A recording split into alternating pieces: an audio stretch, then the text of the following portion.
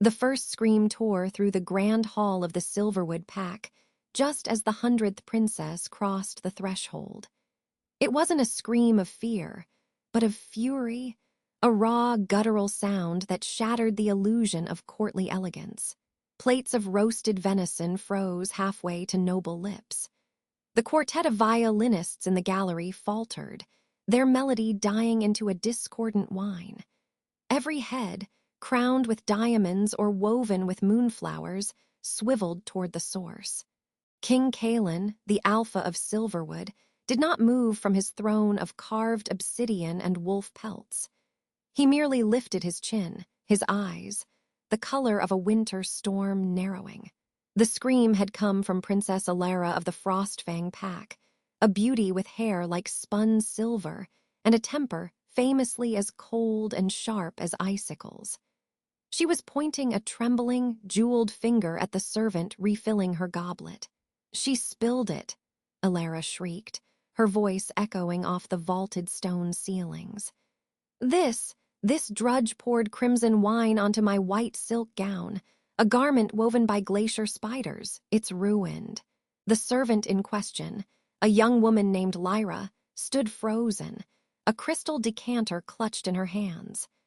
A dark, spreading stain bloomed like a bloody rose on the princess's pristine skirt. Lyra's heart hammered against her ribs, a frantic drumbeat she was sure the entire assembly could hear. Not now, not here, not in front of him. "Well," King Kaelen's voice, deep and quiet, cut through the murmuring crowd. It wasn't a shout. It was worse. It was a calm, expectant blade. He wasn't looking at the princess. He was looking at Lyra. Lyra's throat tightened.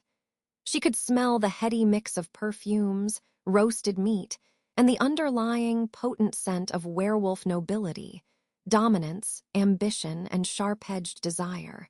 But beneath it all, cutting through the cacophony like a clear, cold stream, was the alpha's own scent. Pine, frost, and something wild. Something that made the wolf inside her stir restlessly, a creature she kept locked in a cage of sheer will. I apologize, Your Highness," Lyra stammered, dipping into a low curtsy, her eyes fixed on the stone floor. Her voice was softer than she intended, a thread of sound. "The decanter slipped. It was my mistake." "Your mistake," Princess Elara sneered, her pale eyes flashing. "A mistake is a misplaced hairpin. This is an act of war against the Frostfang pack. I demand she be punished. Publicly. Let it be a lesson to all the help." A low growl rumbled through the hall. It didn't come from Kaelen. It came from his beta, Torin, a mountain of a man with a scar bisecting his brow, who stood 2 steps down and to the right of the throne. The warning was clear. Kaelen raised a single hand, and Torin fell silent, though his amber eyes burned. The alpha finally shifted his gaze to Princess Elara. "You are a guest in my hall, Princess. The Silverwood pack handles its own." He stood. The simple movement commanded absolute silence. He was taller than any other wolf present, his broad shoulders straining the dark embroidery of his formal jacket. He descended the dais steps, his boots making no sound on the thick pelts. The crowd of princesses, a sea of hopeful, vicious, beautiful faces, parted for him like reeds before a wolf. Their sense spiked with anticipation, with longing, with a hunger for the power he represented. He stopped before Lyra. She didn't dare look up. She could see only the polished toes of his boots and the hem of his dark trousers. Her own scent, usually muted with soap and herbs, would be screaming her terror to his heightened senses. She fought to control her breathing, to quiet the frantic pulse in her veins. "Look at me," he said, his voice still quiet, but it was a command that vibrated in her very bones. Lyra forced her head up. Her eyes, an unusual shade of twilight gray, met his storm cloud ones. For a heartbeat, the world vanished. The 100 princesses, the ruined gown, the silent watching court, all of it melted away. There was only the shocking, electric pull, a magnetic force that yanked at her core. His pupils dilated slightly. A faint, almost imperceptible tremor went through the hand he held at his side. The air between them crackled, thick with something unsaid, something primal. Little did I know, that single look was the first thread of a snare. He broke the gaze first, turning to the stain on Elara's gown. The garment will be cleaned or replaced by the royal coffers. The servant will be disciplined according to our ways. Not yours. His tone left no room for argument. He glanced back at Lyra, his expression unreadable. Report to the scullery. You will scrub the banquet pots until sunrise, alone. It was a brutal punishment. A night of back-breaking, solitary labor. A public demotion. Relief, cold and sharp, flooded Lyra. He hadn't sensed it. He hadn't felt the pull. He only saw a clumsy servant. Princess Elara looked furious, but under the Alpha's unwavering stare, she merely bowed her head. As you command, Alpha. Kaelen gave a curt nod and turned back to his throne. The tension in the hall eased, conversations restarting in hushed, excited tones. The violins tentatively began a new tune. Lyra scurried from the grand hall, the weight of 100 jealous stares prickling between her shoulder blades. She fled through the labyrinthine stone corridors of the Silverwood keep, the sounds of the feast fading behind her, replaced by the echo of her own footsteps and the distant howl of the wind outside the mountain fortress. The scullery was a cavernous, steamy pit in the bowels of the keep. Mountains of copper pots, stained with grease and gravy, awaited her. The air reeked of old food and lye soap. She rolled up the sleeves of her plain linen dress, tied an apron around her waist, and plunged her hands into the first scalding vat of water. Scrub, scrub, scrub. The rhythmic motion was a mantra. It was how she survived. She was Lyra, the orphan found on the pack borders 17 years ago. Lyra, the mute, timid child raised by the old healer, Marla. Lyra, the servant with no surname, no lineage, and a secret that could get her killed. For she had a wolf. But her wolf had never emerged on the full moon. It stirred, it paced, it ached inside her, but it remained caged. She felt its presence as a constant, low hum of power and panic. She heard its thoughts, not in words, but in impulses. Run, hide, he is near, and he was always near. Kaelen, the Alpha. Her hands, red and raw, scrubbed at a stubborn patch of burnt stew. The memory of his gaze, that electric moment in the hall, replayed in her mind. It had happened before, these fleeting, intense moments over the years. A passing glance in a corridor, the brush of his hand when she served him wine, the time she'd been mending a pelt in his study, and he'd stood behind her, his presence like a physical heat. Each time, the wolf inside her had howled, and she had choked it back down, drowning it in duty and fear. A sudden, sharp pain lanced through her lower back. She gasped, dropping the pot with a clatter that echoed loudly in the empty scullery. It wasn't the ache of labor. It was a deep, internal twist, a sensation of bones preparing to shift. She clutched the edge of the stone sink, her knuckles white. The full moon was still 3 nights away. This was different. This was the wolf, agitated, reacting to the heightened emotions of the evening and to him. That was my first mistake, thinking I could control it. The scullery door creaked open. Lyra straightened quickly, wiping her hands on her apron, expecting the stern head cook. But it was Kaelen. He filled the doorway, having discarded his formal jacket. His white shirt was open at the throat, sleeves rolled up. He carried a bottle of amber liquor and 2 small glasses. He looked utterly out of place in the steamy, humble room. Lyra's breath hitched. She dropped into a curtsy, her mind racing. "My king, the pots, I am not finished." "Leave them," he said, his voice a low rumble that vibrated in the damp air. He set the bottle and glasses on a clear spot on a worn wooden table. "Sit. I shouldn't." "Sit, Lyra." It was the Alpha command, softened only slightly. She obeyed, perching on the very edge of a stool. He took the one opposite, his long legs stretching out. He poured 2 fingers of liquor into each glass and pushed one toward her. The scent of aged oak and smoky peat filled the space between them. "You didn't spill that wine," he stated, watching her. His stormy eyes missed nothing. Lyra's heart stuttered. She stared at the glass. The decanter slipped. "Princess Elara jerked the table. I saw it. You took the blame." He took a slow sip. "Why?" The direct question shocked her. She fumbled for an answer. "To avoid a diplomatic incident. My punishment is preferable to a pack dispute." He gave a soft, humorless chuckle. "A servant with a diplomat's mind. Interesting." He leaned forward, the intensity of his focus making the room feel smaller. "You've been in my keep since you were a child. You are quiet. You are efficient. You fade into the walls. And yet—" He paused, his gaze tracing the line of her jaw, the pulse fluttering in her throat. "I notice you." Every hair on Lyra's arm stood up. The wolf inside her pressed against its cage, not in fear, but in a fierce, desperate yearning. A low, involuntary sound, almost a whimper, escaped her lips before she could stop it. Kaelen went very still. The air grew thick, charged. His nostrils flared, taking in her scent, soap, sweat, fear, and something else, something elusive and wild that had always lingered around her. A scent that tonight smelled less like a human and more like— "What are you?" he whispered, more to himself than to her. Before she could form a denial, a thunderous boom shook the very foundations of the keep. The hanging copper pots rattled and clanged like discordant bells. Distant shouts echoed down the stairwells.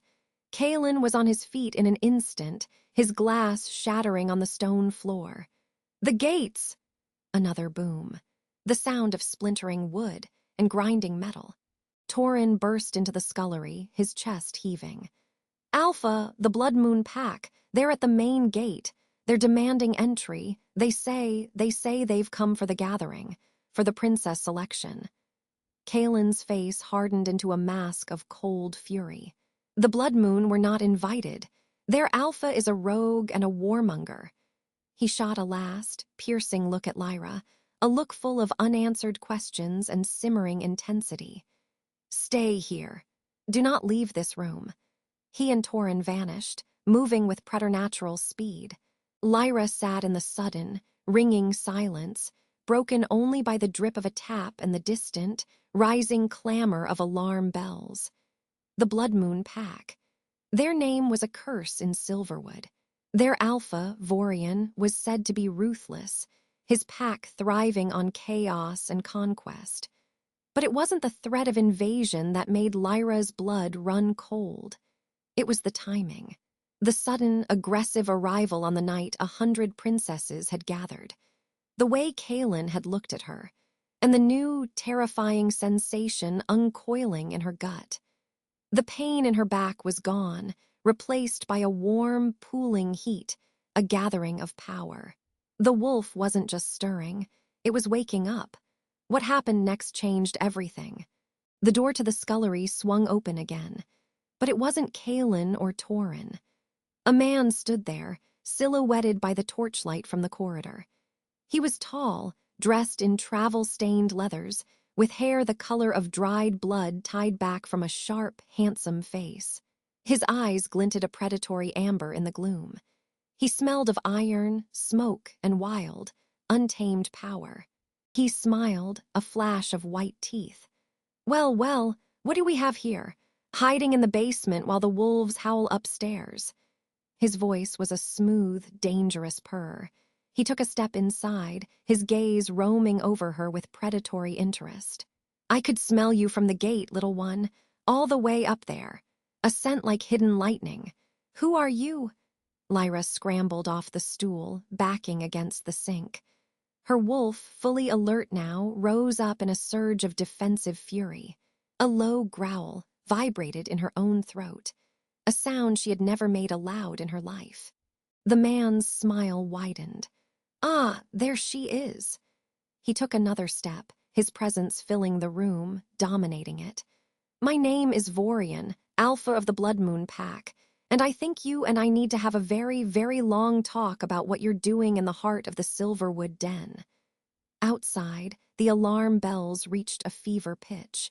A howl, deep and commanding, Kaelen's howl, ripped through the night, shaking the stones. But in the steamy, trapped silence of the scullery, Lyra was face to face with the enemy Alpha, her secret trembling on the edge of exposure, and her own wolf, for the first time, staring out through her eyes, baring its teeth. End of chapter 1. The scent of blood and wet stone filled Lyra's nose. Alpha Vorian's shadow, cast by the single guttering torch, swallowed her whole. His words, "There you are, little ghost," still echoed in the steamy air. Lyra's back hit the cold scullery wall. There was nowhere to run. Her heart was a trapped bird beating against her ribs. The latent wolf inside her, stirred by Kaelen's interrogation moments before, now recoiled in primal terror. This was a different kind of predator. Where Kaelen's presence was a controlled inferno, Vorian's was a spreading, chaotic wildfire. "You smell of fear," Vorian mused, taking a slow, deliberate step into the room. The steam from the cooling cauldrons curled around his leather-clad legs. "And of something else, something old, hidden. What are you doing in the bowels of this arrogant king's keep, I wonder?" Lyra's mouth was dust-dry. "I'm a servant." The words were a brittle whisper. Vorian chuckled, a low, grating sound. "Servants don't smell of starlight and storm. I caught your scent on the wind a mile from the gate. A siren's call through all the reek of perfume and politics upstairs." He inhaled deeply, his crimson eyes flaring. "You're no servant." Thud, a distant explosion shook the keep, sending a shower of grit from the ceiling into the wash water. Vorian didn't even flinch. His focus was absolute. "My Alpha will be looking for you," Lyra forced out, her voice gaining a shred of strength she didn't feel. "He knows I'm here." "Kaelen," Vorian sneered. "He's busy playing host and defender, a divided mind. I, however, am not." He closed the distance in a blur, his hand snapping out to grip her chin. His fingers were like iron, tilting her face toward the torchlight.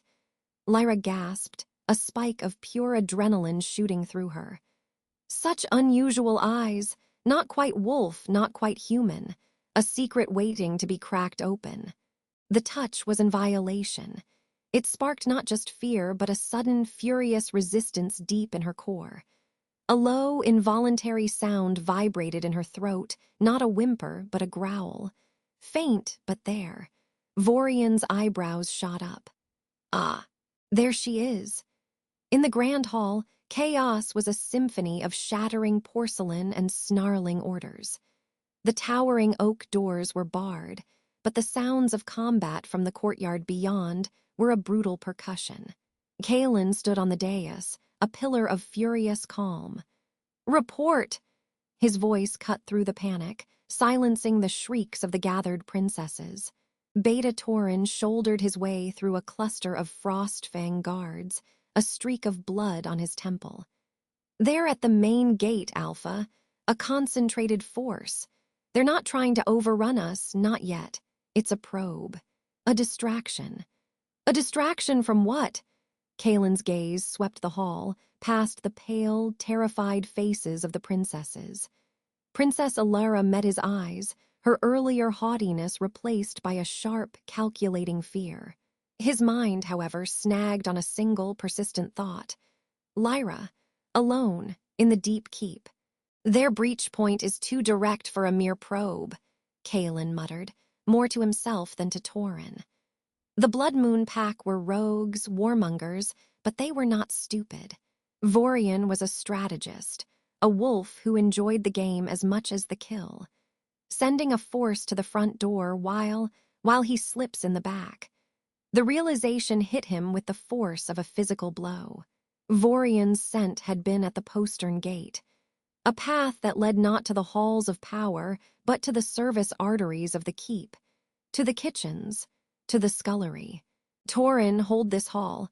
No one leaves. If any of our guests so much as twitches with hostile intent, subdue them.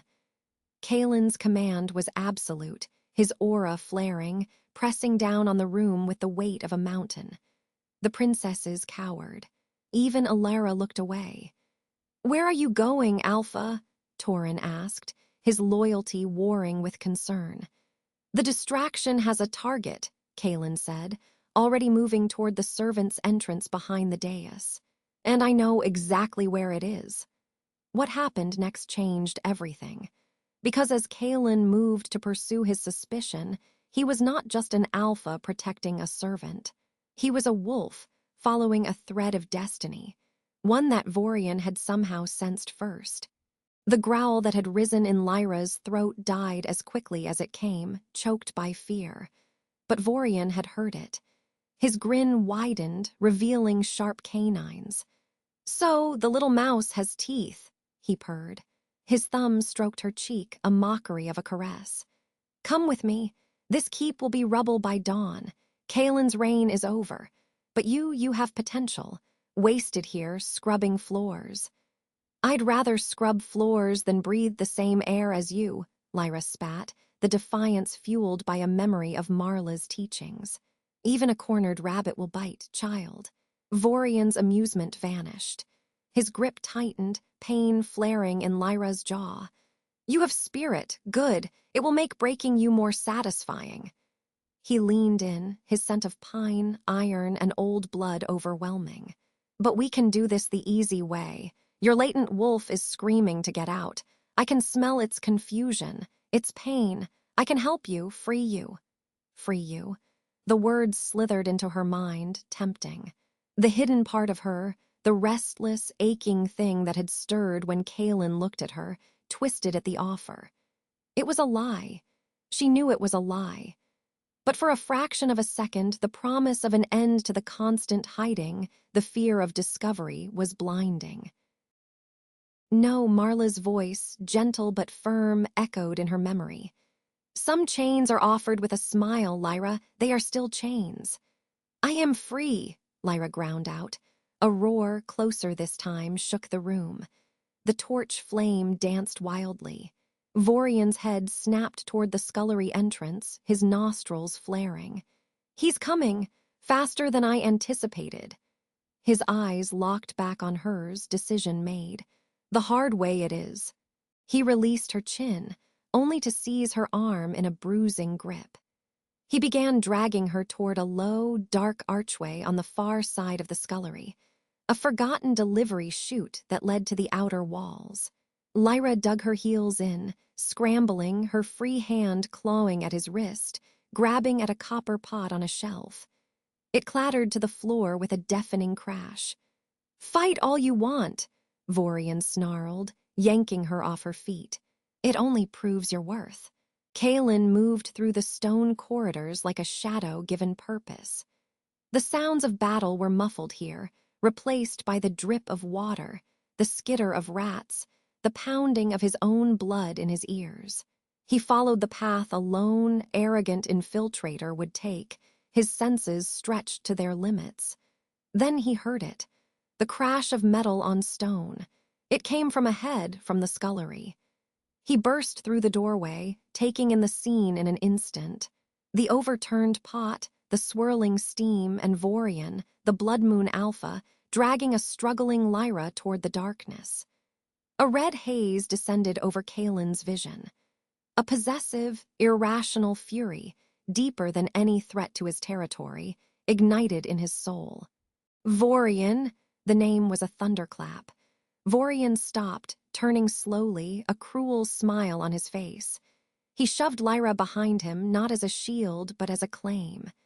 "Kaelen, I was just collecting what you've so carelessly left lying around." "Release her!" Kaelen's voice was low, deadly calm. The air in the room grew thick, charged with the pressure of two dominant alphas clashing. The steam seemed to freeze in place. "Or what? You'll fight me for a servant?" Vorian laughed. "The great Alpha King, who has 100 princesses waiting in his hall, is brought to bay over a scullery maid. How interesting. Lyra, trembling behind Vorian, met Kaelin's eyes. In them, she saw not just anger, but a terrifying, focused intensity. He was looking at Vorian, but his energy was wrapped around her. It was both a shelter and a cage. "She is under my protection," Kaelen said, taking a step forward. The flagstones beneath his boots seemed to grow colder. "She is more than that, and we both know it," Vorian countered, his hand still locked on Lyra's arm. "You just haven't admitted it to yourself yet. I, however, have no such reservations. I see value, I take it." Kaelin's control snapped. He moved. It wasn't a shift, not fully, but a burst of preternatural speed. One moment he was across the room, the next he was upon Vorian, a fist aimed not at the Blood Moon Alpha, but at the arm holding Lyra. Vorian was fast, but he was off balance, focused on his prize. He twisted, shoving Lyra away to meet Kaelin's assault. Lyra stumbled, falling hard against the stone sink, the breath knocked from her lungs. She watched, wide-eyed, as the two titans clashed. It was not the elegant combat of warriors, but the brutal, efficient violence of wolves. Fists like hammers, snarls that held the promise of fangs, a whirlwind of power that shattered pottery and kicked up clouds of old flour. Kaelen fought with disciplined fury, every blow meant to disable, to reclaim. Vorian fought with wild, opportunistic savagery, aiming for vitals, his crimson eyes alight with battle joy. They were a blur in the dim light. Lyra scrambled to her knees, trying to crawl away from the violence. A splintered piece of a wooden bench flew past her head, embedding itself in the wall. The sounds, the grunts of impact, the rip of fabric, the crack of bone on stone, were deafening. "I have to get out, I have to run," but her body wouldn't obey. She was transfixed, a strange heat blooming in her chest as she watched Kaelen. His strength was a terrible, beautiful thing. He took a glancing blow to the ribs that would have felled an ordinary wolf, and barely staggered, returning with a cross strike that split Vorian's lip. Vorian spat blood, laughing. "You do care. This is priceless." "She is mine to protect," Kaelen roared, the words raw, more honest than he intended. The declaration hung in the air. It shocked Lyra to her core. Mine. In that moment of stunned silence, Vorian saw an opening. Not against Kaelen, but toward his original goal. With a feint, he disengaged from Kaelen and lunged for Lyra once more, his fingers reaching, not for her arm, but for her throat. Time slowed. Lyra saw the deadly intent in his eyes. She saw Kaelen, a step too far away, his own expression twisting into something like horror. The latent wolf inside her, cornered, terrified, and ignited by the violent clash of alphas, did not cower this time. It surged. A wave of power, silver and cold, erupted from her center. It was invisible, but its effect was not. The torches guttered and died, plunging the scullery into near darkness, save for a strange, ethereal glow that seemed to emanate from Lyra herself. Vorian's hand, inches from her skin, was thrown back as if struck by an invisible shield. He hissed, clutching his arm, his eyes wide with shock and sudden avaricious hunger. "What are you?" he breathed. Kaelen froze, staring at Lyra. In the faint silver glow, her eyes were luminous, her form shimmering with unstable, nascent power. The scent in the room changed, no longer just fear and blood, but ozone and frozen starlight, the scent he had caught traces of for years, now unleashed. The revelation was catastrophic, and it was witnessed by his greatest enemy. Vorian began to laugh, a sound of pure, triumphant delight. "Oh, Kaelen, you fool, you had a treasure buried in your dirt and you never even dug." The sound of pounding boots echoed down the corridor. Torin's voice shouted, "Alpha, the gate is secure, but we have intruders within the walls." The spell broke. The silver glow around Lyra flickered and died, and she collapsed, spent, consciousness slipping away. The last thing she saw was Kaelen, standing between her and Vorian, his face a mask of stormy, bewildered possession. The last thing she heard was Vorian's fading whisper, loaded with promise. "This isn't over, little ghost. I'll be back for you." Then blackness. If only she had known that her awakening was not a salvation, but a beacon. And now, two alphas had seen it shine. The silvery glow emanating from Lyra's unconscious form pulsed once, a dying heartbeat of impossible power, and then winked out. In the sudden, profound dark of the scullery, broken only by the guttering torch Torin held aloft, the only sound was the ragged, furious breath of Alpha Kaelen.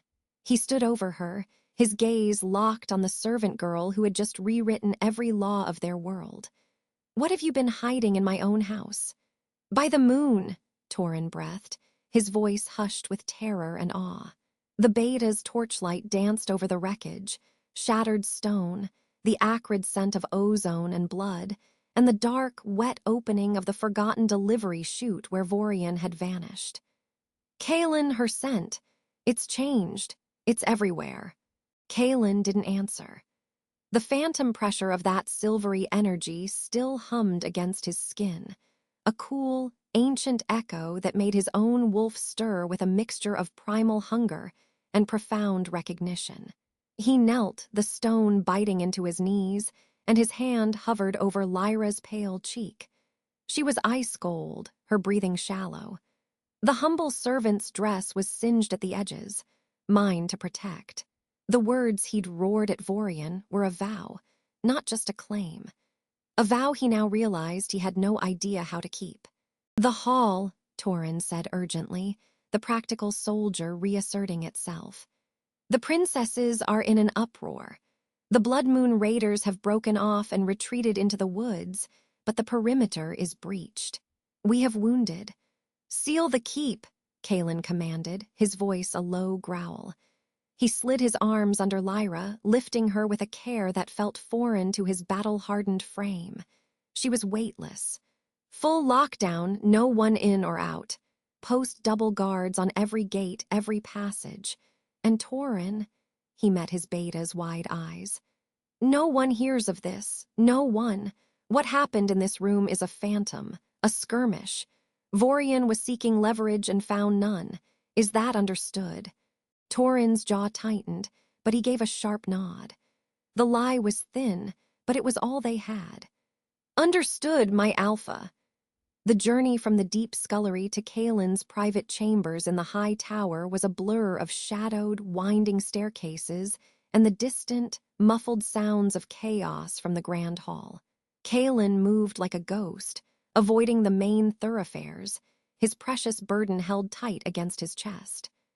Lyra's hair, smelling of soap and that new, unsettling hint of starlight, brushed his jaw. If only I had known the storm sleeping in the scullery was not a metaphor. He should have taken her to the infirmary. It was the logical place. But the infirmary was public. It had gossiping healers and curious guards. It had Princess Elara, who would surely slither in to see the aftermath of her cruelty. He couldn't risk it. Not when the memory of that glow was seared behind his eyes. Not when Vorian's parting promise, "I will be back for what is mine," echoed in the silent stones. His private chambers were a Spartan reflection of the man.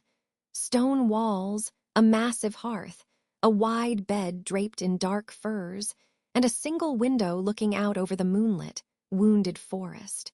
He laid Lyra on the furs, her fragility a stark contrast to the ruggedness of the room.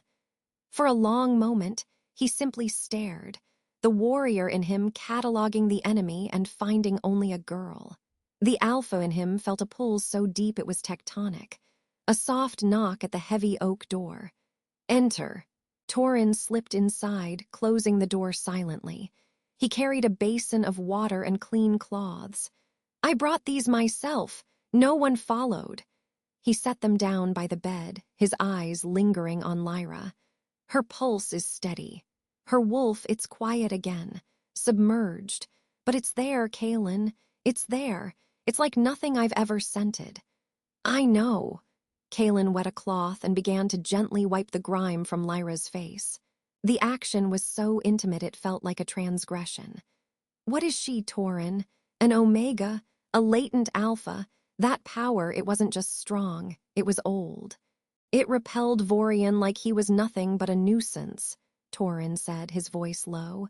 It didn't attack, it just rejected him, utterly. I've never seen an alpha force used that way. He paused. The Frostfang princess is demanding an audience. She claims the attack was a result of your poor management and that her safety has been compromised. A low growl built in Kaelin's chest. Elara can demand until the sun burns out. She is the reason Lyra was in the scullery. She lit the fuse to this night. He tossed the cloth back into the basin, water sloshing. Keep her contained. Keep them all contained. The gathering is suspended until further notice. Tauren nodded, turning to leave, but hesitated. And when she wakes, he gestured to Lyra. Kaelen looked at the girl on his bed, the question hanging in the air like a blade. That is the only question that matters now. I will handle it. Go, alone again. The silence was a living thing. Kaelen dragged a chair to the bedside and sat, his elbows on his knees, watching the slow rise and fall of Lyra's chest. The sounds of the secured keep filtered up, shouted orders, the clang of a portcullis, the distant howl of a patrol wolf. Each one felt like a world away. Here, there was only the crackle of the fire and the mystery breathing softly before him. Hours bled into one another. The moon traveled across the window. Kaelin's mind raced through years of memories, Lyra as a child trailing after old Marla, her head always down. Lyra serving at feasts, a silent shadow. Lyra meeting his eyes in the grand hall, a flash of defiance that had stirred something in him he couldn't name. All that time, right under my nose. A soft gasp shattered his reverie. Lyra's eyes flew open. They were no longer the simple, warm brown he knew. They were molten silver, swirling with captured light. She jackknifed upright, scrambling back against the headboard, the furs tangling around her legs. Her gaze darted wildly, from the unfamiliar, luxurious room to the roaring fire, to the massive Alpha King sitting silently watching her. "W.H. where?" Her voice was a raspy whisper, laced with terror. She looked at her own hands as if they belonged to a stranger. What did I do?"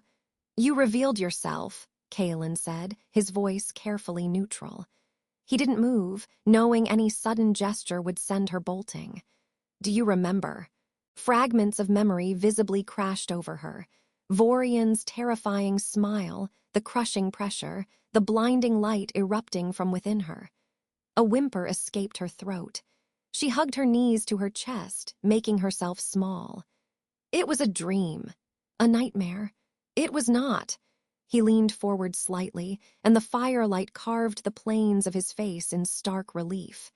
"Lyra, look at me." The command in his tone, the innate alpha power, compelled her. Her silvered eyes, still glowing faintly, locked with his. In them he saw not just fear, but a deep, abiding shame. "I'm a monster," she whispered. The words struck him like a physical blow.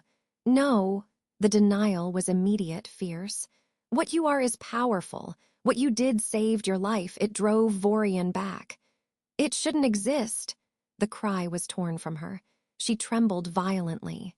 "Marla, she told me to never let it out, to never ever show anyone. She said they would take me or kill me. She said it was a curse."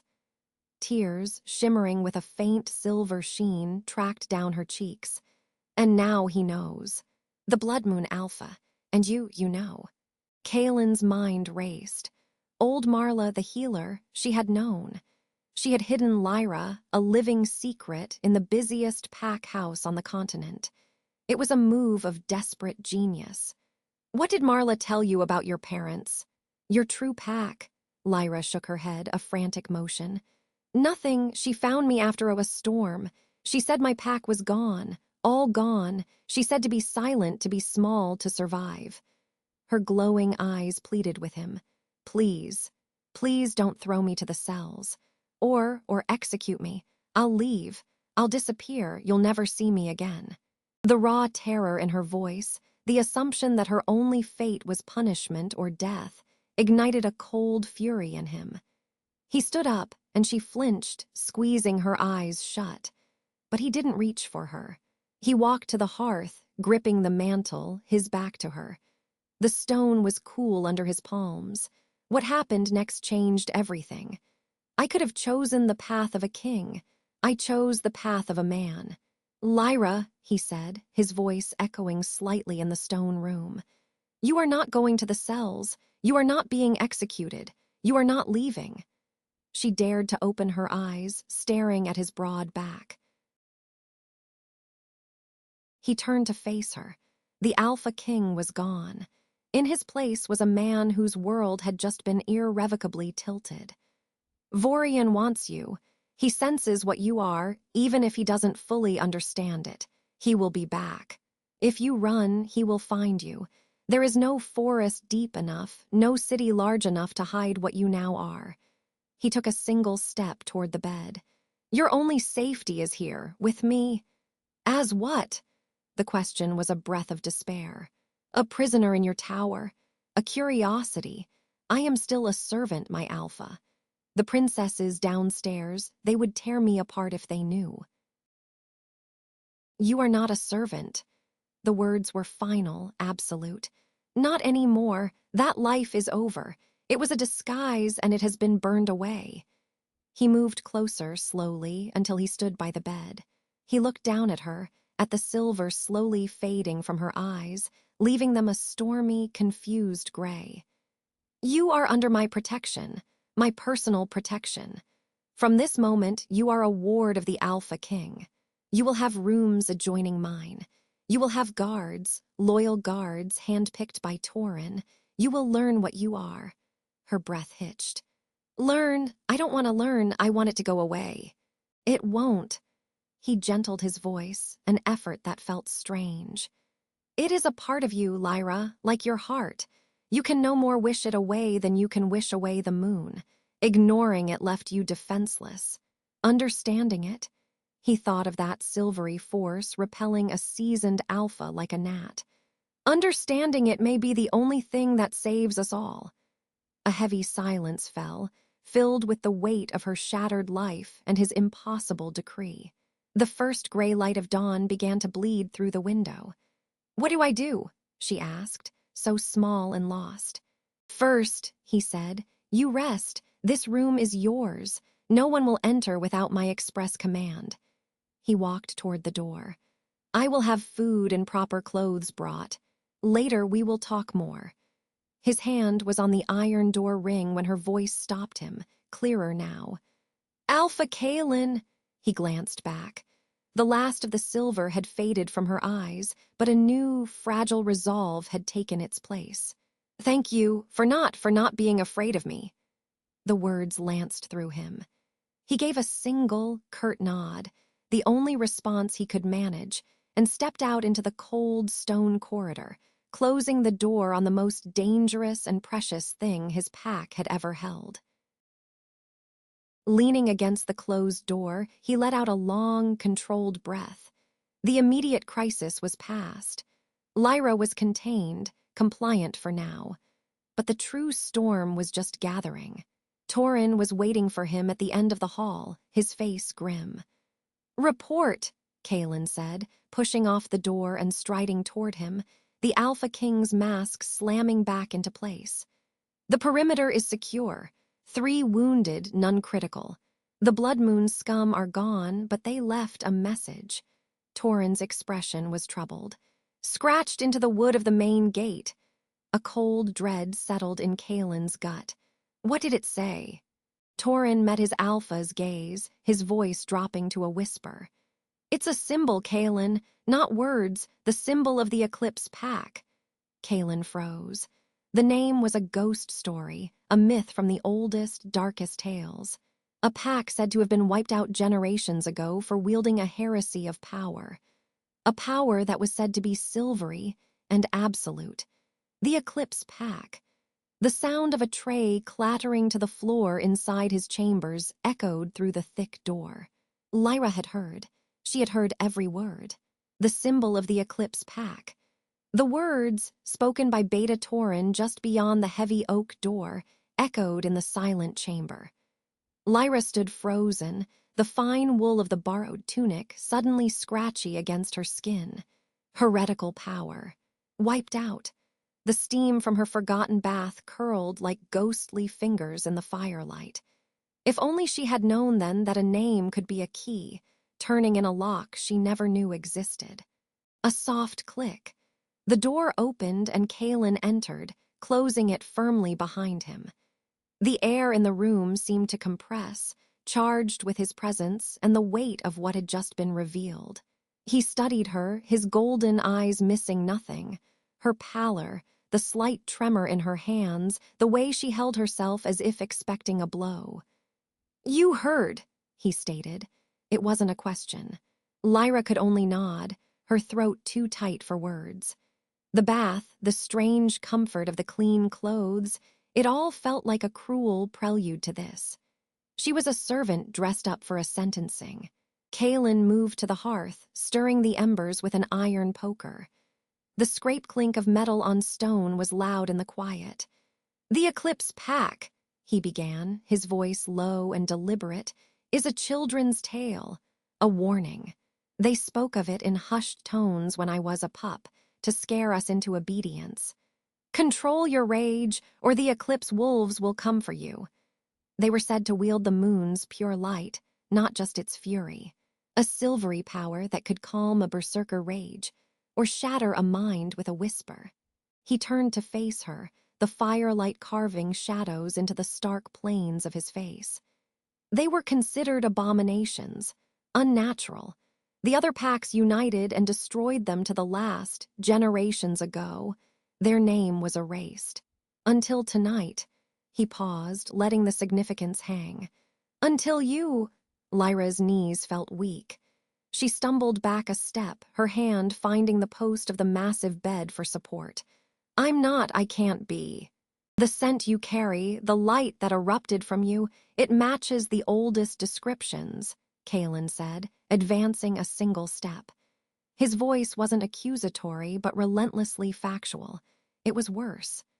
Vorian knows it. He smelled it on you in the scullery. That is why he came. Not for a raid, not for a challenge to me. For you, he didn't carve that symbol as a threat to Silverwood. He left it as a message about you. A declaration of what he believes you are. What happened next changed everything. The thought was a scream inside her skull. She wasn't just a flawed servant with a hidden monster. She was a relic of a heresy, a walking target. What does he want with me? The question was a whisper. Power, Kaelen answered instantly. A weapon. Imagine a force that can subdue an alpha's will without a single claw raised. A power that could make entire packs compliant. In the hands of a warmonger like Vorian, it would be catastrophic. He would use you to carve a bloody empire from the ashes of every other pack. The image was so vivid, so horrifying, that Lyra's stomach lurched. She saw it, Vorian's cruel smile, armies moving like puppets, and at the center herself, a source of unimaginable terror.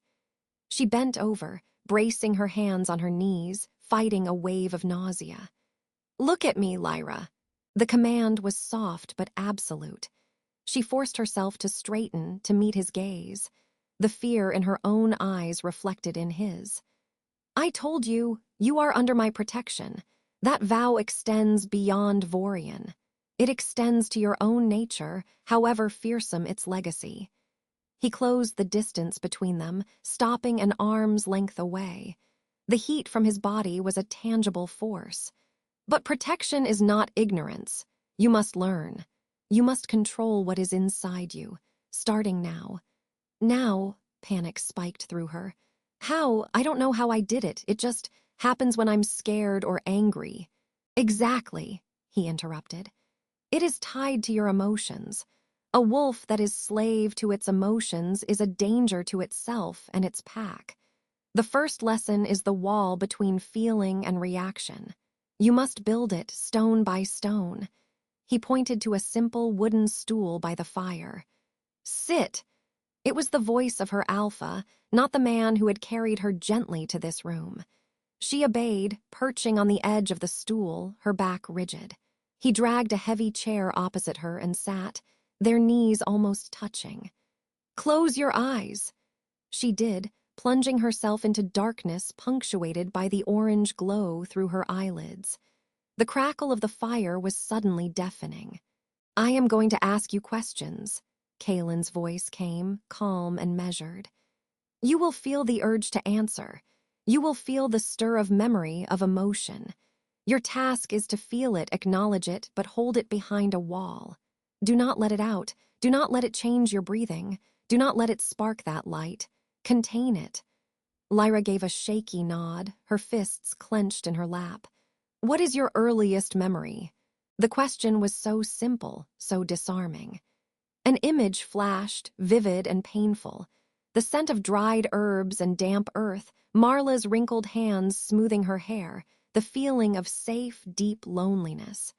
Her chest tightened. A faint, traitorous warmth prickled behind her sternum. She sucked in a breath. The wall, Lyra, Kaelen murmured. Breathe, the memory is a leaf on a stream. Let it float by, do not grab it. She tried. She visualized a stone barrier, like the foundations of the keep. She pushed the memory, the ache of missing Marla, behind it. The prickling warmth receded, fading to a dull echo. She exhaled slowly. Good. A note of approval in his voice. It was a balm. Next, describe the moment in the grand hall when Princess Elara struck you. No, this was worse. The sting of the slap, the hot humiliation, the collective gaze of 100 nobles, the crushing weight of her own insignificance. Then the sharper, more dangerous emotion, the surge of pure, unadulterated rage at the injustice. The silver light had flickered then, she realized, just for an instant before fear drowned it. Now, summoned by his command, it roared back. Heat flooded her veins. The air around her hands shimmered, a visible distortion in the firelight. Lyra! His voice was a whip crack. Contain it. She gritted her teeth. The wall in her mind felt like sand, washing away under a tidal wave of remembered fury. She threw more sand, more stone, anything to rebuild it. She focused on the physical. The grain of the wood under her palms, the smell of wood smoke and pine from Kaelen, the cold stone beneath her feet. Slowly, painfully, the heat receded. The shimmering air stilled. She was trembling, sweat beading on her temple, but the light was contained. She opened her eyes, gasping. Kaelen was watching her, his expression unreadable. It's tied to anger, she panted. To being hurt. And to fear, he added. In the scullery with Vorian, it was terror that brought it forth. Your power is a shield, forged in extremity. But a shield you cannot control becomes a falling boulder, crushing friend and foe alike. He leaned forward slightly. Again. They continued. Question after question, each one probing a deeper, more vulnerable place. The day she realized she was different from the other orphaned pups. The first time she saw Kaelen from a distance and felt a confusing, magnetic pull. The sound of Vorian's voice in the dark scullery. Each time, the silver heat surged, a living thing fighting to be free. Each time, she wrestled it back behind her mental wall, the effort leaving her more drained than a day of scrubbing floors. The fire burned lower. Her body ached with a new kind of exhaustion, a mental frazzle that made her bones feel heavy. A sudden, thunderous boom echoed through the keep, followed by the distant, unmistakable clamor of alarm bells. Not the single bell of the gate alarm, but the frantic, pealing chorus that signaled an internal breach. Kaelen was on his feet in an instant, his head cocked, listening. His eyes glowed faintly, wolf-like. "The guest quarters," he growled. The door burst open before he could reach it. Torin stood there, his face grim, a fresh scratch bleeding on his cheek. "Alpha, the Frostfang retinue, they're in an uproar. Princess Elara is missing." Kaelen's gaze snapped to Lyra, then back to Torin. "Missing or taken." Her guards were found unconscious at her chamber door. No sign of a struggle in the room. The window was open. It's 100-foot drop to the gorge. Torin's jaw tightened. "They're accusing us of treachery, of assassinating a royal guest to avoid a marriage alliance. Her father, Alpha Borin, is already being summoned by Messenger Hawk." A cold dread, separate from her own power, seeped into Lyra's veins. This was political disaster. This was war. Kaelen's face was a mask of cold fury. "Secure the Frostfang party, calm them, assure them we will find her, mobilize every tracker, sweep the keep and the surrounding forests. Now." Torin nodded and vanished. Kaelen turned to Lyra. The protective ward was gone, replaced by the ruthless Alpha King. "You will stay here. The guard outside your door is tripled. You do not open this door for anyone but me or Torin. Do you understand?" She nodded, mute with dread. He strode to the door, then paused, looking back.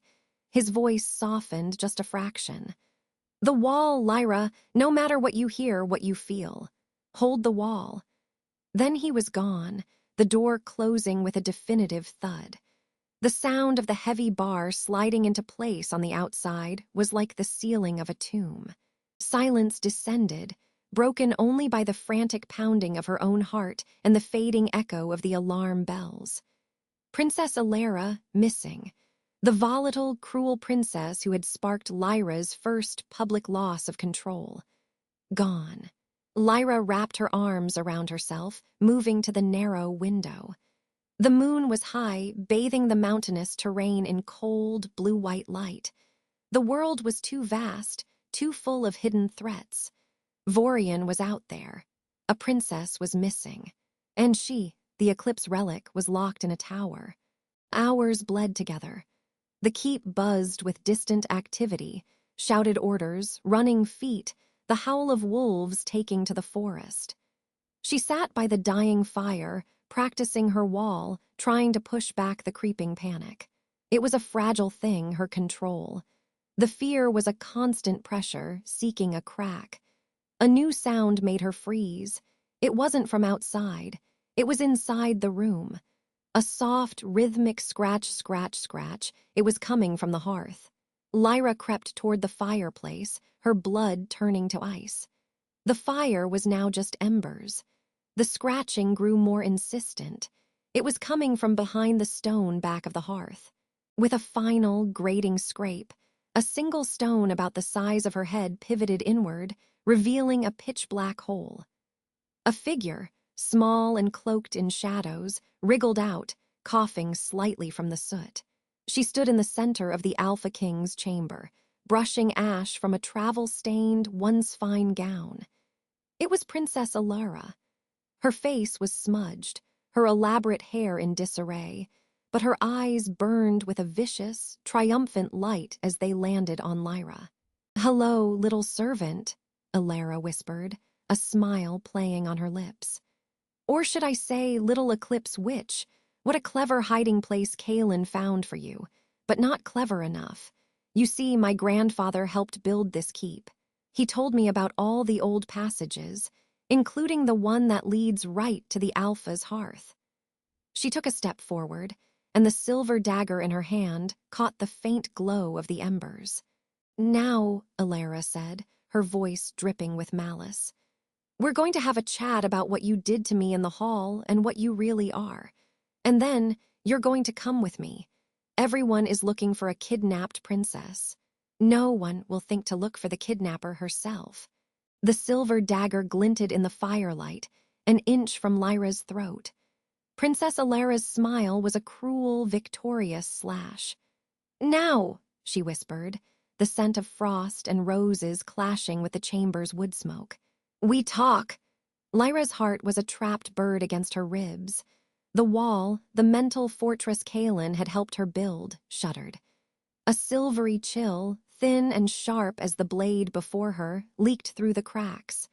"Control it," she screamed inwardly. "If you lose control now, you kill everyone." "What do you want?" Lyra's voice was steadier than she felt. "The truth." Elara's eyes, the color of a winter lake, raked over her. "A scullery maid, hidden in the Alpha King's tower, guarded like a relic. Then the Blood Moon filth attacks, and their Alpha carves a dead Pax symbol on our gate. You're the connection. I'm not a fool like the others simpering in the hall. What are you?" A log cracked in the hearth, the sound like a breaking bone. Lyra could hear the distant, muffled shouts from the keep below, the chaos Elara had engineered. No one was coming. The guards were at the door, not the secret passage at her back.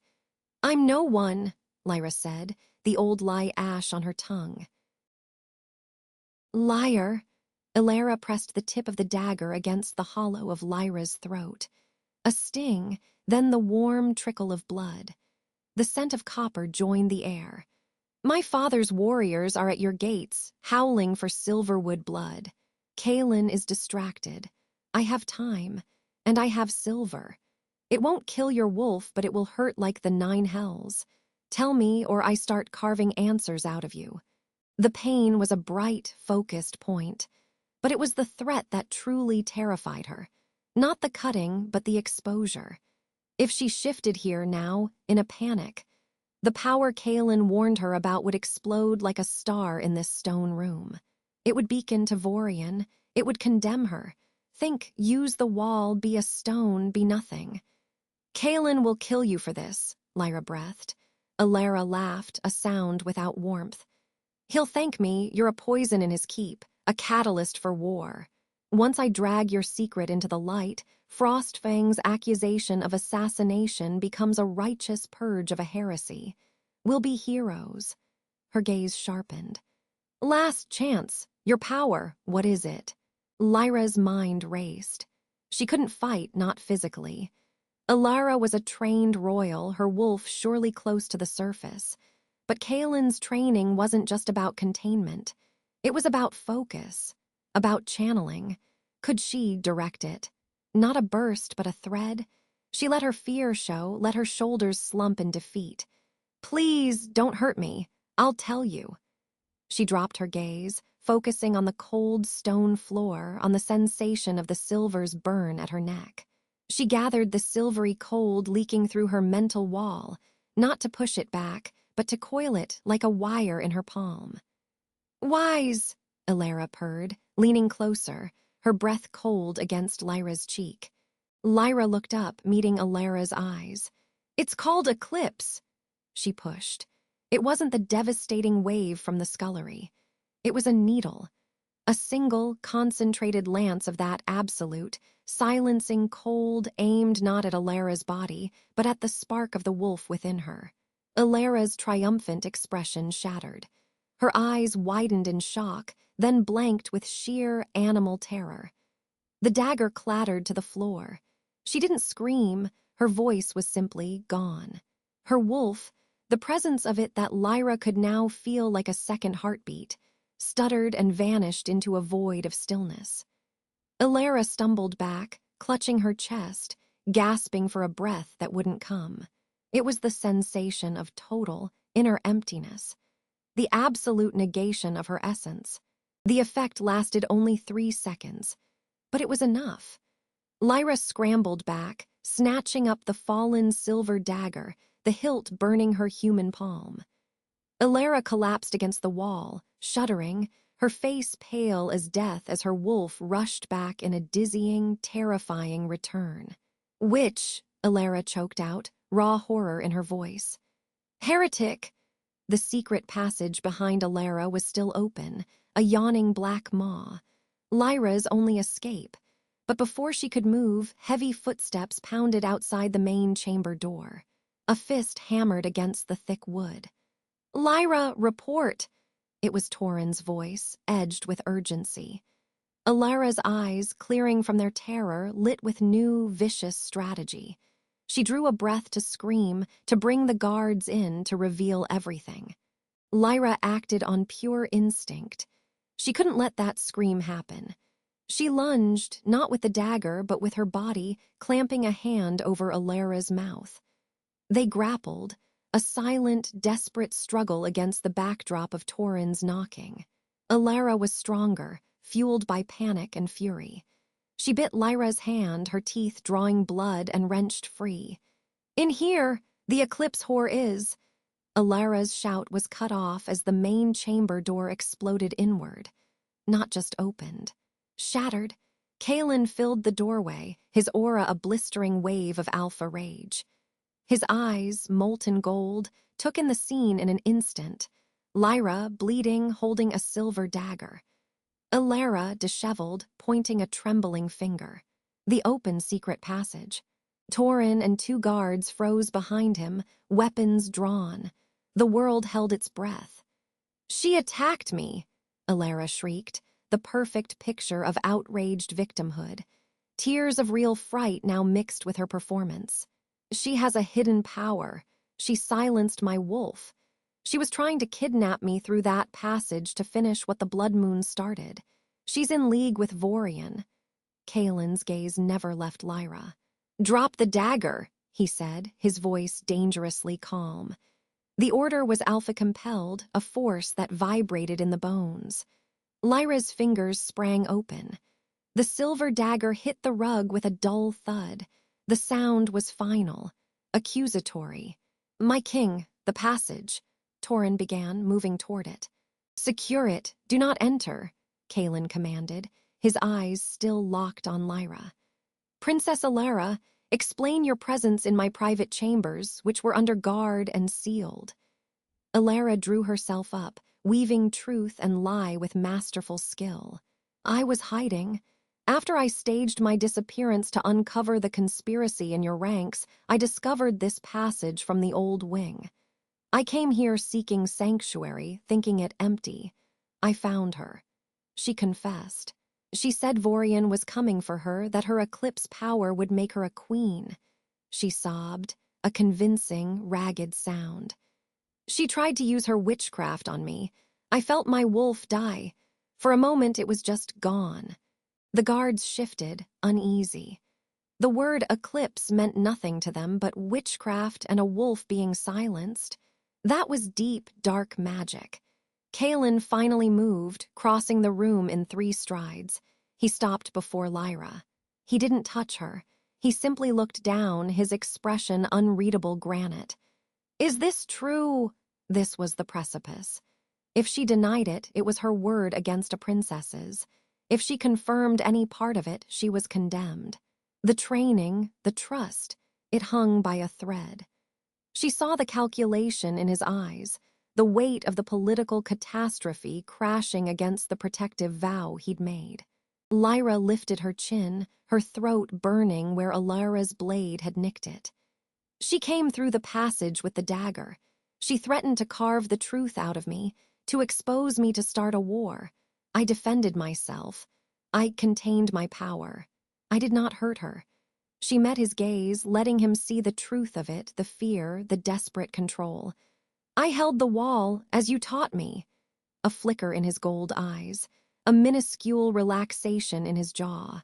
"Lies," Elara spat. "Alpha Kaelen, will you take the word of a servant over a royal princess? My father's army awaits your answer. Hand her over for Frostfang justice, or it is war." Kaelen turned his head slowly toward her. The alpha power in the room spiked, a physical pressure that made the guards flinch and Elara's defiant stance waver. "You," he said, the word soft and deadly, "brought silver into my domain. You assaulted my ward under my protection. You trespassed using secrets of my keep. You have manufactured a casus belli at my gates." He took a step toward her. "Your father will hear of this. Every alpha in the gathering will hear of this." Elara's confidence finally cracked, revealing the cold, ambitious core beneath. "You protect a heresy. They will side with me." "Perhaps," Kaelen said, "but they are not here. I am." He looked to Torin. Escort Princess Elara to the West Tower, place her under guard. Separate from her retinue, she is our honored guest. Until her father arrives. You dare imprison me, Elara screeched as Torin took her arm firmly. I dare protect what is mine, Kaelen said, his voice dropping to a low, final register that vibrated through the stone. From all threats. As Torin led a struggling, cursing Elara away, Kaelen dismissed the other guards with a jerk of his head. The door to the ruined chamber was closed, leaving them alone in the sudden, ringing silence. The adrenaline drained from Lyra, leaving her shaking. She sank onto the edge of the bed, staring at the blood on her hand, at the silver dagger on the floor. Kaelen knelt in front of her. He didn't speak. He took her injured hand, examining the bite. His touch was calloused but gentle. The warmth of it was a shock against her cold skin. You used the power, he stated. A thread, just a thread, to stop her scream. Lyra's voice was a whisper. I didn't lose control. I know. He released her hand and stood, retrieving the silver dagger. He held it up, his face grim. She was not lying about one thing. This is Frostfang's silverwork. Her father, Alpha Borin, will be here by dawn. He will demand her release, and her story will be the one he believes. What will you do? Lyra asked, the weight of the impending disaster crushing her. Kaelen looked at the open secret passage, then back at her. What I should have done the moment I sensed what you were. He walked to the hearth, his back to her. The fire cast his shadow, huge and restless, against the wall. The keep is no longer safe. The secret is unraveling. Vorian knows. Elara knows. Soon every alpha at the gathering will know. A cold deeper than her eclipse power seeped into Lyra's bones. You're sending me away. He turned. His expression was not one of dismissal, but of fierce, unyielding resolve. No, I am taking you away. Tonight. Lyra stared, uncomprehending. The selection, the princesses, the politics. It is a shield that has failed, he said, striding to a heavy chest and pulling out 2 dark, travel-worn cloaks. We go to the source, to the only place that might have answers about what you are and how to survive it. Where? The ruins of the Eclipse Pack. He tossed one cloak to her. Their ancestral lands are a forbidden zone, a day's hard ride north. If any record of their power, any way to control or hide it exists, it will be there. The audacity of it stole her breath. The Alpha King, abandoning his keep in a crisis, to take a heretic to a cursed ruin. The gathering, the war with Frostfang, Vorian. We'll all be here looking for you. He fastened his own cloak. Torin will hold the keep. He will spin a tale of my going to parley with Borin. It will buy us a day, perhaps 2. He came to her, gripping her shoulders. His touch was electric, anchoring. This is not an exile, Lyra. This is a mission. You are the key. To what I do not know, but I will not let them use you as a weapon or burn you as a witch. Do you trust me? The question hung in the air, more vital than any that had come before. She looked at the shattered door, the symbol of the chaos she brought. She looked at his face, etched with determination and a risk that could cost him his kingdom. She had no one else, nowhere else. Yes, she said. Good, he released her. Gather nothing, we leave now, through the passages. He moved to the hearth, feeling along the stone. With a low grind, another, narrower opening appeared beside the first, not the one Elara had used, but a different, darker throat descending into the mountain's bowels. The cold, damp breath of the deep earth sighed out. Lyra pulled the rough cloak around her shoulders, its smell of pine and old wool strangely comforting. She took one last look at the room that had been her sanctuary and her prison. Then she followed Kaelen into the dark. The stone swallowed them. The only sounds were their footsteps, the drip of distant water, and the frantic beat of her heart. They moved in silence for what felt like an age, through passages so tight they had to turn sideways, down slopes of treacherous, slick stone. Kaelen finally spoke, his voice a low rumble in the confined space. "The exit opens near the eastern stables. I have 2 swift, unmarked horses waiting." Lyra nodded, though he couldn't see it. The reality of their flight was settling in. They were alone, hunted by multiple packs, seeking answers in a dead land. What happened next would change everything. They reached a rough iron grate. Kaelen pushed it open with a rusty shriek that echoed far too loudly. The cold night air rushed in, carrying the scent of pine and distant smoke. They emerged behind a low hayrick, the bulk of Silverwood keep looming dark against the starry sky above. From here, they could hear the distant, angry clamor from the main gates. The Frostfang delegation had arrived. 2 dark horses stood tethered, steam puffing from their nostrils. Kaelen helped Lyra mount, his hands firm at her waist. As he swung up onto his own horse, a new sound cut through the night, not from the keep, but from the dark tree line to the north. A long, low, triumphant howl. It was answered by another, and another from the east and west. A hunting chorus. The howls did not belong to Silverwood or Frostfang. They were raw, aggressive, hungry. Blood Moon. Vorian's voice, carried on some dark magic or sheer, brutal projection, sliced through the forest, a promise and a threat that reached their hiding place. The little moon is trying to flee. The hunt, my friends, is on. Kaelen's face hardened into a mask of lethal fury. He met Lyra's terrified eyes across the space between their horses. "Ride," he commanded, "and do not look back." He kicked his horse into a gallop, heading straight for the northern tree line, toward the Eclipse ruins, and directly into the path of the closing Blood Moon hunt. Lyra followed, the wind tearing at her cloak, the howls rising behind them, a symphony of pursuit. The sanctuary of the keep was gone. All that lay ahead was forbidden ground, and the wolves who wanted her dead. The howls of the Blood Moon hunters tore through the night, a chilling chorus that turned the forest into a cage. Lyra's heart hammered against her ribs, a frantic drumbeat matching the rhythm of their flight. "They're coming. They're coming for me. Faster, Lyra!" Kaelen's voice was a low command, not a plea. He ran beside her, a shadow among shadows, his hand a steadying pressure on the small of her back. The road was a pale, treacherous ribbon under the sliver of moon, every root and stone a potential snare. The scent of pine and damp earth was thick, but beneath it, Lyra could smell the acrid, aggressive musk of their pursuers. It was getting closer. Crunch, snap, pant. The sounds of their own passage were deafening. Every broken twig felt like a beacon.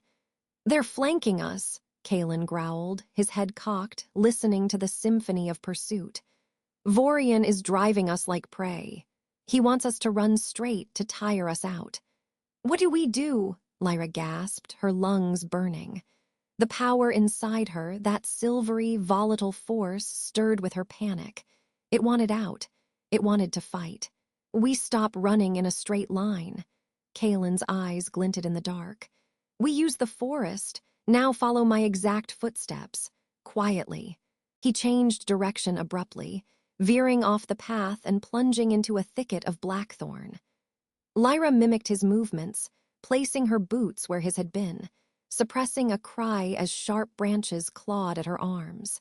The world narrowed to the space between Kaelen's shoulders and the need for silence. The howls seemed to shift, confused for a moment.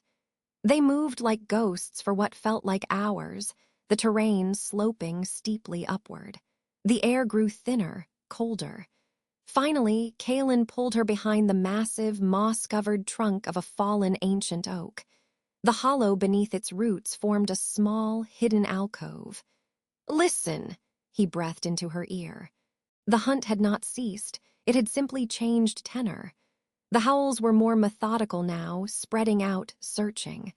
Snuffling sounds reached them, wolves on the scent. "They'll find this place," Lyra whispered, her voice trembling. My scent, it's everywhere. Kaelen turned her to face him, his hands firm on her shoulders. In the deep gloom, his gaze was intense. Your scent is unique, Lyra, but right now it's screaming fear. That's what they're following. You need to control it. You need to control you. I don't know how. You do. The wall, build it now. Not to hide the power, but to calm the wolf. Your fear is a beacon. Your control is camouflage. His thumbs stroked her shoulders, a grounding, deliberate motion. Breathe. Find the center. The quiet place Marla taught you. Lyra closed her eyes, shutting out the terrifying sounds of the forest. She reached for the mental discipline he had drilled into her in the high tower. The panicked, skittering energy of her wolf was like a trapped bird. Gently, firmly, she began to construct the wall not as a dam, but as a soothing enclosure. You are safe. We are hidden. Be still. She poured the intention into it, imagining a silvery light not bursting forth, but gently contained, warm and pulsing softly. Her breathing slowed, the tremors in her hands ceased. Kaelen let out a soft, approving breath. Good, that's it. Now listen. The snuffling sounds passed by their hiding place, once then again, moving further away. A low, frustrated growl echoed, then faded. Vorian's voice, furious and distant, carried on the wind. Find them. She cannot have gone far. For a long, tense moment, there was only the sound of the wind in the high branches and their own synchronized breathing. The immediate danger had passed, but the noose was still tightening. They'll circle back, Kaelen said quietly, his body still taut with readiness. This is a reprieve, not an escape. We need to keep moving toward the ruins. It's our only advantage. Vorian will be cautious entering Eclipse lands, even fallen ones. Why? Lyra asked, daring to hope. Is the power still there? Not the power, the memory of it, and the traps. He peered out from their hiding spot, scanning the moonlit woods. The Eclipse pack did not fall solely to armies. They were secretive, paranoid. Their territory is said to be booby-trapped, not with physical mechanisms, but with psychic echoes, illusions, things that prey on the mind of a wolf. A new kind of dread settled in Lyra's stomach. And you're taking me there. You carry their legacy in your blood. If anyone can navigate it, you can. He said it with a certainty she didn't feel. It's also the last place Vorian would expect us to go. He thinks he's hunting a frightened girl with a latent gift. He doesn't understand that we're walking into your inheritance. The revelation hung between them, immense and terrifying. My inheritance. The words were a key turning in a lock deep inside her. She wasn't just a runaway servant. She was the last daughter of a heretical pack, heading home to a graveyard. Come on, Kaelen said, offering his hand. It was no longer the command of an alpha to a servant, nor just the guidance of a teacher. It was the partnership he'd promised. She took it, his grip warm and sure. They moved again, slower now, a deliberate trek upward and northward. The forest began to change. The pines grew more gnarled, twisted. A strange, metallic taste tinged the air, like ozone after a lightning strike. The normal sounds of the forest, the chirping of insects, the call of night birds, faded into an eerie silence. What happened next changed everything. They crested a rise, and the trees abruptly ended. Before them lay a valley, shrouded in a low, silvery mist that glowed faintly with its own internal light. In the center of the valley, jagged against the starry sky, were the ruins. Not just crumbled walls, but impossibly tall, slender spires of black stone that seemed to have been shattered by a giant's hand. They speared up from the mist like broken teeth. No vines or moss grew on them. They were clean, stark, and utterly dead. The Eclipse spire, Kaelen murmured, awe and wariness in his voice. Or what's left of it. A single, winding path, paved with slick, dark cobbles, led down into the mist and toward the central ruin. It looked like an invitation, a trap. Lyra's wolf did not stir in fear.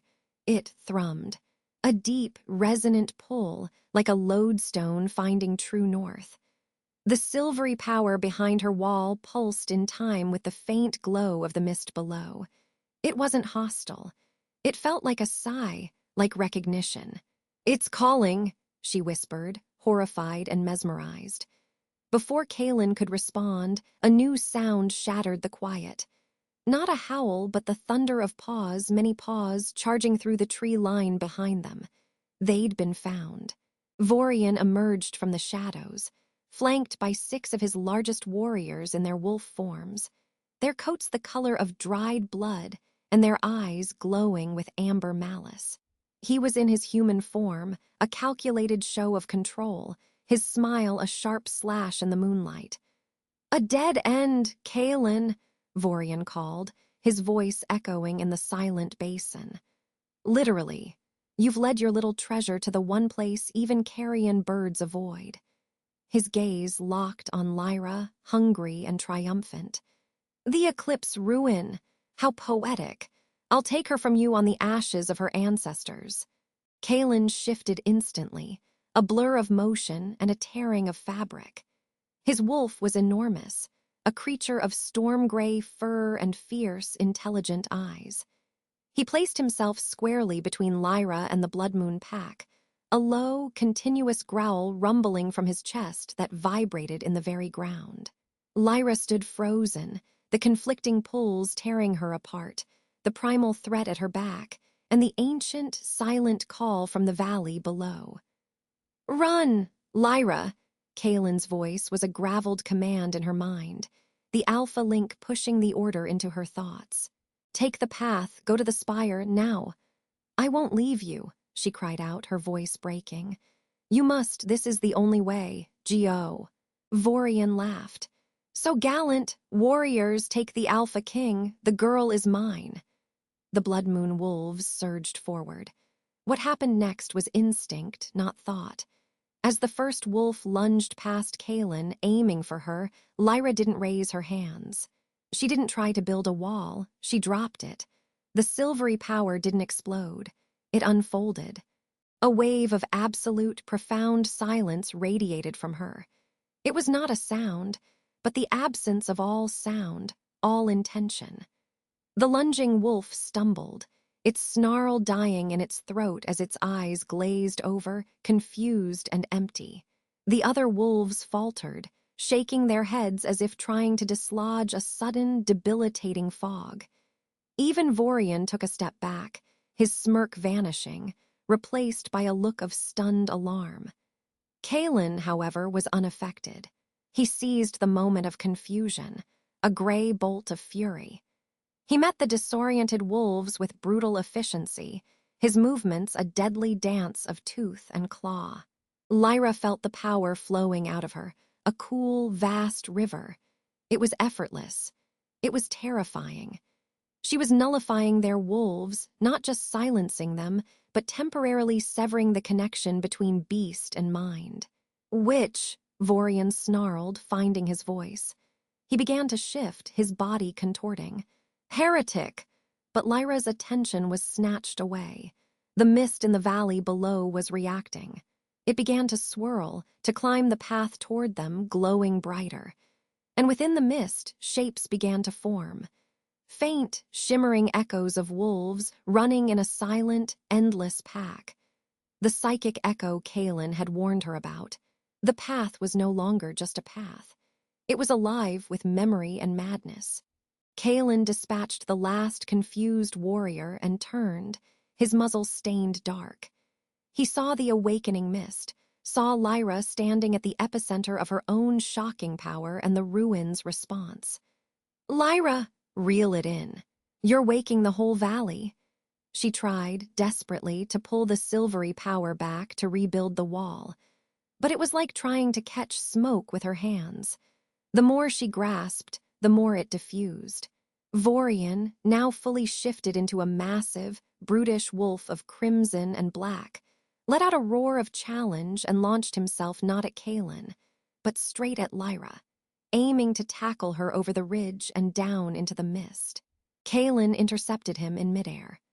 The two alphas collided with a sound like cracking stone, a tangle of fur and fury, rolling dangerously close to the steep drop.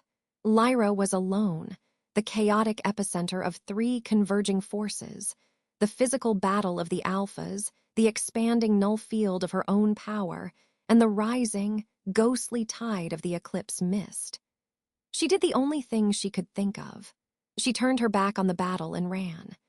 Not away from the ruins, but down the slick, cobbled path, straight into the glowing, swirling mist and the silent, shimmering wolf ghosts within it. The last thing she heard was Kaelin's enraged, fear-stricken howl of her name, abruptly cut off as the mist closed around her like a cold, silver veil. Silence. Absolute, consuming silence.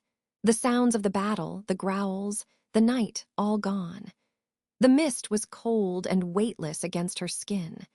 The ghostly wolves ran alongside her, through her, their forms offering no sensation but a faint, icy static. She couldn't see the path anymore. She was running blind in a world of luminous fog and echoes. If only I had known what waited in the heart of the spire. Her foot caught on a raised stone, and she fell forward, her hands scraping on the rough cobbles. The impact jarred her, and her concentration shattered completely. The null field she'd been projecting snapped back into her with a painful, reverberating jolt. In the sudden absence of her power, the mists changed. The silent, running ghosts vanished. The cold, featureless glow darkened. And from the heart of the valley, from the direction of the shattered black spire, a new sound reached her. Not a howl, a voice. Ancient, dry as dust, and woven with a profound, lonely madness. It whispered on the mist, a single sentence that coiled into her mind and froze the blood in her veins. At last, you have come home, child of the eclipse. We have been so hungry. The voice was not a sound. It was a pressure, a thought that was not her own, slithering into the silence the mist had made inside her head. Welcome home, little spark. Lyra froze, her breath catching in her throat. The dark, silvery mist coiled around her legs like a living thing. If only she had known what answering that call truly meant. "Hello," she whispered, the words swallowed by the dense vapor. No echo returned. Only the profound, watchful quiet of the valley. The sounds of the battle on the ridge, Kaelin's snarls, Vorian's shouts, were gone, utterly muted as if a door of stone had slammed shut behind her. She was alone in a world of shifting gray, and the faint, ghostly glow of the black spires that speared upwards like broken teeth. A whimper built in her chest. She clamped it down, forcing herself to remember Kaelin's training. Fear is a scent. Control is a wall. She visualized the granite barrier in her mind, but here, in this place, the stone felt porous, slick. The power she had unleashed on the ridge still hummed under her skin, a restless silver thread that seemed to vibrate in harmony with the mist. Come. The thought voice came again, not from a direction, but from everywhere. It pulled at that silver thread inside her. Against every screaming instinct, her feet began to move, carrying her deeper down the ancient cobbled path.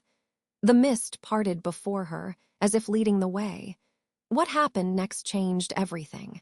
The ghost wolves appeared, not as fleeting echoes, but as solid, shimmering outlines padding silently beside her in the mist. A massive, spectral alpha with wounds that still gleamed with phantom blood walked to her left. A smaller, watchful she-wolf kept pace on her right. They did not look at her. They looked ahead toward the heart of the valley as if escorting her or herding her. "Who are you?" Lyra asked, her voice trembling. The alpha's ghostly head turned. For a second, she saw not a wolf, but the grief-stricken face of a man, his eyes full of a sorrow so deep it stole her breath. Then it was a wolf again. The vision left her shaken. "We are the chorus," the voice sighed, this time through the mist itself, a whisper of wind against the stone. the memory of the eclipse. You are the melody we have waited for. The path ended at a vast, circular plaza of seamless black stone, worn smooth by time and shrouded in the thickest concentration of mist.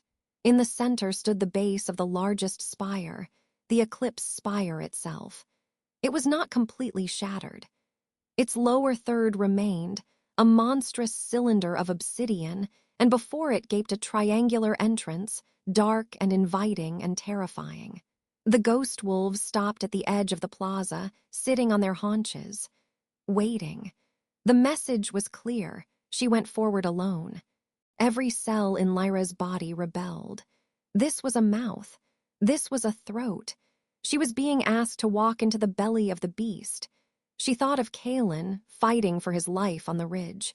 She thought of Vorian's hungry eyes. Out there was a battle for possession of her. In here was something that felt like destiny or damnation. "Kaelen," she breathed, a final anchor. "The Silverwood pup cannot help you here," the voice chided, amused. It was older than the stones, laced with a patience that felt like predation. "His strength is of the body. Yours is of the silence between stars. Enter, child of my blood, claim your inheritance. Child of my blood." The words landed like a physical blow. Marla's evasive stories, her own strange absence of a past, the power that felt both part of her and utterly alien, it crystallized into a dreadful certainty. She was not just a latent wolf from a random line. She was Eclipse, the last of them. A new sound pierced the muffled world, a distant, furious roar. "Lyra!" Kaelen, he was coming, he was in the mist. And his cry was filled with a rage and fear that meant he was losing, or had broken through, and was now charging blindly into a trap for her. That decided her.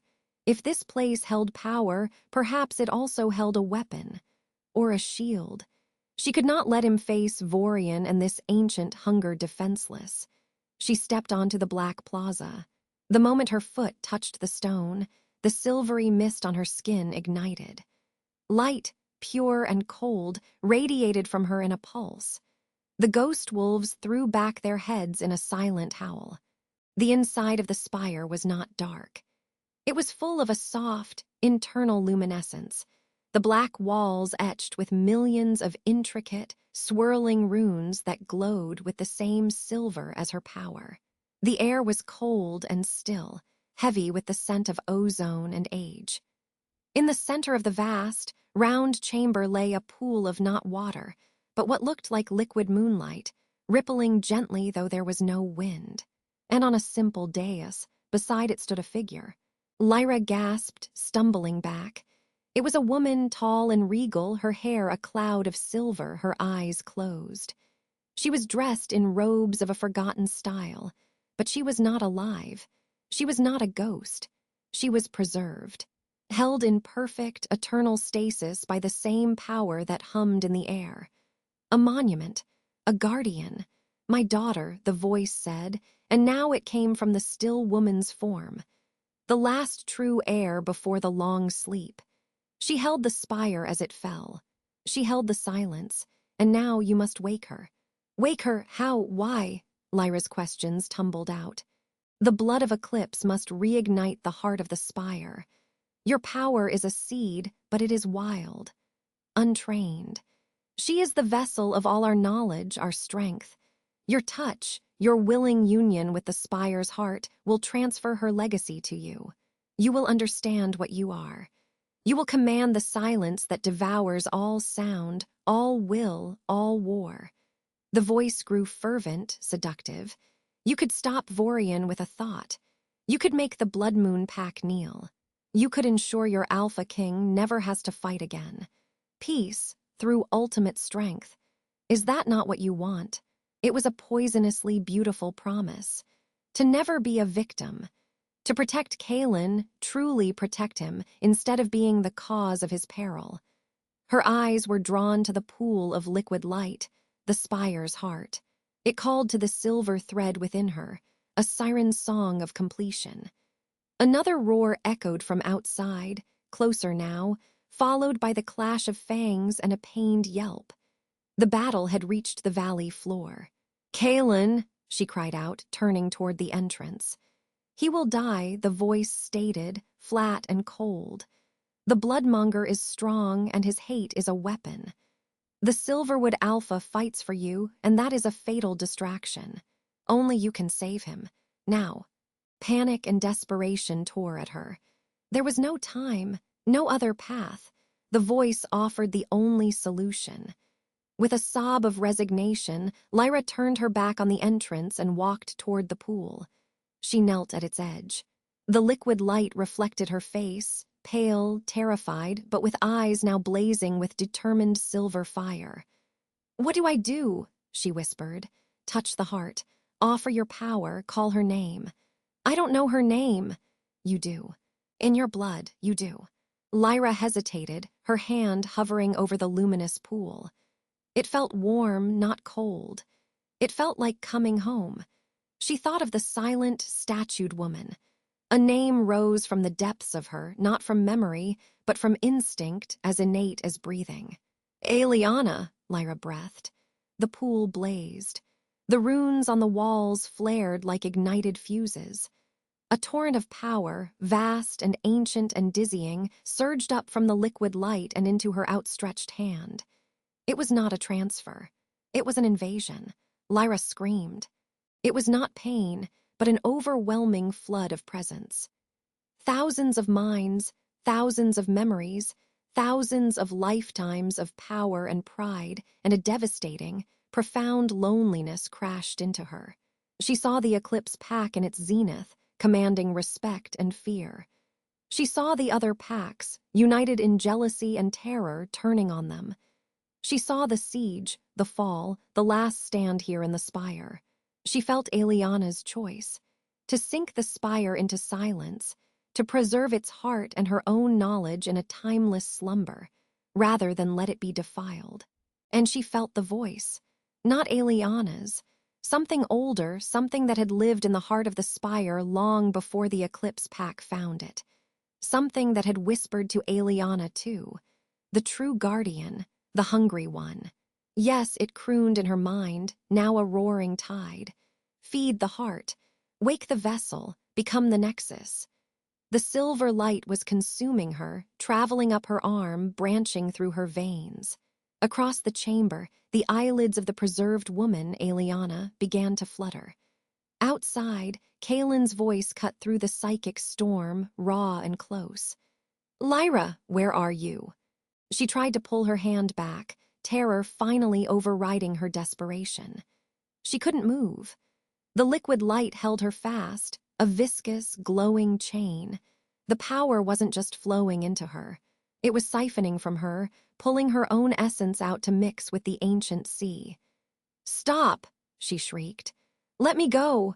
"It is too late, little spark," the voice laughed, a sound of crumbling mountains and dying stars. "The offering has been accepted. The vessel awakens. You will be the bridge. You will be the key that turns the lock on a new age of glorious, silent dominion." Eliana's eyes opened. They were not silver. They were pools of absolute, lightless black.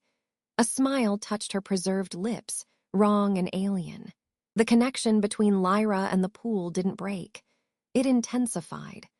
She felt her consciousness stretching, thinning, like she was being poured into the statue of the woman who now took a stiff, jerking step forward off the dais. Lyra's own body began to go numb, to feel distant. No, the thought was a feeble spark. This wasn't inheritance. This was eradication. This was possession. She was not waking Eliana.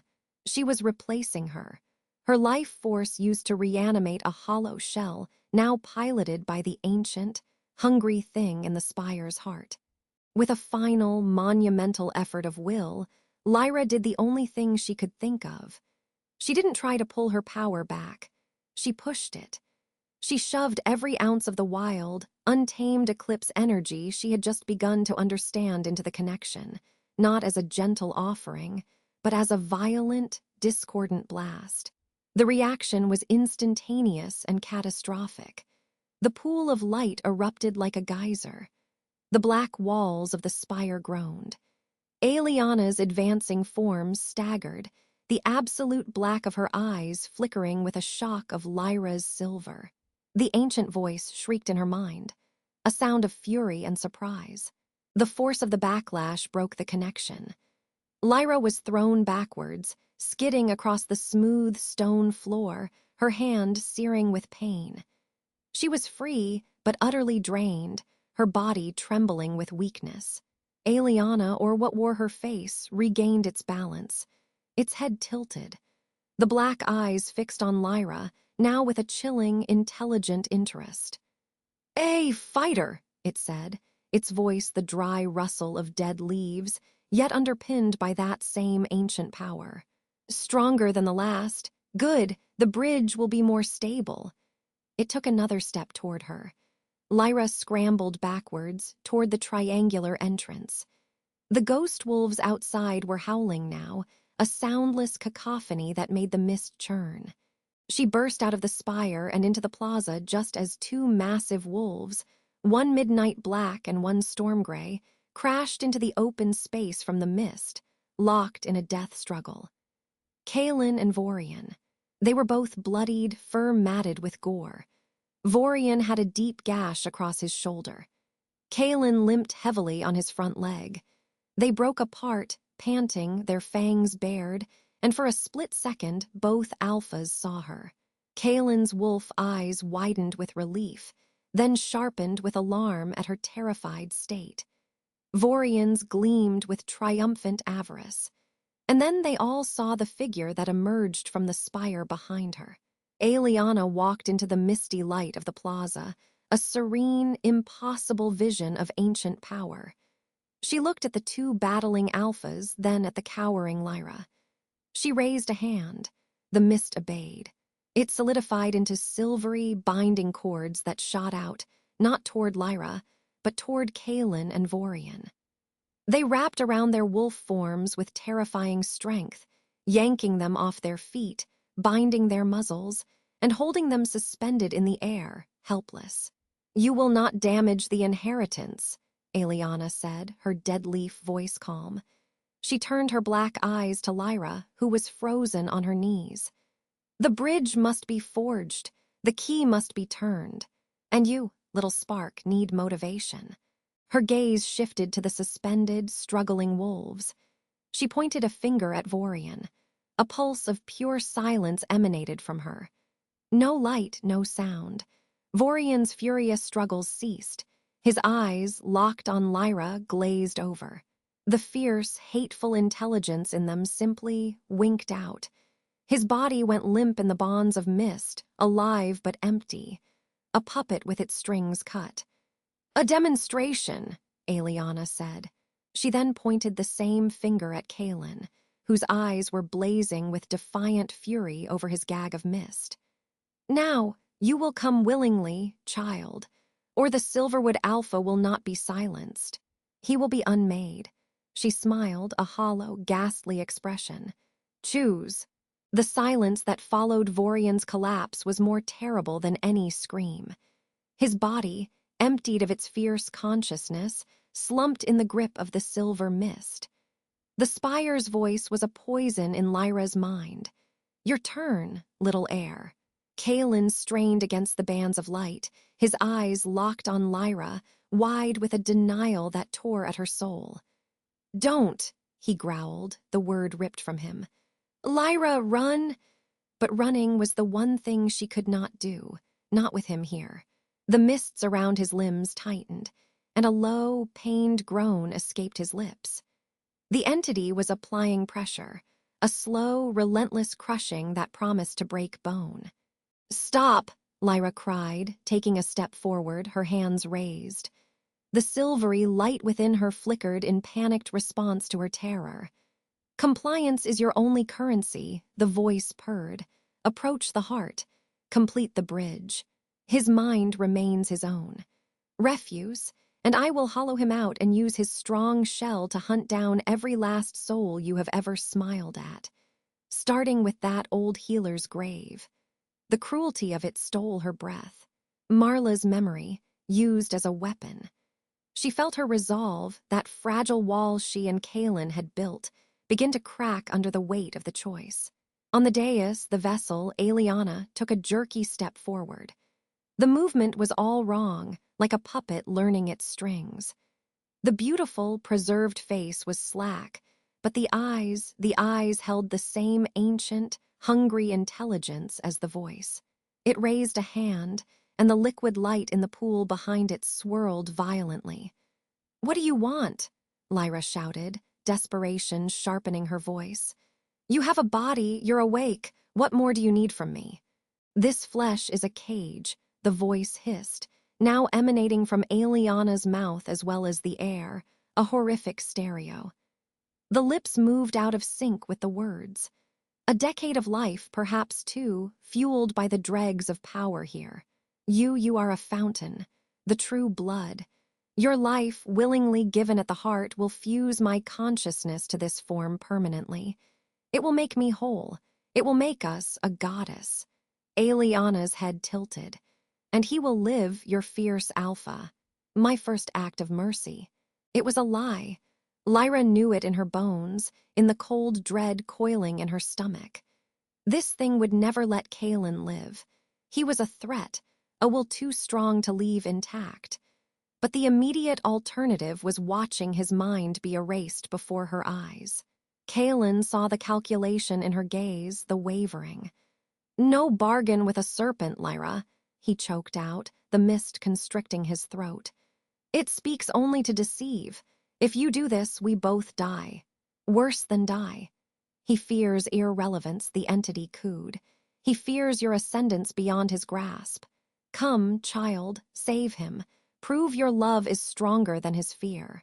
The words were a masterful twist of the knife. They preyed on every secret, tender hope she had ever buried. The sound of Kaelen's ragged breathing was a drumbeat in her ears.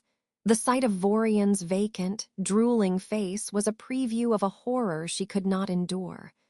What happened next was not a decision, but an instinct, the same instinct that had flared in the scullery on the forest road.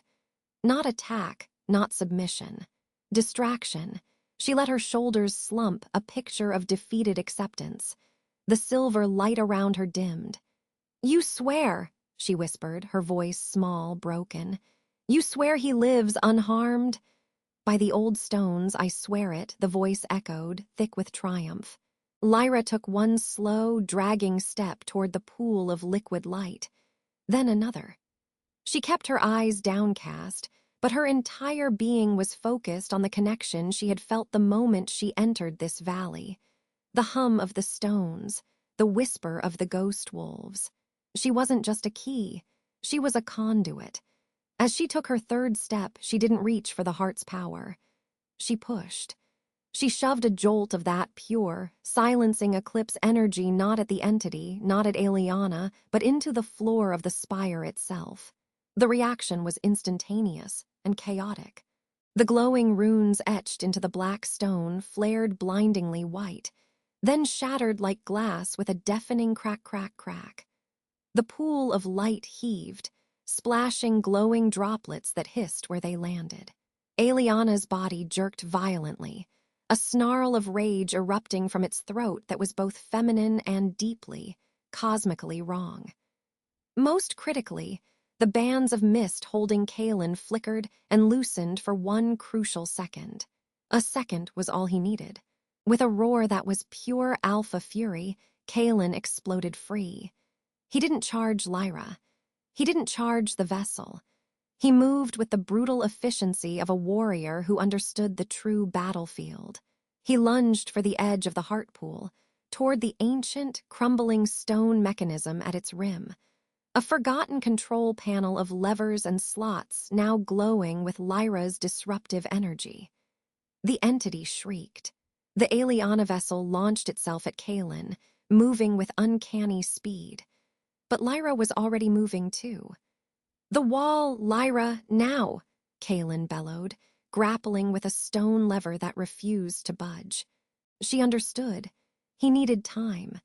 She planted herself between the charging vessel and her alpha, and she built the wall, not to contain her power, but to project it.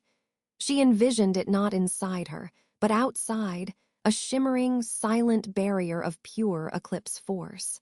Eliana slammed into it. The impact made no sound, but the air rippled. The vessel rebounded, stumbling back.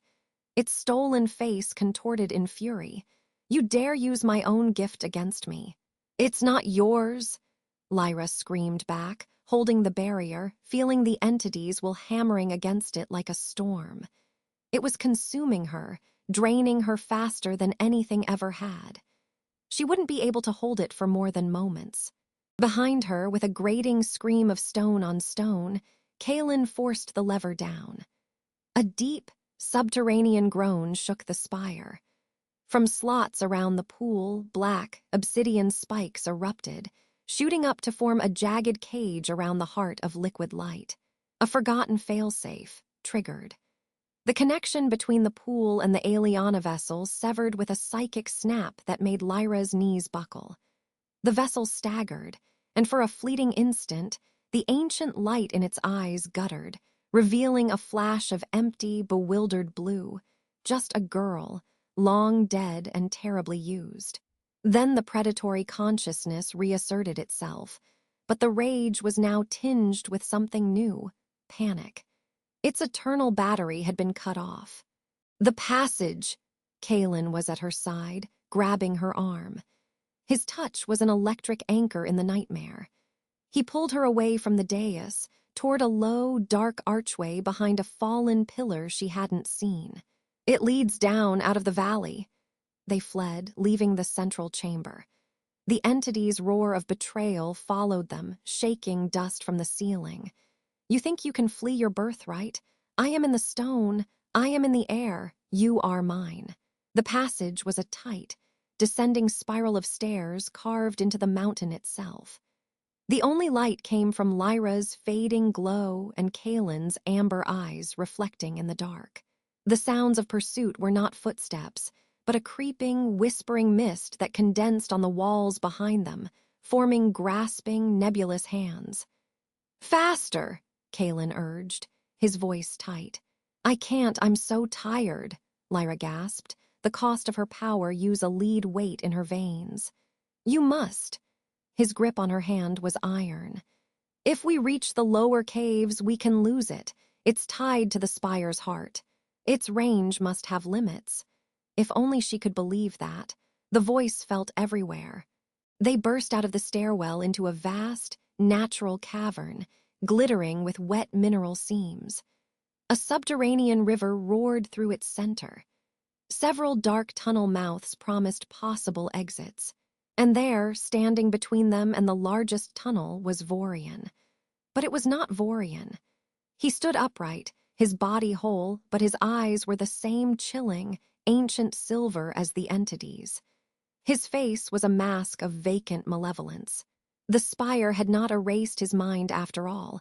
It had simply evicted it and moved in. "A stronger shell," the voice said through Vorian's mouth, the timbre all wrong. It flexed his hands, admiring the muscle, more suited to chasing down stubborn heirs.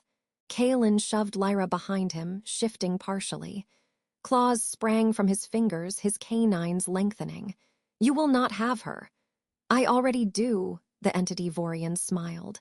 "She is of the stone, and you are in the way." It moved. Not with Vorian's brutal, direct style, but with an eerie, fluid grace that was far more terrifying. It closed the distance in a blur. Kaelen met the charge, and the clash of forces was monstrous. It was not just wolf against wolf. It was primal alpha strength against an ancient will, wielding a powerful alpha's body like a weapon.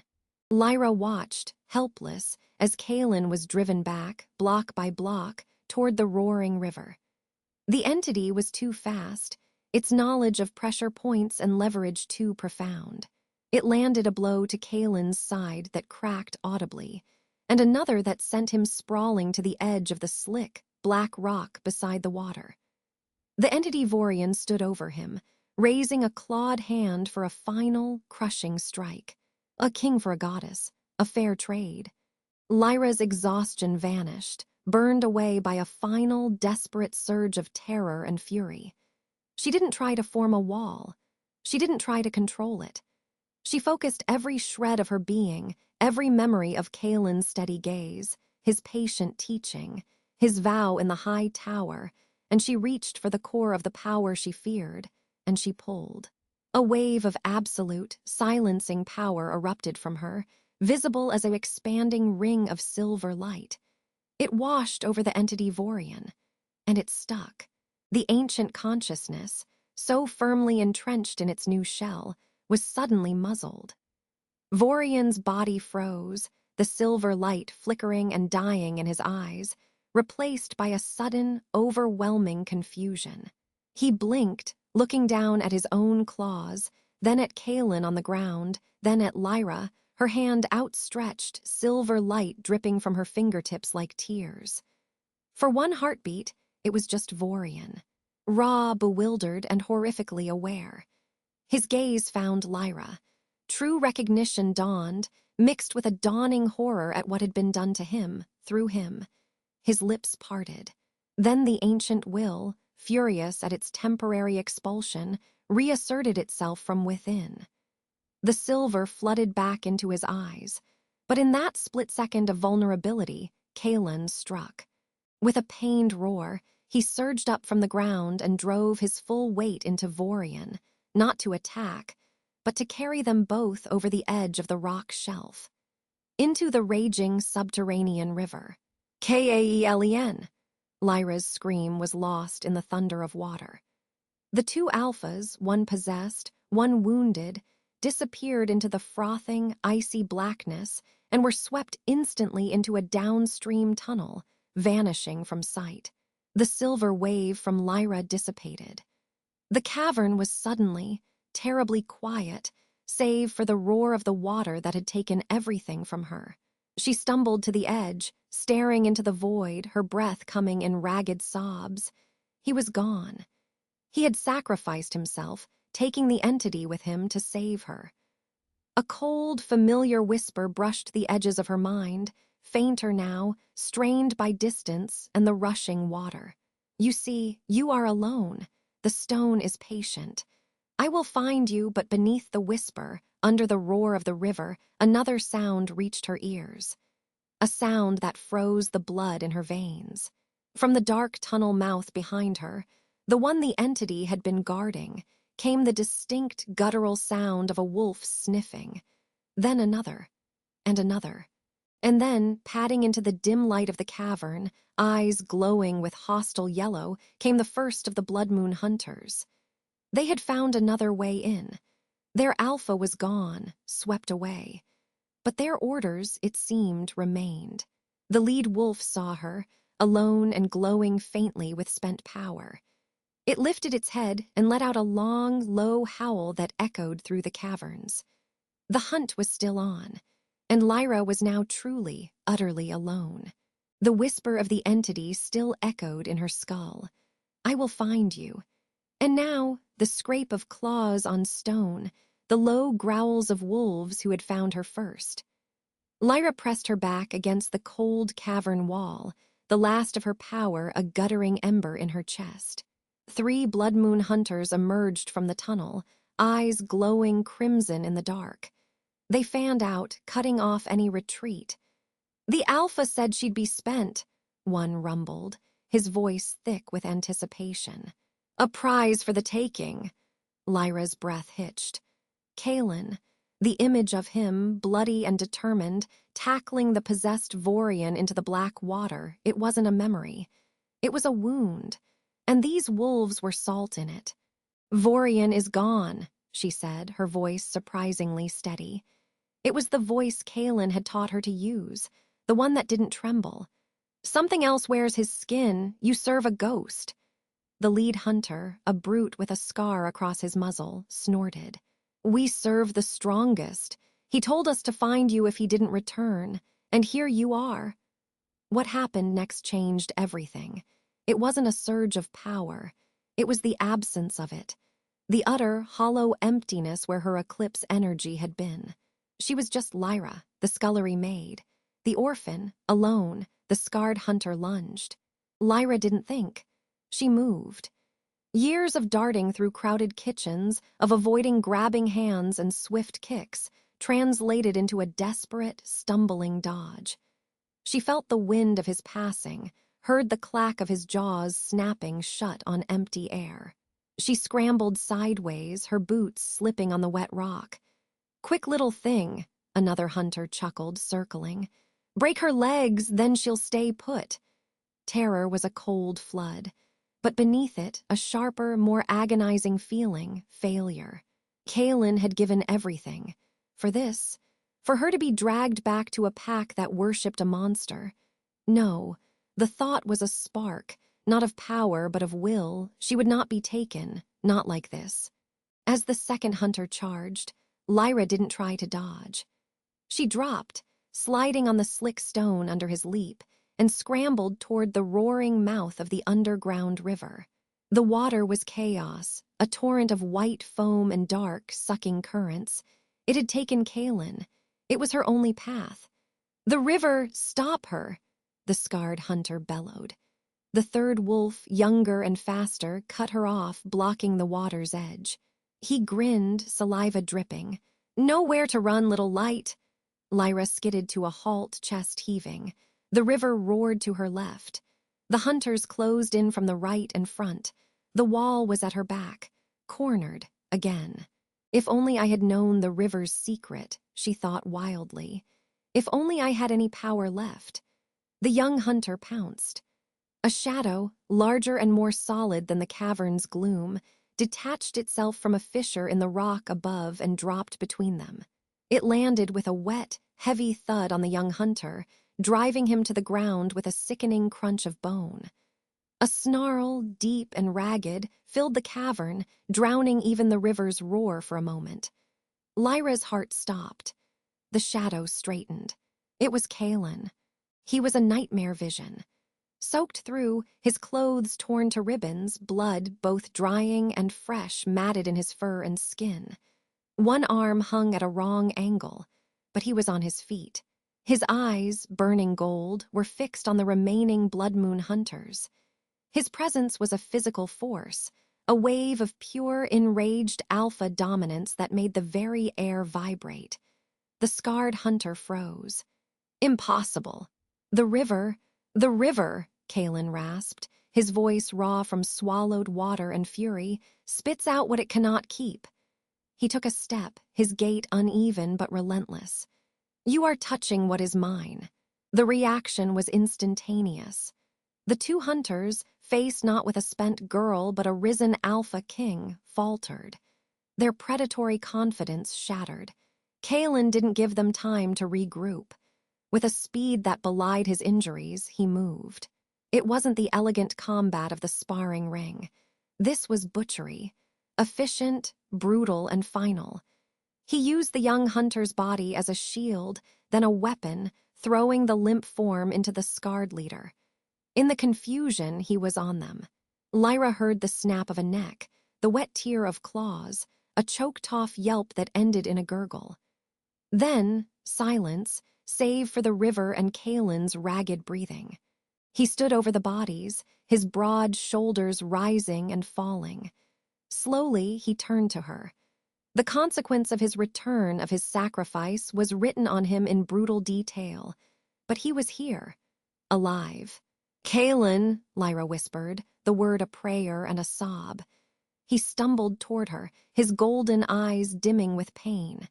He didn't speak. He just reached out his good arm and pulled her against him, crushing her to his chest. He was ice-cold from the river, shaking with exhaustion and adrenaline, but he was solid. Real. "You're here," she choked out, her face buried against his torn tunic. "I told you," he murmured into her hair, his voice a broken vibration. "I will always find you." He swayed, his weight suddenly leaning into her. "You're hurt," she said, pulling back, her hands coming up to frame his face. "Your arm, dislocated, ribs broken, it's nothing." He tried to straighten, winced and failed. The river it carried me, a side channel, I heard them. His gaze scanned her face, desperate.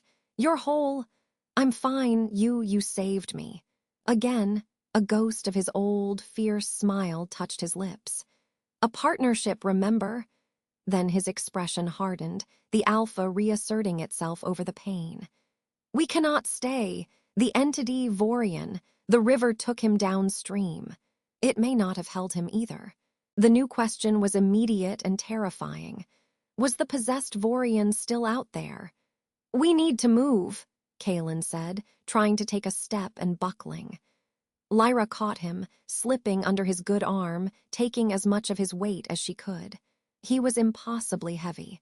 The caverns, there are old mining tracks. They lead east, away from the valley. You need to rest. You need a healer. What I need, he gritted out, forcing himself to walk with her support, is to get you to safety. The keep is compromised. Elara's accusation, Boren's wrath, and now this. He nodded back toward the carnage. Blood Moon will be hunting in force. We go east, to the neutral territories. They moved, a slow, pained procession away from the river's roar, into a narrower tunnel marked with old, rusted rails. The air grew drier, colder. Lyra focused on the rhythm of their steps, on keeping Kaelen upright. The silence between them was filled with everything unsaid. The horror in the spire, the sacrifice at the river, the terrifying new reality.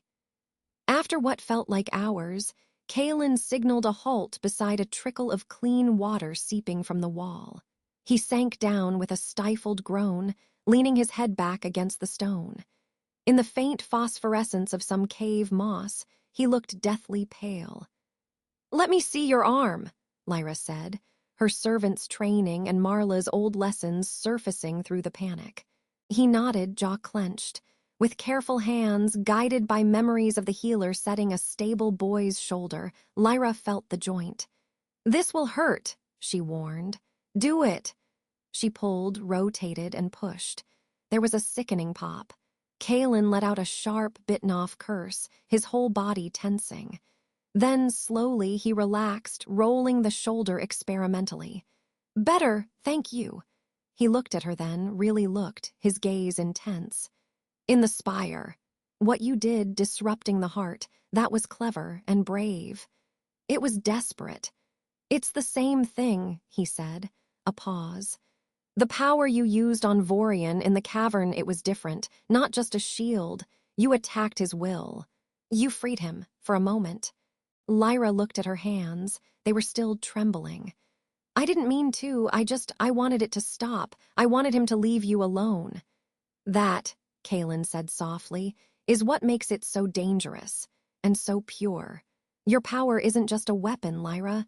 It's a reflection of you. It protects what you love." He reached out, his calloused fingers brushing a strand of hair from her cheek. "You must learn to command that, not just fear it." The touch sent a shock through her system, warm and vital against the cave's chill. "How can I? After all this, the entity, it said I was a key, a bridge." "And it is a liar," Kaelen stated, his voice firm. "It wanted your power for itself. It failed. You defeated it." "We defeated it," she corrected. He gave a slow, pained nod. "We did." His expression grew grave. "But the legend of the Eclipse Pack, it wasn't entirely myth. That power exists within you, and others will seek it. Vorian was just the first. The symbol carved at my gate, it was a declaration, a hunting marker. Now the hunt has begun in earnest."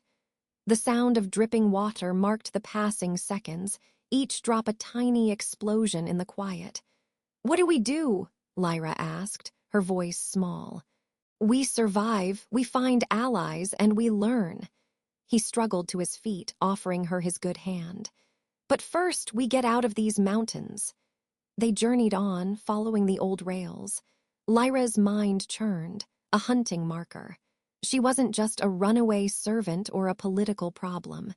She was a target, for packs she'd never known, for an ancient evil that had tasted her power and hungered for more. The tunnel began to slope upward. A faint gray light appeared in the distance, not the eerie glow of the Eclipse Valley, but the cool, clean light of dawn. "The exit!" Kaelen breathed, hope lending strength to his voice. They quickened their pace, the promise of open air pulling them forward. The tunnel mouth was hidden by a thick curtain of thorny brambles. Kaelen tore them aside with his good arm, and they stumbled out into a thin, high-altitude forest on the eastern slope of the mountains. The air was sharp and clean. Silverwood Keep was somewhere behind them, shrouded in mist and turmoil. They were free. They were alive, and they were utterly exposed. Kaelen scanned the tree line, his nostrils flaring. "We need shelter, a place to rest and plan." They moved under the cover of the pines, Lyra's senses stretched thin. Every rustle of a bird, every crack of a branch made her jump. Kaelen's injuries were slowing them critically. Just as the sun cleared the peaks, casting long shadows, they found it. A derelict hunter's lodge, half collapsed but with a stone chimney and part of a roof still intact. "Here," Kaelen said. "We stop here." The interior was dusty, filled with the scent of old pine and decay, but it was dry and hidden. Lyra helped Kaelen to a relatively clear spot by the cold hearth. He sank down with a groan of relief, his eyes already closing. "I need to scout, secure the perimeter," he muttered, trying to rise. "You need to sleep," Lyra insisted, pushing him back down with a firmness that surprised them both. "I'll watch, I can feel things. Scent things now, I'll know if anyone comes." He searched her face, seeing the resolve there. The scared girl was gone, burned away in the spire's heart. In her place was a woman, weary but determined. He finally nodded, surrendering to his body's desperate demands. "Wake me at the slightest sound. Promise me." "I promise." He was asleep almost instantly, his breathing deepening into a ragged but steady rhythm. Lyra sat by the broken window, watching the forest. She reached for that inner wall, the one he'd taught her to build. It was cracked, fragile, but she began the meticulous work of repairing it, brick by mental brick. She couldn't afford a stray spark of power giving them away. The morning wore on. The only sounds were the wind in the pines and Kaelen's breathing. A fragile peace settled over the ruined lodge. It was shattered by a new sound. Not a growl, not a footstep. A voice, carried on the wind from the forest trail below. A woman's voice, sharp with command and frayed with worry. Search every hollow. He wouldn't have gone far in that condition. And find that Eclipse bitch. She's the reason for all of this. Lyra's blood turned to ice. She knew that voice, Princess Elara, but how? She was imprisoned in Silverwood Keep. Another voice answered, male, weary. "Princess, we've found no sign. The Blood Moon Trail is everywhere. It's a war zone down there. My father's warriors will be here by nightfall," Elara snapped. "And when they arrive, we will scour these mountains until we have the Alpha King's head for his treachery, and that servant's hide for her witchcraft." Lyra crept to the window, peering through a crack in the boarded wood. Below, on the overgrown path, stood Princess Elara. Her fine gown was torn and mud-spattered, her face etched with fury and a wild desperation. Around her were a dozen armed warriors, not in Silverwood colors, but in the stark white and blue of the Frostfang pack. Elara had escaped, and she hadn't fled home. She had summoned her pack's army. She was here at the edge of the wilderness, personally leading the hunt, for Kaelen's head. And for hers. Lyra's eyes darted to Kaelen, lost in exhausted, healing sleep. To wake him was to risk the Frostfang scouts hearing. To stay silent was to let the net draw tighter. The Frostfang warriors were fanning out, beginning their methodical search of the hillside. One of them, a tracker with a sharp nose, lifted his head and looked directly toward the hidden lodge. He sniffed the air. His eyes narrowed. He took a step in their direction. The Frostfang tracker's gaze swept up the hillside, a predator's scan. It passed over the derelict lodge, then snapped back. He went very still. Lyra's breath froze in her lungs. He's seen something. Below, Princess Elara followed his pointed finger, her sharp features tilting upward. The distance was too great for Lyra to hear the words, but the command was clear. Elara gestured, and 3 of her warriors broke from the group, beginning a slow, methodical ascent through the scree and pine. Move. Now. Lyra scrambled back from the broken window, her heart a frantic drum against her ribs. Kaelen lay unconscious by the dead hearth, his breathing deep but ragged, his right arm bound tightly against his chest with strips of her torn underskirt. Waking him would be a violence, but staying was a death sentence. Kaelen! She shook his good shoulder, her voice a harsh whisper. Kaelen, they're coming! His eyes flew open, wolf gold and instantly alert, though pain clouded them. He didn't ask who. The grim understanding was already there, etched into the lines of his face. He tried to push himself up with his left arm, a grunt of agony escaping him as the movement jarred his right side. How many? Elara, a tracker, 3 warriors climbing, more below. The words tumbled out. They're searching the slope. He nodded, sweat beading on his brow. The back. There was a root cellar hatch. Saw it when we came in. Lyra hadn't noticed.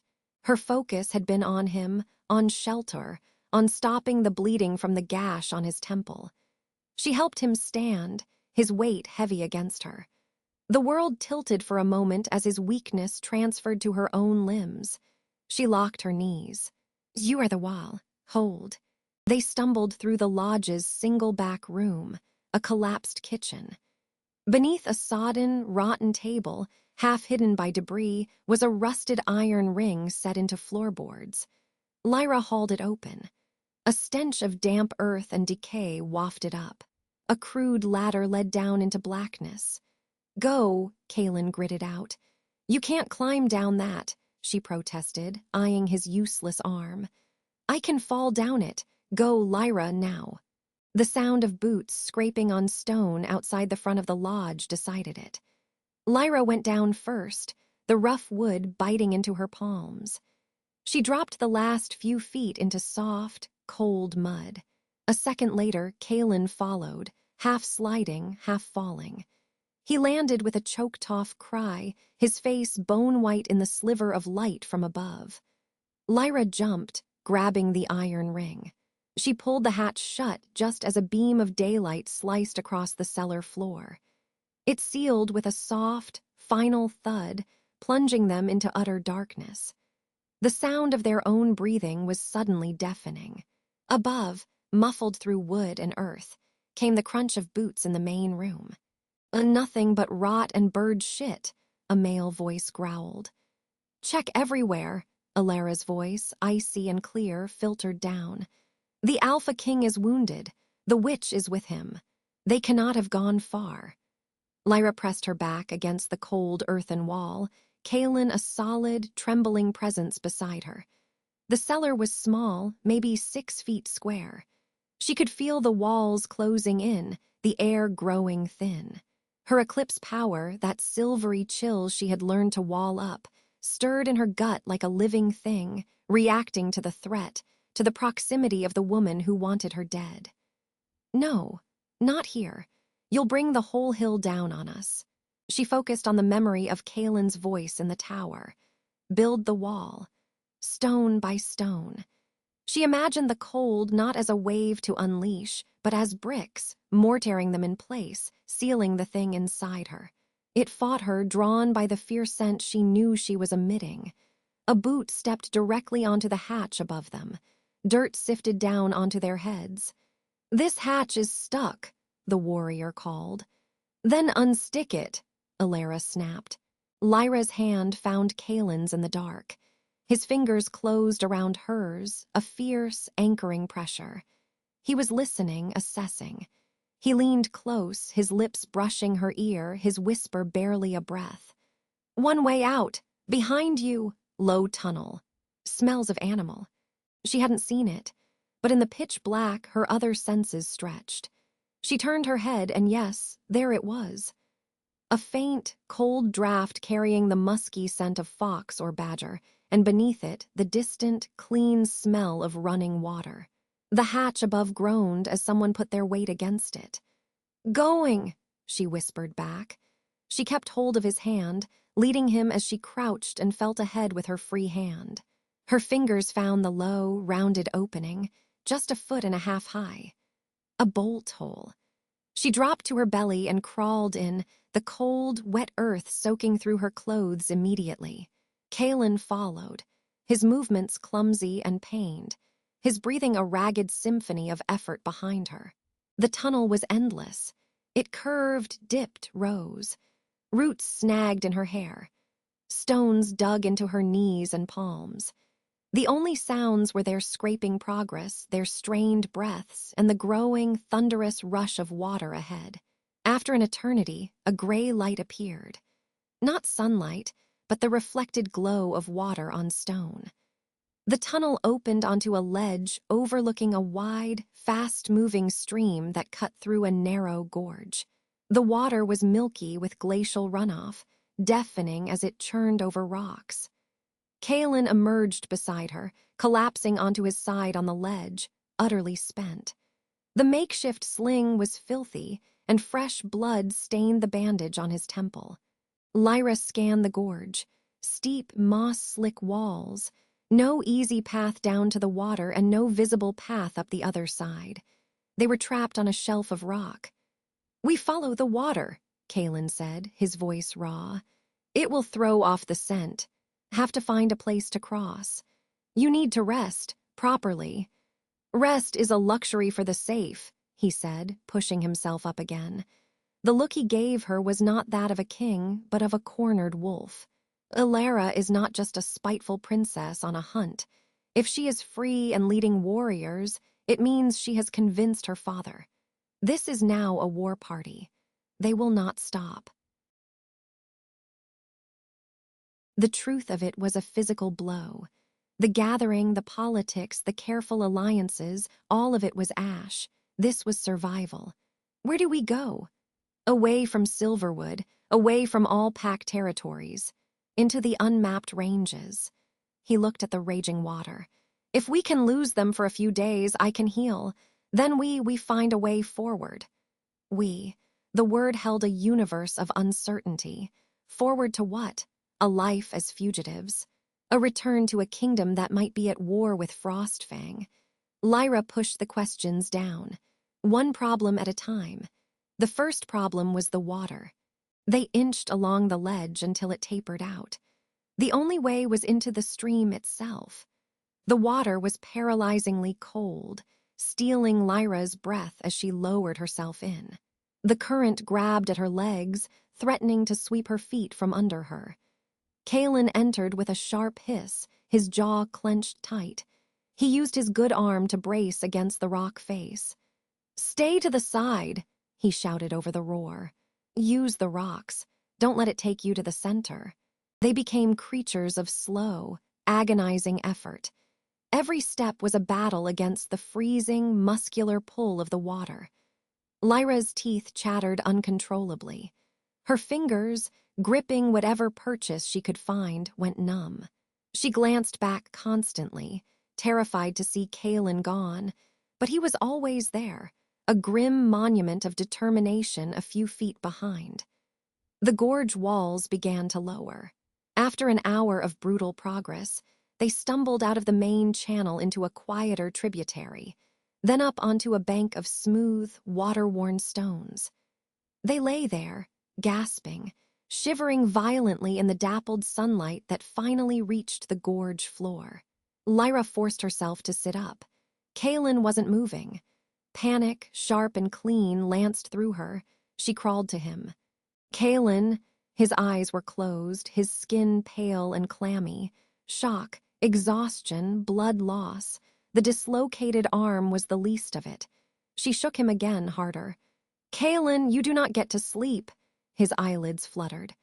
"Bossy servant," he slurred. A hysterical laugh sob caught in her throat. He was still in there, but he was fading. They needed fire. shelter, real food. The sound that saved them was not a welcome one. It was the distant, echoing bay of a wolf on a scent trail. It was answered by another, closer. The Frostfang trackers had shifted form. They were in the gorge. The cold dread that washed through Lyra had nothing to do with the stream. It was absolute. They couldn't outrun wolves in this terrain, not with Kaelen in this state. Kaelen heard it too. He tried to rise, failed. His golden eyes met hers, and in them she saw a terrible, resigned calculation. "Lyra," he said, his voice suddenly, frighteningly clear. "You run. Follow this stream east. It will lead to the lowlands. Go." "Now, no. That is an order from your alpha. You revoked that title when you named me your ward," she shot back, her fear crystallizing into a hard, defiant anger. "I am not leaving you. They will kill me. They will do worse to you. Elara will parade your power as proof of witchcraft. They will tear you apart." He grabbed her wrist with his left hand, his grip surprisingly strong. "Your survival is the only thing that matters now. My kingdom, it may already be lost, but you cannot be." The howls came again, closer still. Maybe 10 minutes away, maybe less. Lyra looked at him, the mighty Alpha King, broken and shivering on the stones, ordering her to abandon him. She looked at the gorge walls. She looked inward at the silvery, seething power behind her mental wall.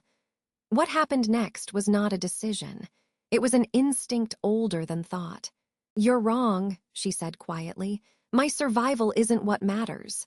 She placed her hands on his cold, wet shoulders. "You matter, Silverwood matters, and I am done running." The wall inside her didn't crumble. She dismantled it, deliberately, brick by brick.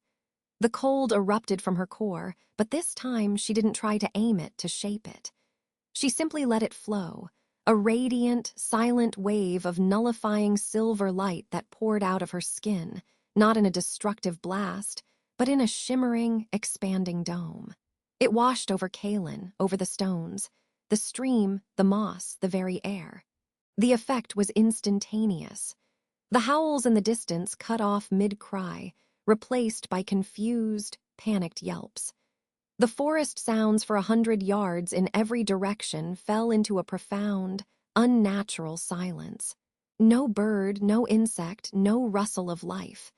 Her power had silenced the wolves within it, not by pain, but by sheer, overwhelming presence.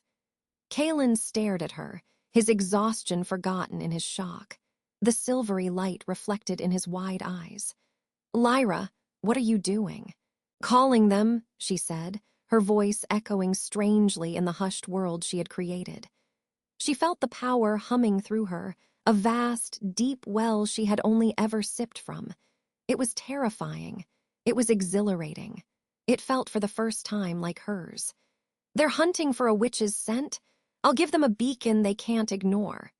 She focused, imagining the dome condensing, not around them, but pulling back, drawing the silent, charged energy into a dense, visible point of light above their heads. A false moon, glowing in the daylight gorge. A target. "They'll come straight for that," Kaelen said, understanding dawning. "You're creating a focal point." "And you," Lyra said, helping him to his feet with a strength that came from that deep well, "are going to be the trap."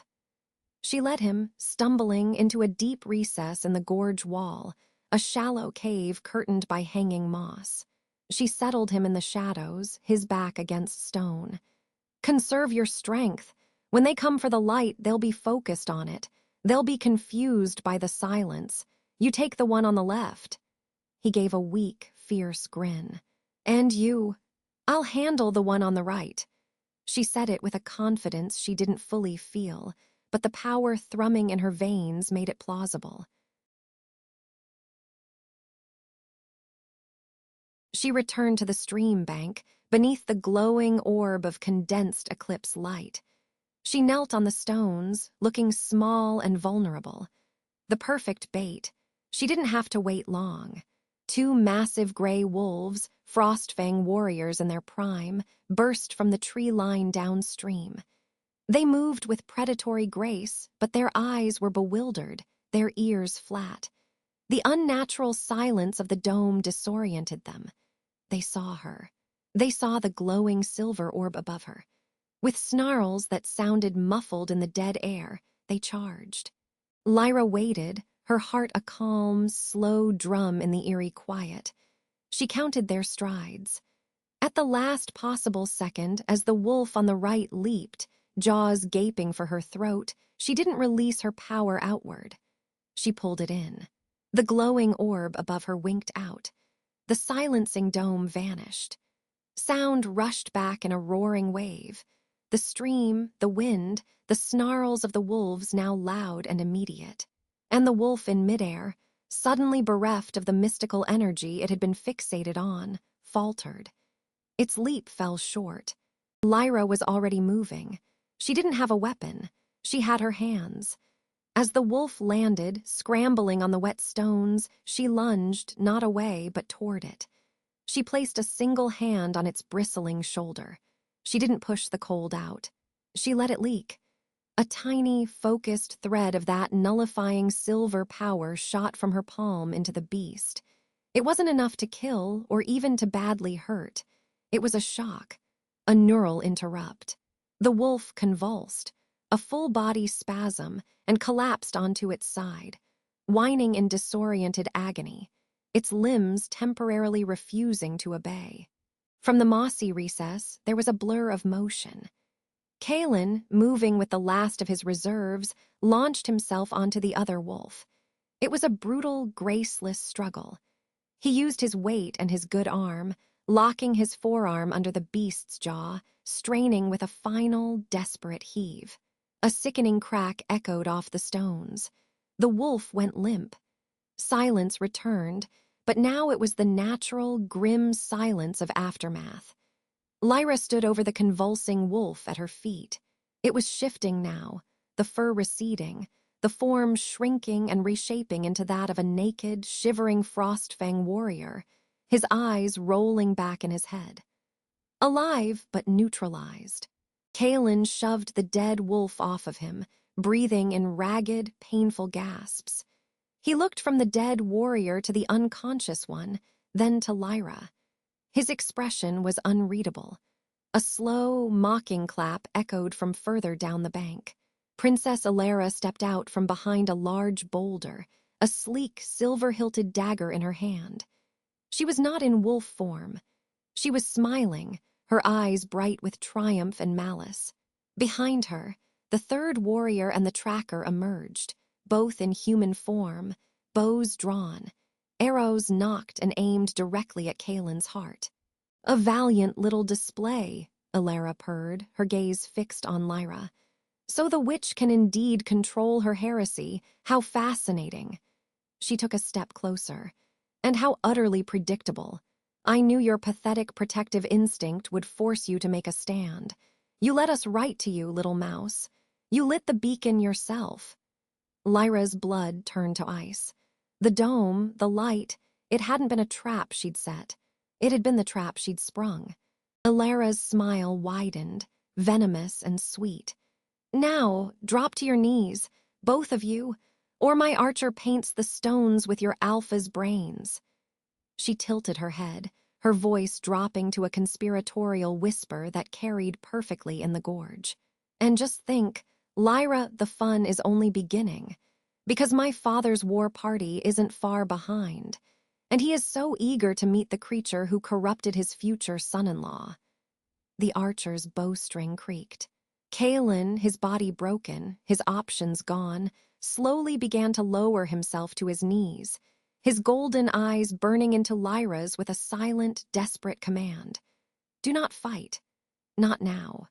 Lyra stood frozen, the last of her stolen power ebbing away, leaving her hollow and exposed. She had been so clever. She had been so stupid. If only she had known that the true predator wasn't chasing them. She had been waiting for them, to walk into her web all along. The cold that seeped into Lyra's bones as the Frostfang warriors bound her hands with rough rope was nothing compared to the glacial triumph in Princess Elara's eyes. If only I had known, Lyra thought, the taste of her own power still metallic on her tongue, that my light would be the very thing that led us to darkness. Secure the Alpha King with silver-threaded bonds, Elara commanded, her voice crisp in the gorge's echo. He is not to shift. The servant girl just ensures she cannot gesture. She stepped closer, the moss squelching under her boot as she leaned into Lyra's space.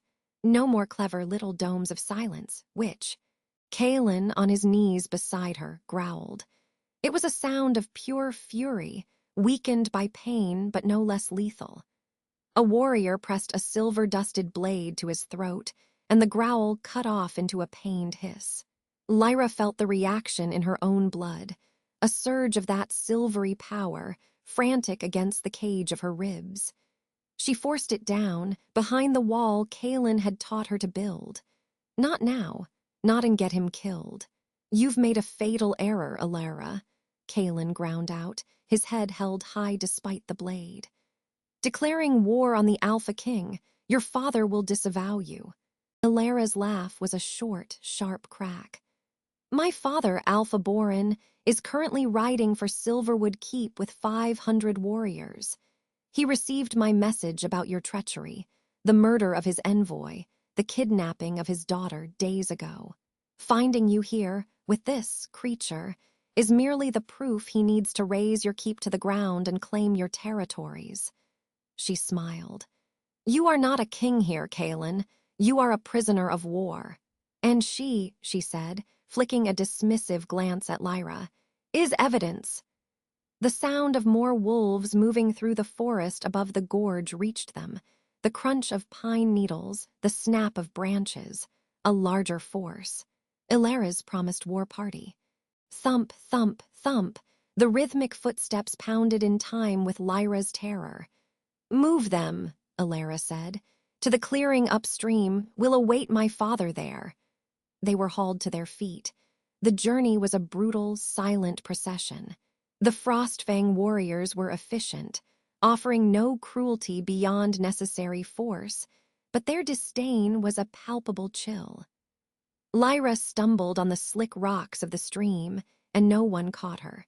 She fell, icy water soaking her to the waist before she was yanked up by her bonds. Kaelin's gaze burned into the side of her face, a silent promise of violence. The clearing was a small, rocky bowl beside the rushing stream, surrounded by tall pines. A dozen more Frostfang warriors were already there, establishing a perimeter.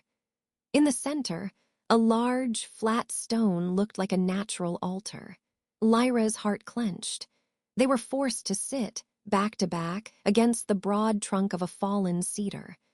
The rope around their wrists was looped around the tree, binding them together.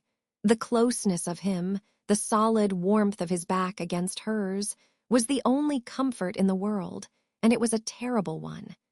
He was injured, captured, and it was her fault. For a long time, there was only the sound of the stream and the low murmurs of the warriors. The scent of pine and cold stone was slowly overtaken by the smell of wolf, Frostfang wolf, sharp and icy. Kaelin's voice came low, so only she could hear. Lyra, I'm sorry, she whispered, the words tearing from her. I thought I could. You fought, he interrupted, his voice weary but firm. You used your mind, not just your fear. You adapted, that is what matters. It led them right to us. They would have found us regardless. Elara is many things, but she is not a poor tracker. He shifted slightly, and she felt him wince. Listen to me. When Boren arrives, he will be rational, a warmonger but not a fool. He will see her embellishments. There will be a parley, a chance.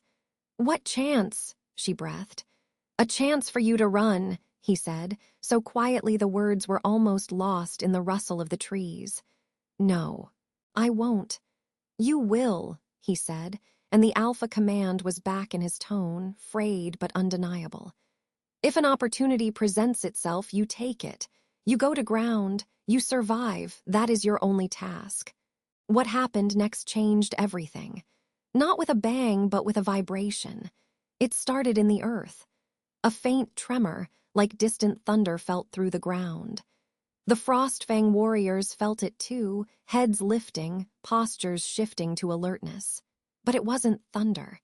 It was the synchronized footfall of many, many wolves. From the tree line at the head of the clearing, they emerged. Alpha Borin of the Frostfang pack was a mountain of a man, silver-haired and broad, clad in furs and polished leather armor. His face was a grim mask of lined granite, and his eyes, the same pale blue as his daughter's, swept the clearing and landed immediately on the bound figures against the log. Behind him, warriors poured from the forest, a sea of gray and white pelts, of steely eyes and drawn weapons. The clearing was suddenly very small, very full. Elara strode forward, her earlier triumph now schooled into respectful severity. "Father," as my message foretold, "the murderer and the witch." Borin's gaze passed over Kaelen with a flicker of what might have been regret, then settled on Lyra. It was a scrutinizing, heavy look. He did not see a servant. He saw a problem. "Kaelen," Borin's voice boomed, deep as a glacier's groan. "You stand accused of the murder of my diplomatic envoy and the unlawful imprisonment and attempted assassination of my blood heir. What say you?" Kaelen lifted his head. Even bound, kneeling, he projected authority. "I say your daughter is a venomous schemer who attacked my ward in my own chambers, then fled when her plot was discovered. I imprisoned her for that crime. The envoy was never harmed. This is a fabrication to justify the war you've coveted for a decade." A murmur ran through the Frostfang ranks. Borin's expression did not change. "And the girl, this ward, she is not of the Silverwood line. She bears a strange power. My warriors felt it on the wind, a silencing, a wrongness." "She is under my protection," Kaelen stated, his voice final. "She is Eclipse spawn," Elara cut in, her composure cracking into fervent accusation. "I saw it in the keep. She wielded the heresy light. She is the reason the Blood Moon pack attacked. She is a curse, and he harbors her. He chooses this abomination over the 100 noble princesses, over me." The word eclipse spread through the warriors like a cold shockwave. Eyes widened. Grips tightened on weapons. The legendary, cursed pack, the heretics. Borin's gaze sharpened on Lyra, becoming something colder, more dangerous. "Is this true, girl? Do you bear the eclipse taint?" All sound faded. Lyra felt the weight of hundreds of stares. She felt Kaelen's back tense against hers. She opened her mouth, but no sound came out. Denial was pointless. The silver light in the gorge had been witnessed. "Her power is her own," Kaelen answered for her, his voice a warning rumble. "It does not define her loyalty. It defines everything," Borin countered, his decision crystallizing in his eyes. "The Eclipse line was purged for a reason. Their power is an abomination that unmakes wolf-kind. To harbor it is treason against all packs." He looked at Kaelen, and now the regret was clear, but it was the regret of a surgeon about to amputate. "You have fallen, old friend, led astray by a dangerous relic. My war is not merely for territory now. It is a purge, for the safety of all." The sentence hung in the air. Lyra's breath froze in her lungs. "The Alpha King will be taken to Frostfang Hold for a formal tribunal of the allied Alphas," Borin decreed. "His fate will be decided by council." He then turned his glacial eyes to Lyra. "The Eclipse remnant is a clear and present danger. There is no tribunal for heresy. She will be executed here. Now." No, the word was a silent scream in Lyra's skull. She felt Kaelen erupt into motion against the ropes, a raw, furious roar tearing from his throat. "Borin, you dare. She is under my protection. Touch her and I will burn your world to ash." Silver-threaded nets were thrown over him, and his roar became a strangled snarl of agony as the metal bit into his skin. Lyra watched, horror-stricken, as two massive warriors dragged him back, away from her, his claws scoring deep gouges in the earth. "Lyra, run!" he bellowed, the command mingling with his pain. But there was nowhere to run. 4 warriors were already closing in on her, their expressions grim, duty-bound. They saw not a girl, but a monster to be put down. Elara stood beside her father, a serene, vindicated smile on her lips. "A clean death, witch, more than your kind deserves." This was it, the consequence of her blood, the end of the path that began in a scullery. Despair threatened to swallow her whole, but beneath it, sparked by the sight of Kaelen fighting his silver bonds, by the finality in Boren's eyes, something else rose. Not just fear, not just power, defiance. As the first warrior reached for her, his hand outstretched to drag her to the flat altar stone, Lyra stopped fighting the pressure inside her. She didn't just lower the wall Kaelen had taught her to build. She shattered it. There was no dome of silence, no controlled beacon. There was an explosion. A wave of pure, silvery force erupted from her, not as light, but as a pressure. It was silent, yet it screamed into the minds of every wolf present. It was the absolute nullification of the shift, of the inner wolf, of the primal connection that made them what they were. The 4 warriors surrounding her stumbled back as if struck, clutching their heads, their human forms locked, their wolves screaming in silent, terrified confusion inside them. The entire Frostfang pack recoiled, a collective gasp of psychic pain echoing in the clearing. Even Boren staggered a step, his granite face etched with shock. Lyra didn't hesitate.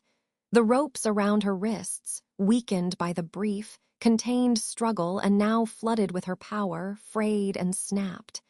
She was on her feet, but she didn't flee into the trees as Kaelen had ordered. She took 2 steps toward the flat stone, toward Boren and Elara, and she spoke.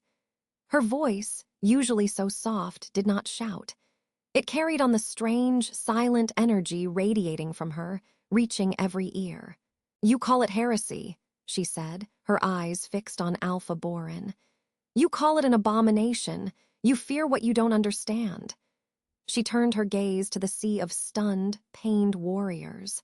This power unmade the Blood Moon Alpha in the Eclipse Valley. It defended your Alpha King when your own princess sought to knife him in the dark. It is a weapon, but I am not.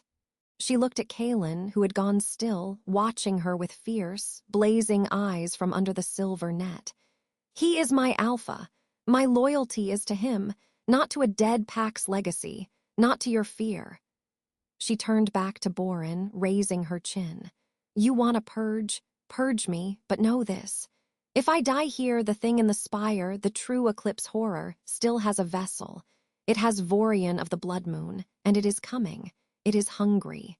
And it will not distinguish between Frostfang, Silverwood, or any other pack. It will unmake you all." The silence that followed was profound. The psychic pressure had receded, but the aftershock held them. She had spoken of legends and threats beyond their border skirmishes. Boren's shocked expression hardened into calculation. Elara's smile had vanished, replaced by furious disbelief. "She lies. She's trying to save her own skin. The Blood Moon Pack did carve the Eclipse symbol at Silverwood Gate," a deep voice said from among Boren's warriors, an older captain, his hand still on his temple. "We all saw the report. And Vorian has not been seen since the attack," Kaelen's voice rang out, strained but clear. "He is not leading his pack. They scatter and raid like leaderless beasts. Believe her lie if you wish, Boren. Die for your daughter's pride. But the enemy is no longer at your gate. It is wearing the skin of a mad alpha, and it is coming." The cliffhanger of doubt was now a chasm splitting the Frostfang pack's unity. Boren looked from his daughter's furious face, to Kaelen's defiant one, to Lyra, who stood trembling but resolute, the last echo of her terrifying power still shimmering in the air around her like heat haze. He was a practical alpha. War for territory was one thing. A war against an ancient, possessing evil was another. "Take them both," Boren commanded, his voice heavy. "Separately, under heavy guard, we do not execute yet. We return to Frostfang Hold. I will hear the full account of this spire and this vessel." He glared at Elara, silencing her protest with a look. "And you, daughter, will explain every detail of your scheming."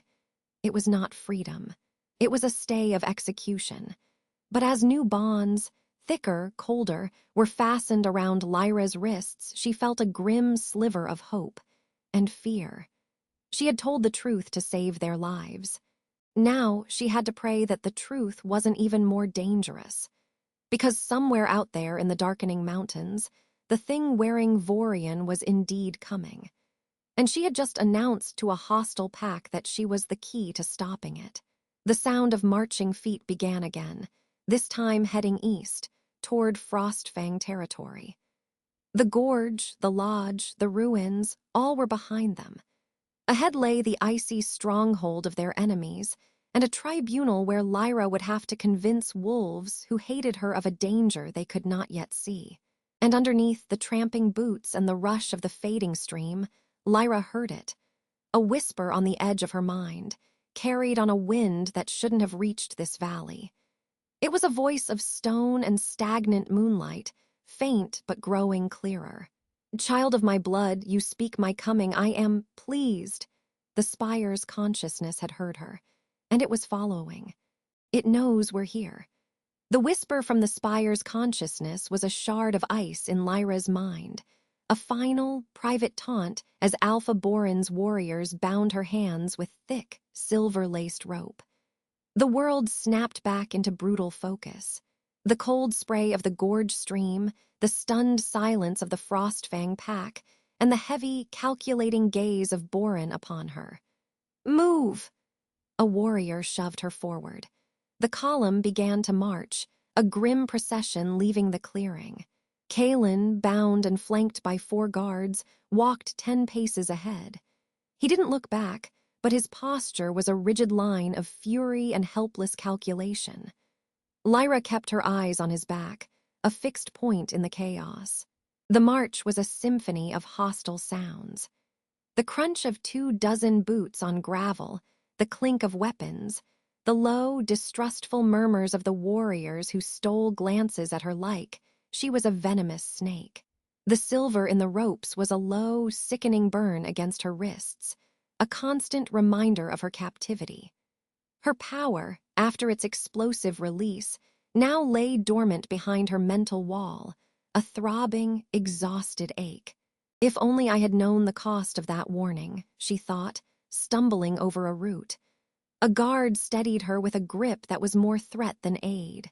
She had traded a quick death for this, a journey into the heart of the enemy, with an ancient predator whispering in her ear and another one, wearing Vorian's face, hunting them from the shadows.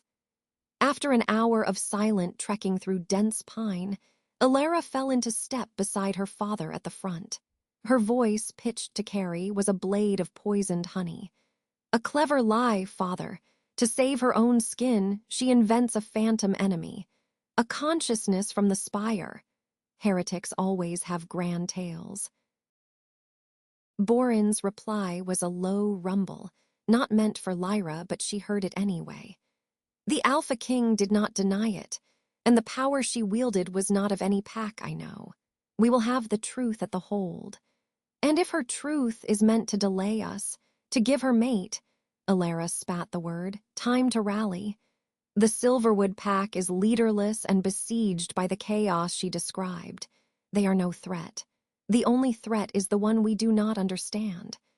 Boren's head turned slightly, his ice-gray eyes slicing back toward Lyra. "That one, she is the question." The sound of the forest changed as they descended into a rocky defile, the rush of a larger river, the echo of boots on stone. The tension peaked with every scuff of stone, every distant bird call that could be a scout. Lyra's senses, heightened by fear and her latent wolf, screamed at the exposure. Suddenly, Kaelin's voice cut through the march, calm and authoritative despite his bonds. "Borin, a word!" The column halted.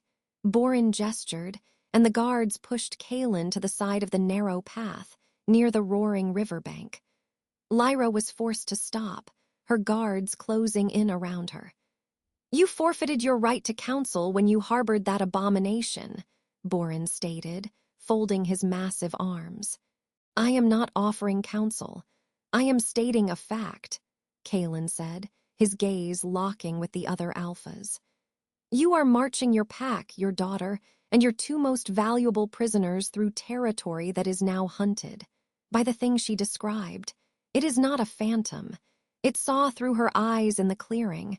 It knows your location." A chill that had nothing to do with the river mist went through the warriors. Lyra felt the truth of his words like a physical blow. Elara laughed, a sharp, brittle sound. "More theatrics. You are coordinating this charade." "Am I?" Kaelen's voice dropped, for Borin alone, but Lyra's eclipse-sharpened hearing caught it. "You felt the silence in that valley, Borin, the old stories of the eclipse.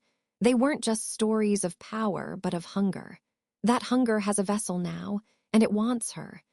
He didn't look at Lyra, but his meaning was clear. "By holding her, you have made your pack the target." Borin was silent for a long moment, studying Kaelen's face. The reaction was not anger, but a deep, pragmatic reassessment. The consequence of his next decision would shape their fate. "Change of course," Borin announced, turning to his beta. "We take the high crag's route, narrower, more defensible, double the rear guard. No fires tonight. We move until moon high, then shelter in the stone maw." A ripple of unease went through the Frostfang warriors. The high crags were treacherous. Elara's face flushed with anger. "Father, you're letting him dictate our march." "I am ensuring the prizes reach the hold," Borin said flatly, his eyes on Kaelen. "Your insight is noted, Silverwood. It changes nothing of your guilt, only the method of its proving." The march resumed, the pace quicker, the mood taut as a bowstring. The path climbed sharply, turning into a series of switchbacks carved into the cliff face. The river became a distant roar below.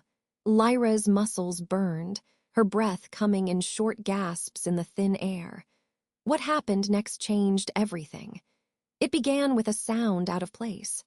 From the rear of the column, a sharp, guttural cry was cut off mid-sound. Not a shout of alarm, but a wet, final choke. The column froze, every wolf's hearing strained. The wind whistled over the crags, no bird sang. "Report!" Borin barked. Silence. Then a low, rhythmic thud began to echo up the stone path, like something heavy being dragged. A guard near the back peered around a bend. His face went pale. "Alpha, it's Jerk." From around the corner, a body slid into view. A Frostfang warrior, his throat torn open, his dead eyes staring at the sky. He was being pulled by a single, bloodied hand. And behind him, stepping into view, was Vorian. But it was not Vorian. The body was his, clad in tattered bloodmoon leathers, but the movement was all wrong, a predatory, liquid grace that belonged to no wolf. The eyes were solid pools of reflected moonlight, holding no soul, only a chilling, intelligent malice. A silver, phosphorescent mist clung to his form like a second skin. "You have something that belongs to the spire," the entity Vorian said, its voice a chorus of dry whispers and stone grinding, using Vorian's mouth. It dropped the corpse's leg. "The key is mine, the rest are noise." Chaos erupted. Borin roared, "Shields protect the prisoners." Frostfang warriors surged forward, shifting into their wolf forms in flashes of fur and snapping bone. They were disciplined, fierce. They attacked in coordinated pairs. The entity did not bother to fully shift. It moved with impossible speed, a blur of mist and claw. It caught the first wolf by the neck and, with a sound like cracking timber, snapped its spine. It backhanded a second, the impact sending the warrior flying off the cliff into the abyss. Its power was absolute, contemptuous. Lyra stood paralyzed, her guards forming a tight ring around her, their weapons pointed outward, but their terror was a palpable scent. Kaelen was shouting, straining against his bonds, his own guards holding him back. "Lyra, the wall, keep it high," he bellowed. She understood. The spire was speaking through Vorian, but it could still speak to her. It could still try to get in. She slammed her mental barriers up, reinforcing them with every shred of will, imagining the black stone of the spire itself as her shield. The entity Vorian carved through the Frostfang line. It wasn't fighting to kill them all, it was cutting a path. Straight toward her. Elara, in her sleek white wolf form, lunged at its flank. It was a brave, foolish move. The entity didn't even turn. A whip of silver mist lashed out from its form, wrapping around her throat and lifting her off the ground. She choked, paws scrabbling at the insubstantial noose. "A princess," the entity whispered, tilting its head. "A trinket, your scheming mind is amusingly petty." It flung her aside like a rag doll. She hit the cliff wall and slumped, dazed. Borin, in his massive ice-gray wolf form, charged. This was a true alpha's assault, fueled by fury and the need to protect his pack. He collided with the entity in a crash of muscle and power. For a moment, they were a whirlwind of gray fur and silver mist, claws raking, teeth snapping. The entity staggered. Borin's strength was real. It roared, a sound that was Vorian's voice layered over the scream of twisting metal. It gripped Borin's head in both hands. Silver mist poured from its fingers, seeping into Borin's ears, nose, and eyes. Borin howled in agony, a raw alpha sound of pure, violated pain. He convulsed, his powerful form shuddering as the invasive power sought to silence him from within. "No," Lyra screamed. The compulsion was instinctual, born of a shared horror. Her power flared, not as an attack, but as a pulse of pure negation. A sphere of silent, shimmering energy burst from her, washing over Borin. The silver mist recoiled, hissing as if burned. The connection broke.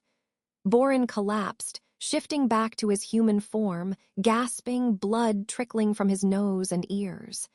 His eyes, when they found Lyra's, held a shattered understanding. She had not just described the threat. She had just shown him its weakness and her own. The entity Vorian turned its moonpool eyes fully on her. It smiled Vorian's smile. "Good, you learn, you use my gift to protect. Come. This is tiresome." It took a step toward her ring of guards. They braced, but their courage was breaking. Then a new sound. Not from the path, but from above. A shower of gravel, a scrabbling of claws on rock. Dozens of pairs of yellow eyes ignited along the rim of the crag high above them. A rough, familiar voice shouted down. "Seems you're having a party, Frostfang, and you didn't invite the blood moon." Standing on the ledge in human form was Vorian's beta, a scarred, brutal wolf named Rask. And with him, at least 30 blood moon warriors, armed with bows and spears. They had followed their possessed alpha, but their loyalty was to the pack, not the thing wearing his skin. The entity Vorian paused, looking up. For the first time, its expression shifted from malice to something like irritation.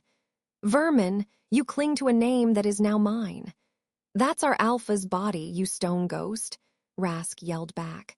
"And we want it back. Blood moon, loose." A hail of arrows and spears rained down, not aimed at the Frostfang, but at the entity in their midst. The next few seconds were a maelstrom of confusion, violence, and desperate opportunity. The entity Vorian became a vortex of mist and motion, deflecting projectiles, but it was distracted. The Frostfang, caught between two enemies, scrambled for cover. Kaelen saw it.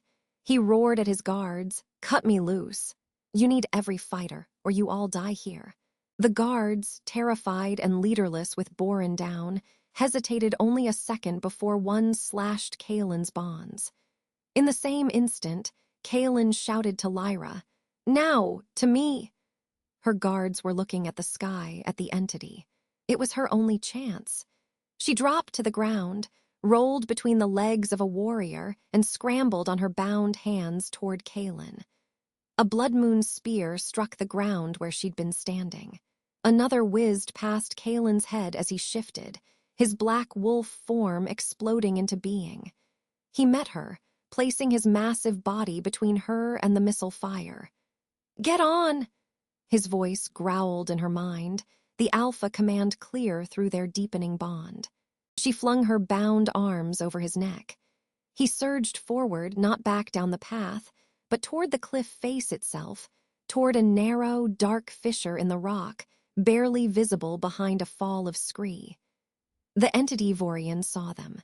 It swatted a blood moon spear from the air and let out a shriek of rage that cracked the stone beneath its feet. It lunged, a silver streak. Boren, from the ground, raised a trembling hand. "Frostfang! Cover that retreat!" His order was a wheeze, but it was an alpha's order. The remaining Frostfang warriors, acting on ingrained obedience, threw themselves into the entity's path, a final, sacrificial barrier of tooth and claw. Kaelen dove into the fissure, Lyra clinging to him. They plunged into absolute darkness, the sounds of the three-way battle, the snarls of wolves, the screams of men, the unearthly shrieks of the entity, echoing behind them, growing fainter. They ran until the sounds faded into a dripping, hollow silence. Only their panting breaths and the scuff of Kaelen's paws on stone filled the void.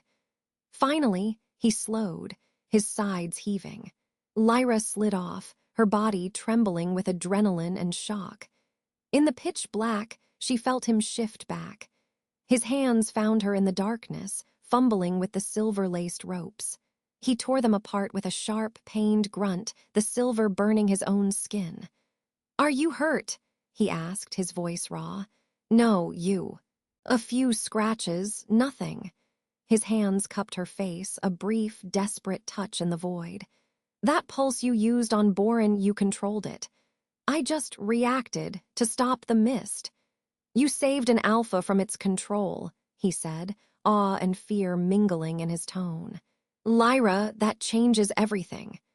A faint, phosphorescent glow began to seep from the walls. They were in a cavern, but the rock was threaded with veins of the same silvery mineral that had lit the eclipse spire. In the ghostly light, she saw his face, etched with exhaustion, but his eyes burned with fierce intensity. The sound that broke the silence then was not from behind them. It was from ahead. A soft, rhythmic drip of water. And beneath it, a low, resonant hum that vibrated in Lyra's bones, in the core of her eclipse power. It was a call, but different from the spire's predatory whisper. This was older, deeper, a lament. Kaelen heard it too, he stiffened. "What is that?" Lyra took a step forward, drawn by the hum. The cavern narrowed into a tunnel. At the far end, the silver light was brighter. I don't know, but it's not the spire, it's something else." They moved cautiously toward the light. The tunnel opened into another, smaller cavern. And in its center, illuminated by a shaft of natural light from a crack high above, was a sight that stole Lyra's breath. It was a tomb. A simple, ancient stone slab. And carved atop it, in a style even more archaic than the eclipse runes, was a single, stark symbol. A crescent moon eclipsed by a sphere of purest black. But it was not the tomb that made Kaelen suck in a sharp breath and step protectively in front of her. It was the figure kneeling before it. The figure was a wolf, but wrought from what looked like living, petrified wood and woven moonlight. It was skeletal, ancient, and radiated a sorrow as deep as time. It turned its head slowly. Its eye sockets were not empty, but held swirling galaxies of dim stars.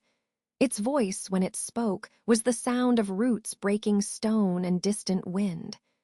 "Child of the lost blood," it intoned, its starlight gaze fixed on Lyra. "You have stirred the sleeper in the stone, and you have led the defiler to the last sacred place. The final guardian has failed." It rose, creaking, to its full, towering height, and its sorrowful gaze shifted to Kaelen. "And you, son of the wardens, your line swore to keep the secret. Why do you bring the key to the lock?" Before either could speak, a new, all too familiar sound echoed down the tunnel behind them, the skitter of claws on stone, and the wet, dragging breath of a body pushed beyond its limits. The entity Vorian had found the fissure. The ancient guardian's starry eyes flared. "Too late! The defiler is here!" It raised a gnarled, wooden limb, not toward the tunnel, but toward the tomb itself. The humming reached a fever pitch. The carved symbol on the slab began to glow with a cold, black fire. "The lock must be opened before it is defiled," the guardian whispered, its voice fraying. "Child of blood, place your hand upon the seal, fulfill the covenant." The dragging steps grew louder. Kaelen growled, shifting stance, placing himself between Lyra and both the approaching horror and the mysterious tomb. Lyra stared at the glowing symbol, the hum resonating in her very soul. This was it, the point of no return. To touch it was to answer a call millennia old. To refuse was to let the entity take her, and whatever this secret was. The guardian's final words were a desperate sigh. "Choose, heir, salvation or oblivion lies in your blood." And from the tunnel mouth, silver mist began to curl, followed by the grotesque, smiling face of Vorian, his moonpool eyes fixed on her. "There you are," the spire's consciousness whispered. "Come, we have a world to unmake." Lyra looked at Kaelen, at the tomb, at the advancing defiler. Her heart hammered against her ribs. Every instinct screamed to run. But the hum promised an answer. She took a step toward the tomb. Kaelen's hand shot out, grabbing her wrist. "Lyra, no, we don't know what it is. We don't have a choice," she cried, her voice breaking. The entity Vorian stepped fully into the cavern, its form dripping mist and malice. "Oh, but you do, little key. You can come with me. Or," it said, its gaze sliding to Kaelen with predatory delight, "I can remind you what happens to those who stand in my way." "Starting with him?" Lyra's eyes met Kaelen's. In them she saw not an order but a plea, a fear for her that outweighed his own. It was the look that decided her. Wrenching her wrist from his grip, she turned and slammed her palm, still smeared with Borin's blood and her own, directly onto the cold, black fire symbol of the tomb. The world exploded into light and sound. The guardian's form dissolved into a whirlwind of starlight. The entity Vorian shrieked in fury. Kaelen's shout was lost in the roar of awakening power, and the stone slab beneath Lyra's hand began to crack open. The world detonated in a silent silver scream. Lyra's hand, fused to the tomb's cold seal, became a conduit. Power, not hers but ancient, deep, and grieving, erupted from the stone slab. It wasn't a blast of force but of memory. The cavern vanished. For a heartbeat, she was everywhere and everyone. She saw the eclipse spire whole, gleaming under a black sun. She heard a chorus of voices raised in a song that made the air vibrate. She felt the precise, shattering moment of betrayal. A knife in the dark, a curse woven from within, the great spire's heart turning septic with pride. Then the vision snapped. The physical world rushed back with a roar of actual sound. A shockwave of raw, silvery energy pulsed out from the tomb, visible as a rippling wall of light. It passed through her and Kaelen like a chilling wind, leaving their skin tingling. It hit the final guardian, and the ancient being of wood and woven moonlight sighed, a sound of profound relief, and dissolved into motes of dust that rained softly to the cavern floor. Its duty was ended. The entity Vorian, who had been surging into the chamber, met the wave head-on. It did not scream. The sound it made was the grinding of tectonic plates, a psychic shriek of outrage that clawed at the inside of Lyra's skull. The silver light did not burn it, but it unmade the dark tendrils of control it had extended. The phantom wolves that flanked it winked out like snuffed candles. The entity Vorian's body, was thrown backward, slamming into the cavern wall with a sickening crunch of stone and bone. It slid down, motionless. Silence, thick and stunned, filled the cavern. Lyra snatched her hand back. The eclipse symbol on the tomb was glowing with a soft, steady internal light.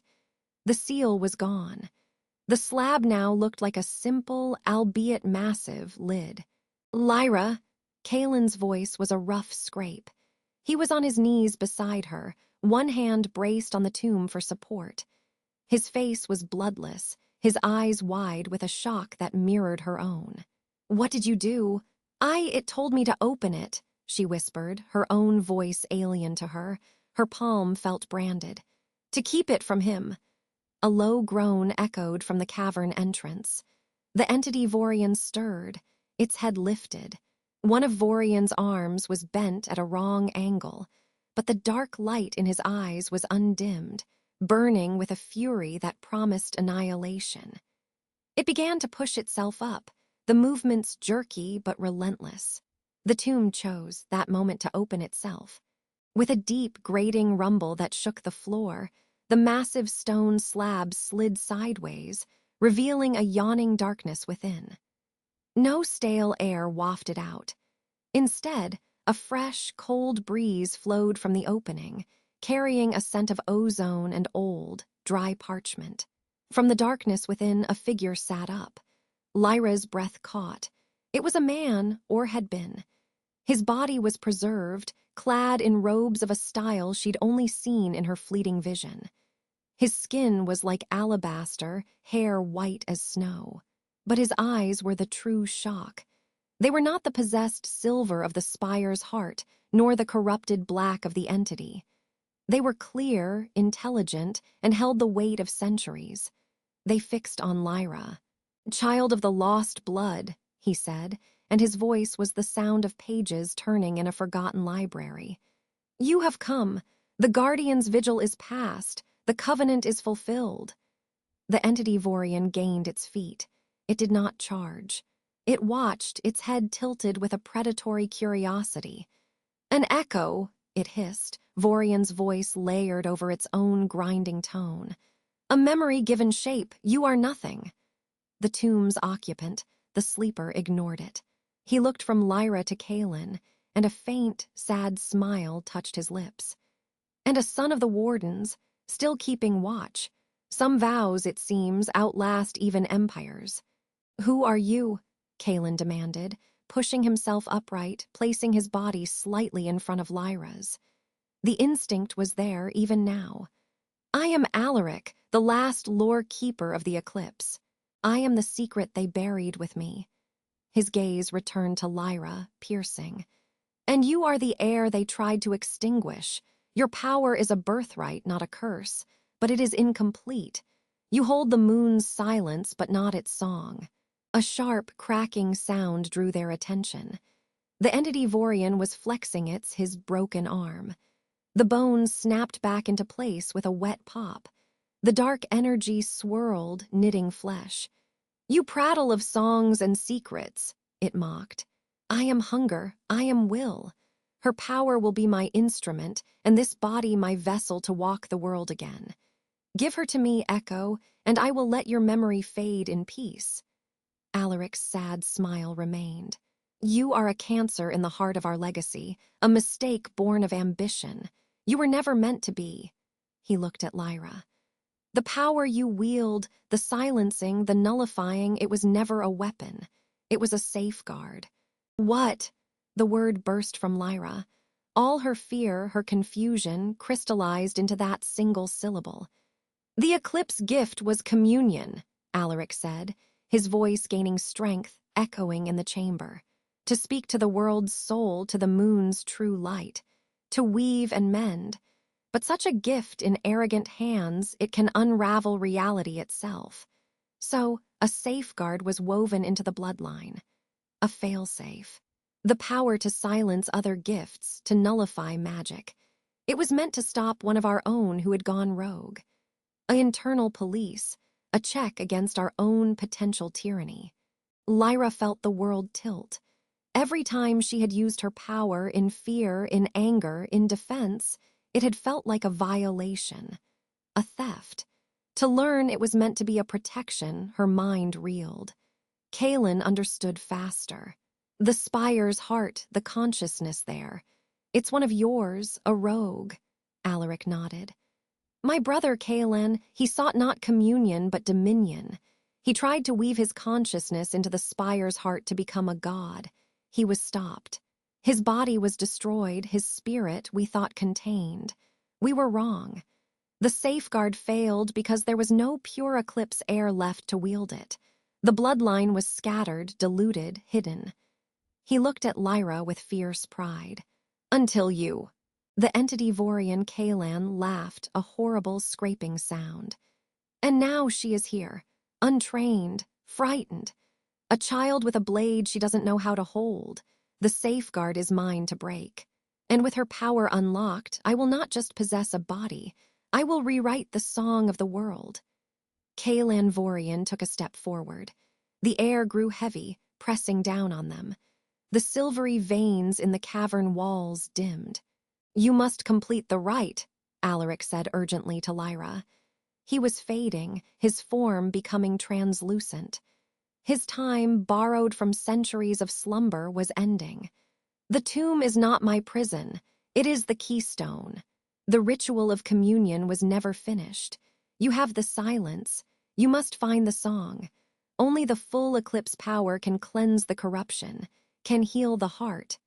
How? Lyra cried, desperation clawing at her throat. I don't know any song. The memory is in your blood, in this place. Alaric gestured to the glowing tomb. Touch the keystone, accept the legacy, not as a weapon, as a responsibility. Kaelen Vorian was halfway across the chamber now, moving with terrible purpose. Kaelen shifted, ready to intercept, to die fighting to buy her seconds. Lyra looked at the tomb, at the fading ghost of Alaric, at Kaelen's battered, resolute back. The entity wanted her power to break the world. The ancient keeper said she needed it to mend it. Her whole life, she had wished it away. Now she had to wish for more of it. What happened next was not a choice, but a surrender. She didn't think. She acted. She shoved past Kaelen, ignoring his sharp cry of Lyra, no, and threw herself toward the open tomb, not to look inside, but to press both her palms flat against the inner wall of the stone sarcophagus, where the silvery veins were brightest. The connection was instantaneous and catastrophic. It was not a single memory, but the river of them. The entire history of the eclipse lineage flooded into her. She saw the first communion under a triple moon. She felt the joy of creation, of speaking with the wind and calming the quaking earth. She felt the pride curdle into ambition, the schism between brothers, Alaric the preserver, Kaelen the conqueror. She felt the moment of the betrayal, the failed safeguard, the cataclysmic war that shattered the spire and forced the survivors into hiding, their gift becoming a legend, then a myth, then a heresy. And she heard the song. It was not a melody with words. It was a pattern of energy, a vibration of pure, harmonious intent. It was the counterpoint to her silencing power. Where one stopped, this one started. Where one took away, this one gave back. The influx of knowledge was too vast, too intense. She felt herself fracturing under the weight, her own small consciousness drowning in the ocean of the past. A hand gripped her shoulder, warm, solid, anchoring. Kaelen. He had followed her, was holding her steady as her body trembled violently. His presence was a tether to the here and now, to the girl who scrubbed pots in a scullery, not just the heir to a dead empire. Focus on me, his voice growled in her ear, cutting through the psychic torrent. Take what you need, leave the rest. You are Lyra, you are here. She clung to that voice. She used it as a dam, letting the river of memory flow around her, taking only the essential knowledge, the feel of the song, the shape of the ritual, the truth of the safeguard. She understood now. Her nullifying power was the lock.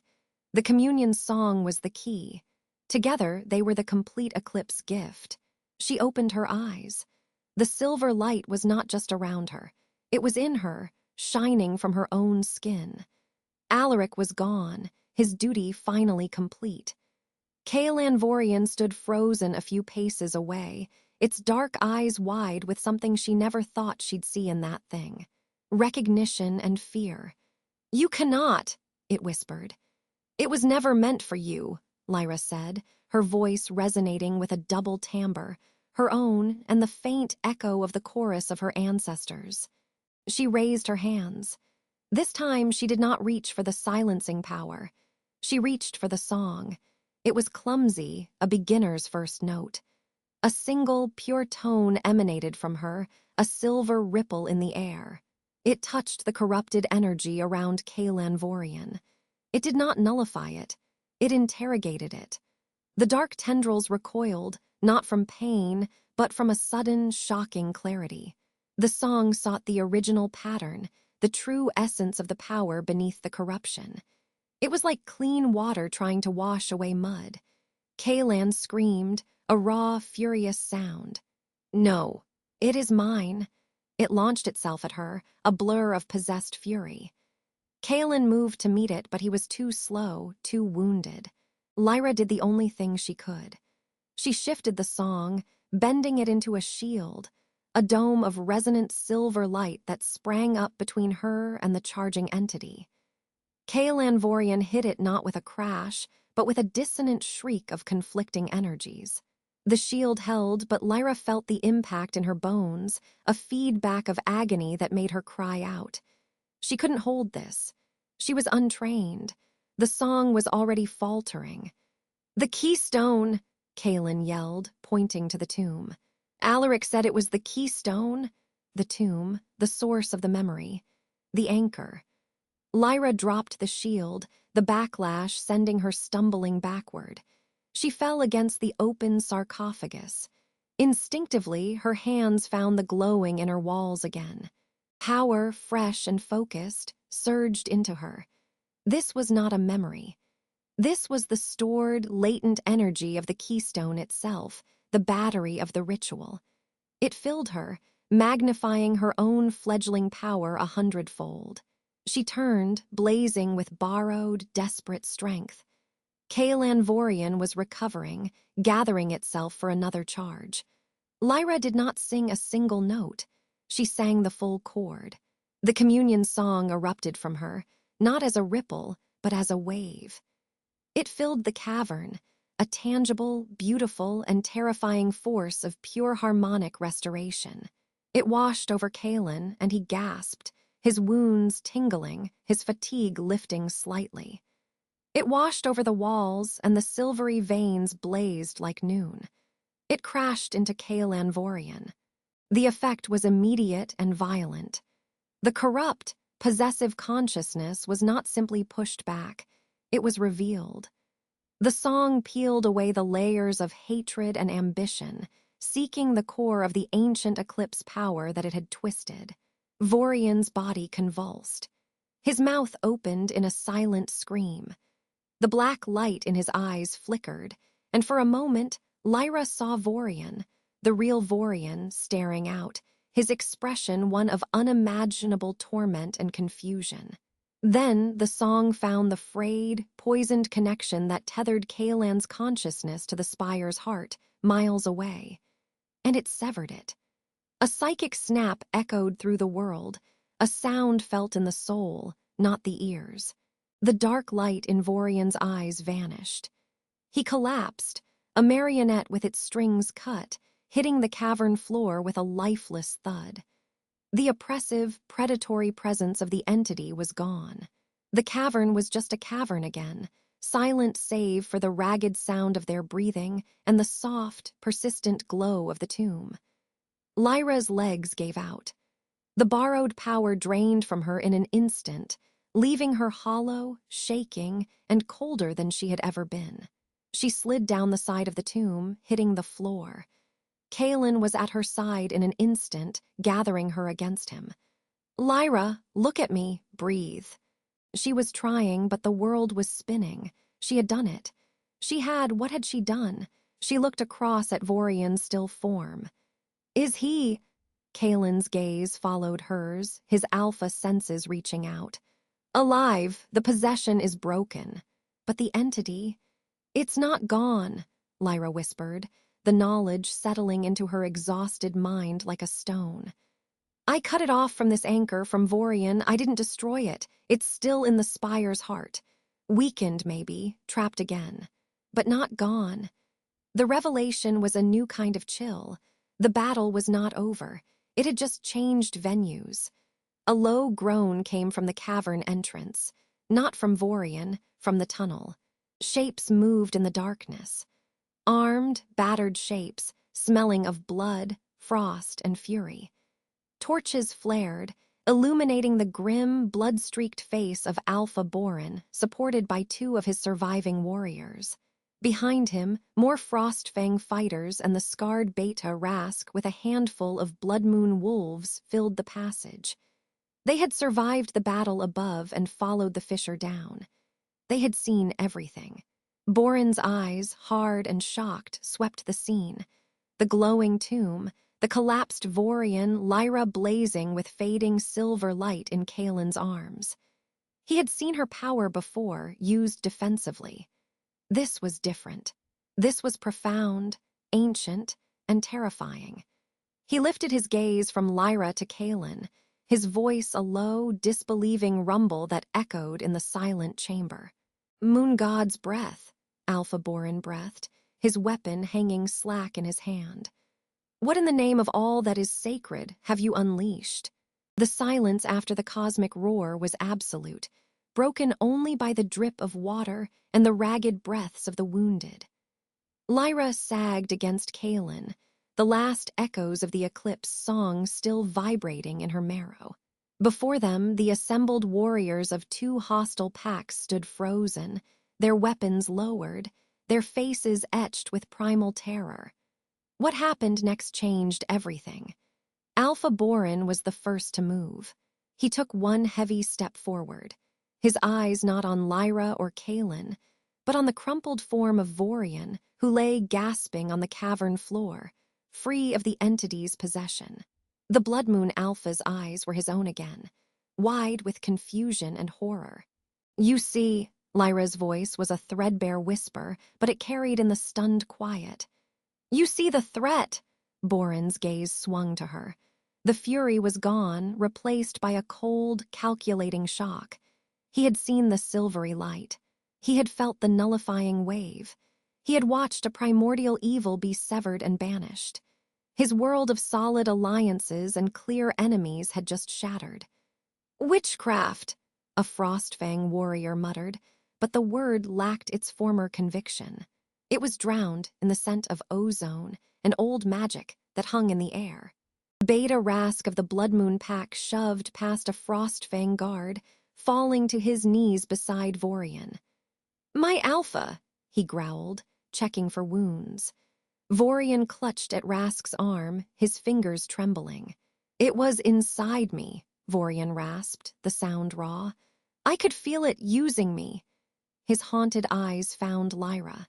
A flicker of that old, predatory interest was there, but it was buried under layers of newfound dread. He had been a puppet. She had cut the strings. Kaelen tightened his hold on Lyra, his body a shield between her and the two packs.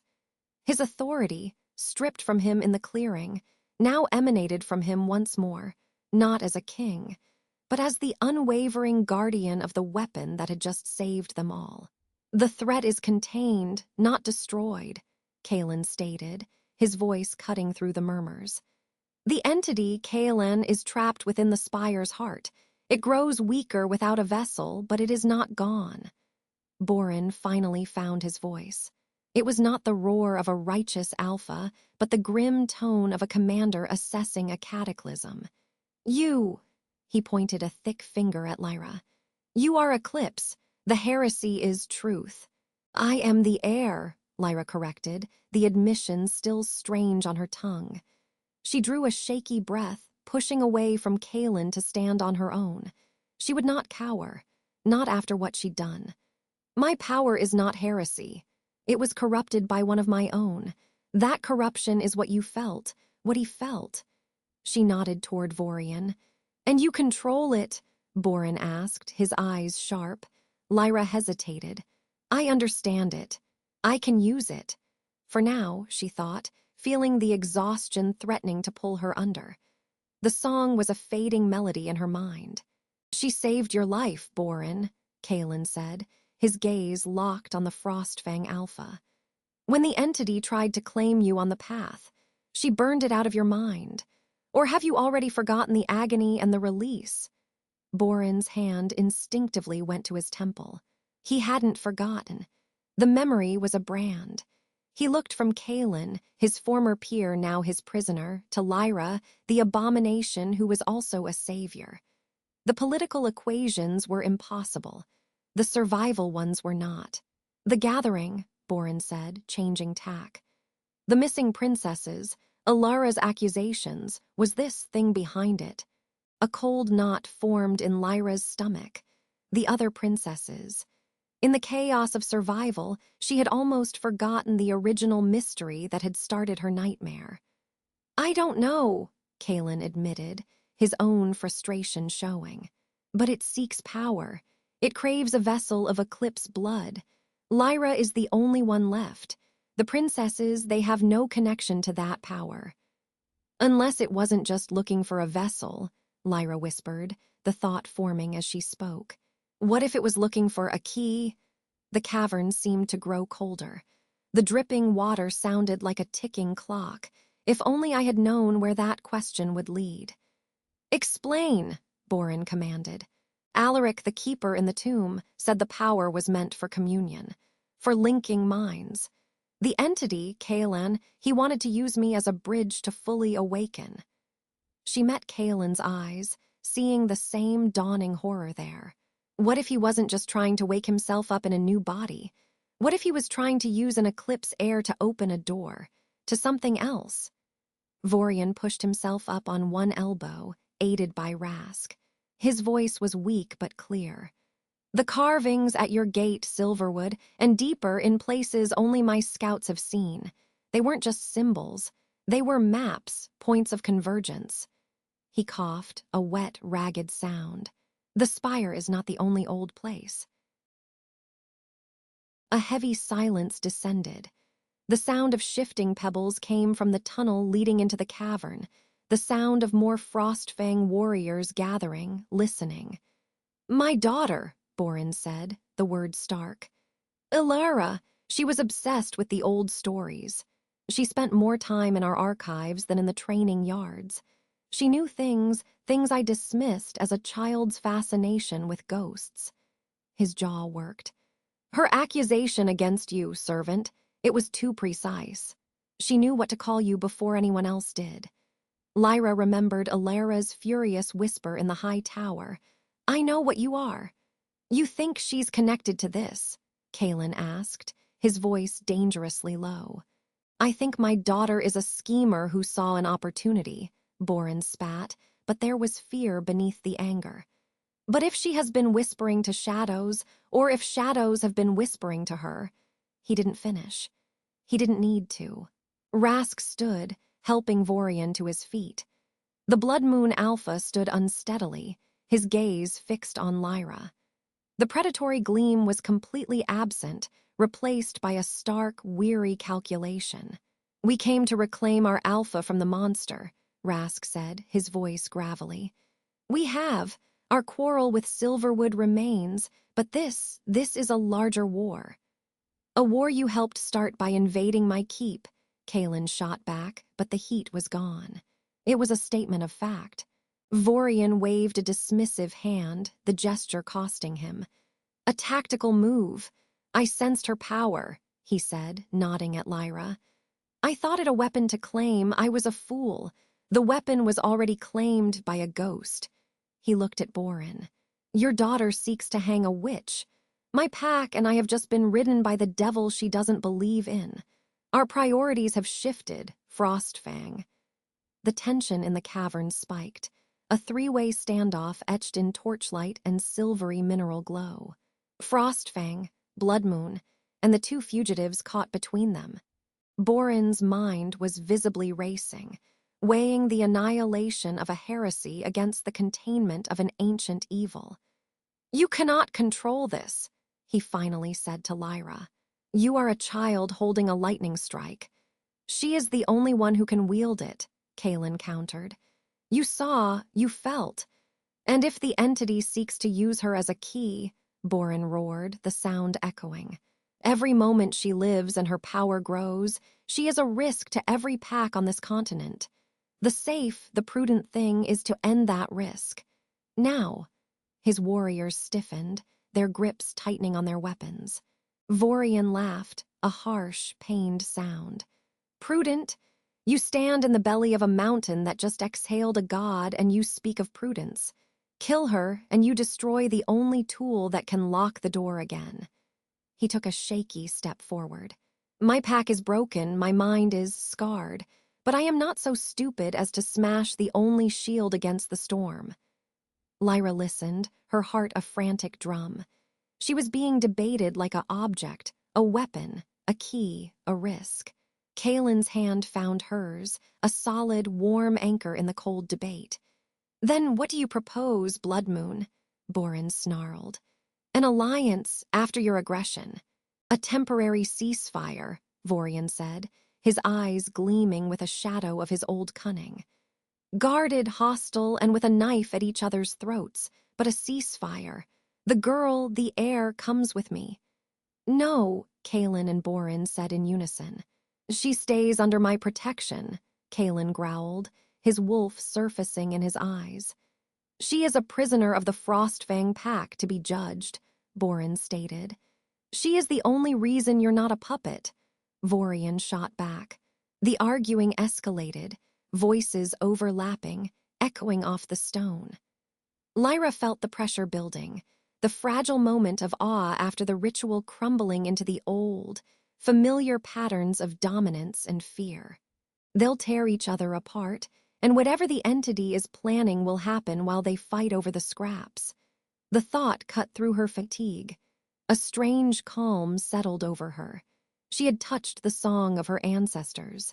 She had faced the entity and won a battle. She would not be a prize to be fought over. She let go of Kaelen's hand. The movement was small, but it silenced them. All eyes turned to her.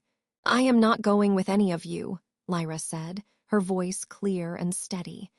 It was not the voice of a servant or a scared girl. It was the voice of the eclipse heir, and it carried a finality that stilled the air. "The entity is trapped, but it is not idle. It called to Vorian. It tried to take Boren. It wants a way out. The princesses are missing. Elara knows something. These are not separate problems. They are pieces of one puzzle." She looked at each alpha in turn. "You want to control the risk? Then help me solve it. Kaelen and I will find the connection. We will find the missing princesses and learn what the entity truly wants. You," she said to Boren, "will ensure your daughter is found and contained, and you will call off your war. You," she said to Vorian, "will use your scouts and your knowledge of the old places to map every carving, every point of convergence.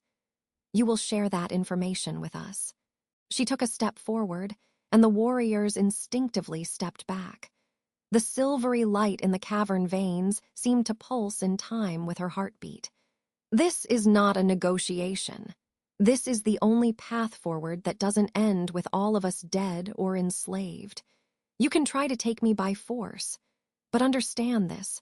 I am no longer just the girl who hides. I am the eclipse, and I will not be taken." The cliffhanger silence returned, thicker than before. Lyra's declaration hung in the air, a challenge and a promise. Boren's face was unreadable stone. Vorian's showed a flicker of grim respect. Kaelen looked at her with a ferocious pride that made her want to both weep and stand taller. It was Vorian who broke the stalemate. "Arrogant pup," he murmured, but there was no malice in it. He looked at Borin. "She has a spine, I will give her that. The Blood Moon Pack agrees to the ceasefire. And to the map." He said it like it was a concession, but his eyes were already plotting. All eyes fell on Borin. The Frostfang Alpha was a man balanced on a knife's edge. Honor demanded Lyra's execution.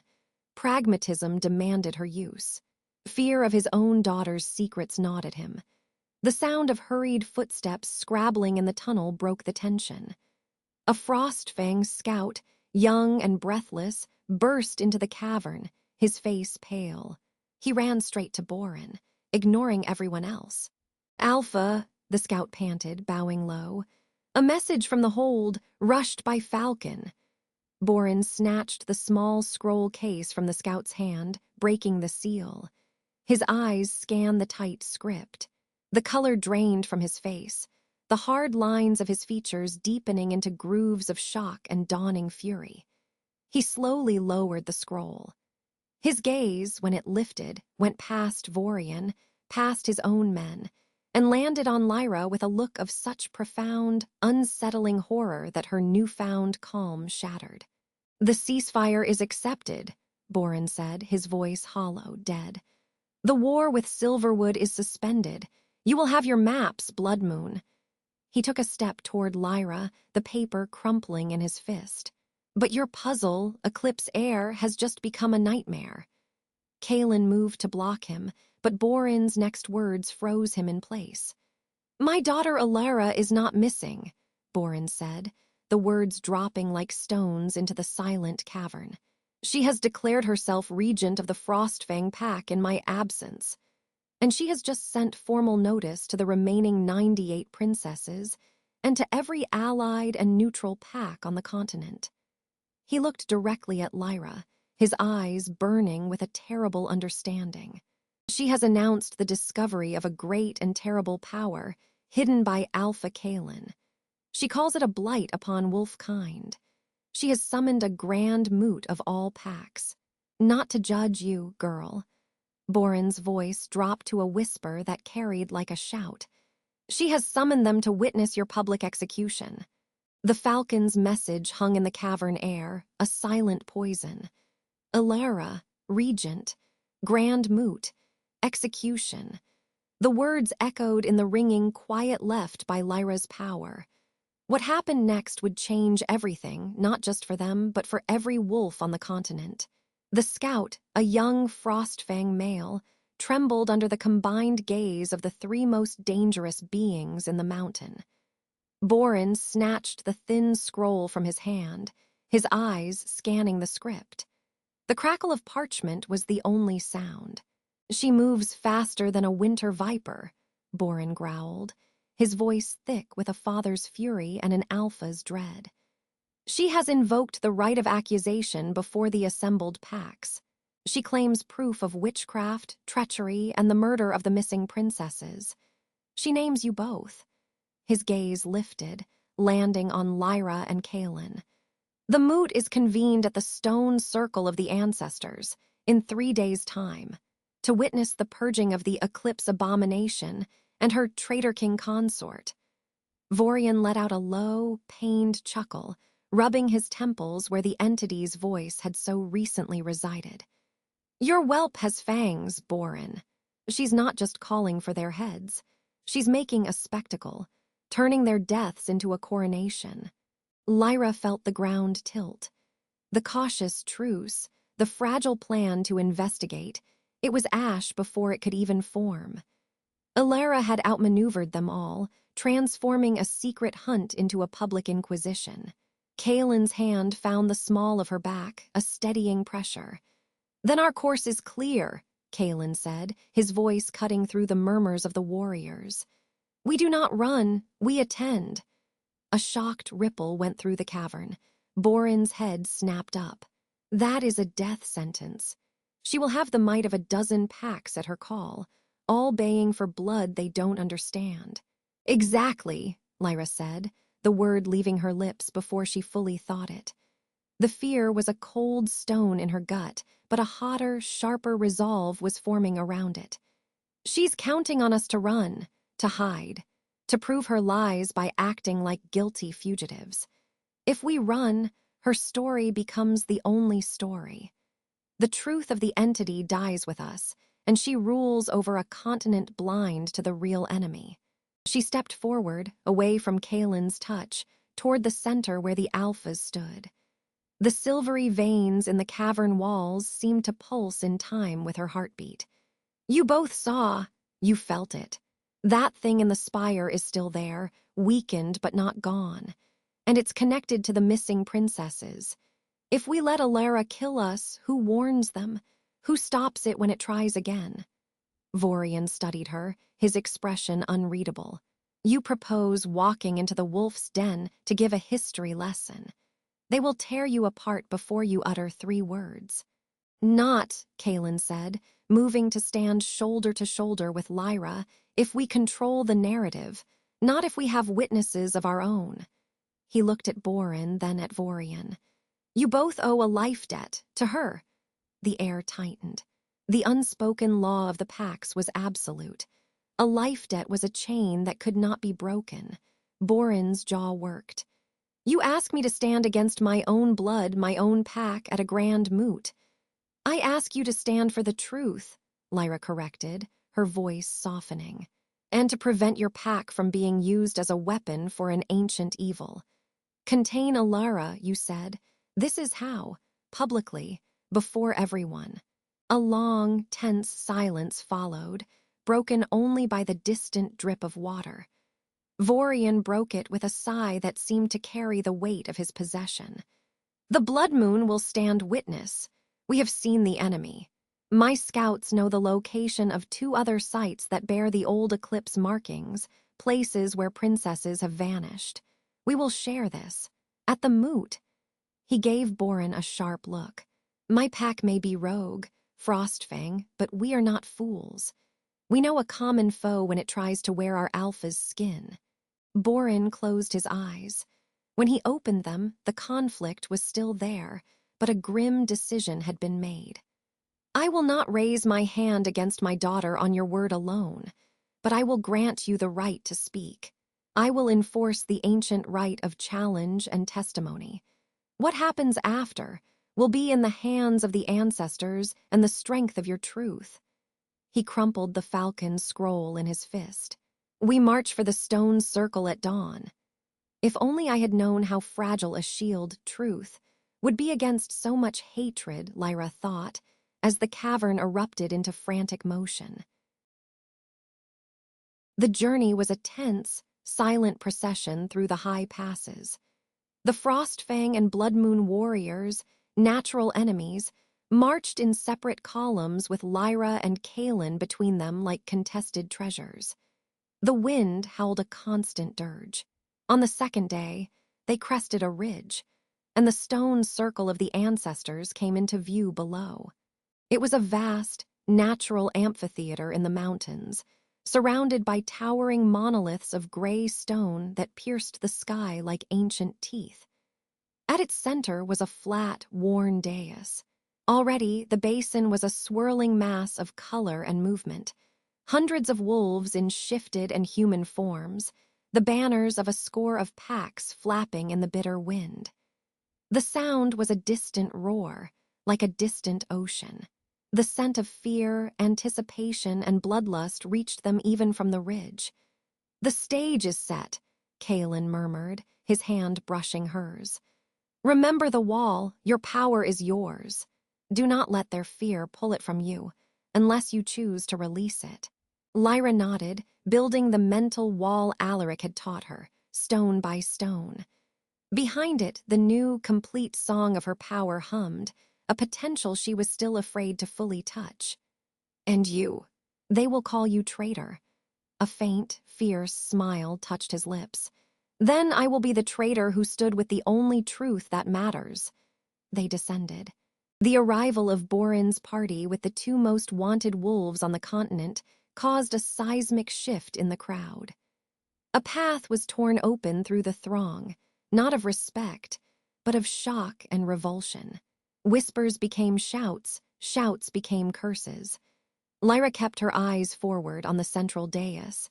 There, atop a raised platform draped in frostfang white and blue, stood Elara. She was transformed. Gone was the volatile princess. She stood regal and cold, clad in ornate armor, a circlet of ice-forged silver on her brow. Her eyes, like chips of glacial ice, locked onto Lyra with triumphant venom. Flanking her were alphas and betas from major packs, their expressions a mix of curiosity, greed, and outrage. "Father," Elara's voice rang out, amplified by the stone circle. "You return with the poison, not the antidote. Have you fallen under the witch's spell as well?" Borin stepped forward, his voice a rolling thunder that quieted the immediate crowd. "I return with prisoners who have invoked the right of testimony. The Grand Moot will hear them, as is our ancient law." An uproar. Elara's smile was razor-thin. "So be it. Let the continent hear their lies before they die." She gestured, and warriors parted to let Lyra and Kaelen through to the base of the dais. The feeling of thousands of eyes upon her was a physical weight. The air stank of aggression. Lyra climbed the steps, Kaelen a solid presence behind her. She stopped, facing Elara and the council of alphas. "Speak, servant girl turned monster," Elara sneered. "Tell your pretty tale." Lyra took a breath, pushing her voice out to carry. "I am Lyra of no pack but the lost eclipse." A gasp rippled.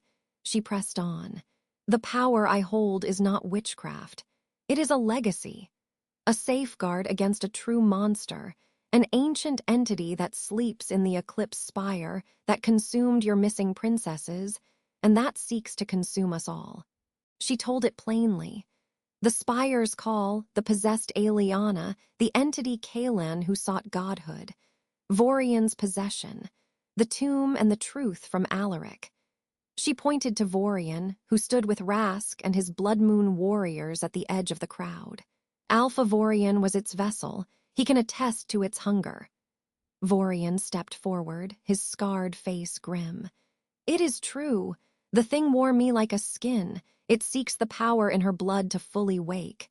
The missing princesses, their energy was food for its long sleep." The crowd murmured, uncertain. The story was fantastical, terrifying. Elara laughed, a cold, brittle sound. "A charming fable, a hidden evil, a chosen one, a tragic legacy. You spin stories to save your skin, but I have proof of your evil." She snapped her fingers. From behind the platform, a group of haggard, terrified-looking she-wolves were brought forward. They were from various packs, their clothes fine but torn. "The survivors," Elara announced. "Princesses who escaped the Silverwood's dungeons where she pointed at Kaelen, and his witch were holding them for their dark rituals." Lyra's blood ran cold. It was a brilliant, terrible lie. One of the women, a timid wolf from a southern pack, pointed a shaking finger at Lyra. Her eyes glowed silver. "She touched me, and my wolf, it went silent. She said she was taking it for her master." The others nodded, sobbing. The mood in the circle turned instantly, violently. The doubt vanished, replaced by a roaring, unified fury. Lies backed by false witnesses were more potent than any truth. "You see," Elara cried, her voice soaring on the wave of hatred. "The Alpha King betrayed his station for power. He consorts with an eclipse abomination who preys on our very essence. They are a plague, and a plague must be burned out." The chant began, low at first, then building. "Burn them, burn them, burn them." Kaelen moved, placing himself squarely in front of Lyra, his alpha aura flaring in defiance. But it was a spark against a hurricane. Warriors from a dozen packs stepped forward, eyes glowing, teeth bared. This was it. The truth had failed. They were going to die here, and the entity would win. No, the thought was quiet, absolute. It was not just her own. It was the song rising behind her wall. The complete eclipse power, the gift of communion and healing, thrummed with a desperate need. It was not a weapon, but it was the truth, and the truth could be shown. "Kaelen," she whispered, "don't fight them." He glanced back at her, confusion and defiance in his eyes. "Trust me," she said, and began to take down the wall, not to release a nullifying wave, but to open a door. She stepped around him, facing the advancing horde and Elara's triumphant glare. She raised her hands, not in attack but in offering, and she let the song flow out, but not at them, through them. A dome of pure, soft, silvery light expanded from her, washing over the dais, then rolling out in a gentle wave across the entire stone circle. It did not silence their wolves. It touched them. And in that touch, she poured everything. Not just her memories, but the feelings. The terror of the spire's voice, the sorrow of Alaric, the corrosive hunger of the entity Kaelen, the agony of the trapped princess ghosts in the mist, the desperate love that made her fight. She showed them Vorian's possession from inside his mind. She showed them the final guardian's sorrow. She showed them the tomb's revelation. It was a torrent of pure, unfiltered experience. A psychic communion on a scale never attempted. The effect was instantaneous and catastrophic. The roaring stopped. Warriors stumbled, clutching their heads. Alphas gasped, visions not their own flashing behind their eyes. The false witnesses on the platform screamed, their fabricated memories crumbling under the weight of real ones. The entire grand moot was plunged into a shared, overwhelming nightmare of truth. Lyra stood at the epicenter, a conduit, tears streaming down her face from the strain and the raw emotion flooding through her. She saw Borin's face as he witnessed his daughters scheming from a new perspective. She saw the horror of other alphas as they felt the entity's hunger for their own children. Elara was shrieking, a sound of pure, outraged denial trying to fight the visions. Lies, illusions. But it was too real, too visceral. The shared experience created a bond of undeniable knowing. The light faded. Lyra collapsed to her knees, utterly drained, the song a faint echo within her. A profound, deafening silence blanketed the stone circle. Thousands of wolves were breathing heavily, staring at each other, at her, with dazed, shattered eyes. Kaelen was at her side in an instant, holding her up. It was Borin who moved first. He turned slowly to face his daughter. His face was ashen, aged a decade in minutes. You knew," he breathed, the words carrying in the silence. "You knew of the true danger, and you used it. You endangered every pack, every heir for a throne." Elara's mask finally shattered into frantic fury. "I was saving us from that." She jabbed a finger at Lyra. "A power that can do this to us all. It is not a gift, it is tyranny. She just proved it. She proved you a liar and a would-be tyrant." A new voice growled. It was Vorian, pushing through the stunned crowd. "The enemy is ancient and real. She is the only one who can fight it. And you would have fed her to the mob to hide your own ambition." The consensus shifted, palpably. The gaze of the moot turned from Lyra to Elara, now heavy with accusation and betrayal.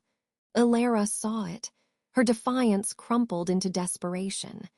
She looked to the other alphas for support, but they looked away. The shared vision had united them, not behind her, but against the common threat she had tried to ignore. "Take her," Borin said, his voice hollow with grief. "The Frostfang pack will try its own for treason against the packs." His warriors, their faces grim but resolved, moved to seize their regent. As Elara was led away, screaming curses, Borin turned back to Lyra and Kaelen. The crowd watched, waiting. Lyra forced herself to stand, leaning on Kaelen. Her voice was a ragged whisper, but it carried. "The entity is weakened, not dead. The princesses it took are gone, but their energy sustains it. It will try again. It needs Eclipse blood, my blood." "We must find its other anchors, the sites your scouts know," she said to Vorian, "and destroy them. Together." She looked out at the sea of faces, no longer a mob, but an assembly confronted with an impossible choice.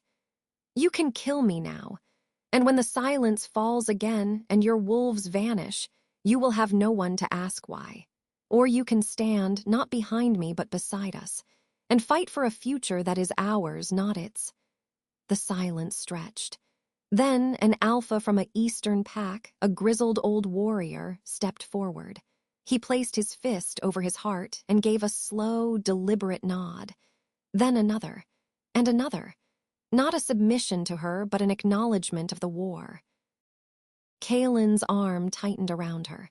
He spoke, his Alpha King's voice restored, not by birthright, but by earned respect. "The gathering of princesses was a hunt for a queen. It found a war. We will fight it. From this day, the packs are not united under a single crown. We are allied under a single purpose, to guard our own." As the sun began to set behind the stone monoliths, casting long shadows, the grand moot did not end with a coronation or an execution. It ended with a mobilization. Plans were drawn, scouts dispatched, borders opened. The fragile, hostile alliance was born not from love, but from shared terror and a sliver of hope. Later, on the edge of the dispersing crowd, Lyra watched the stars emerge. The song inside her was quiet, a gentle hum. The entity was out there. Elara's hatred was not gone. The road ahead was shadowed and long. Kaelen stood beside her, his presence a solid anchor in the shifting world. "What now, Lyra of the Eclipse?" She took his hand, lacing her fingers with his. The warmth was real. The choice was hers. "Now," she said, looking up at the first brave stars, "we go to work." And for the first time, she was not afraid of the path or the power within her. She was not a servant, a pawn, or a prize. She was the heir, and she was home. The end.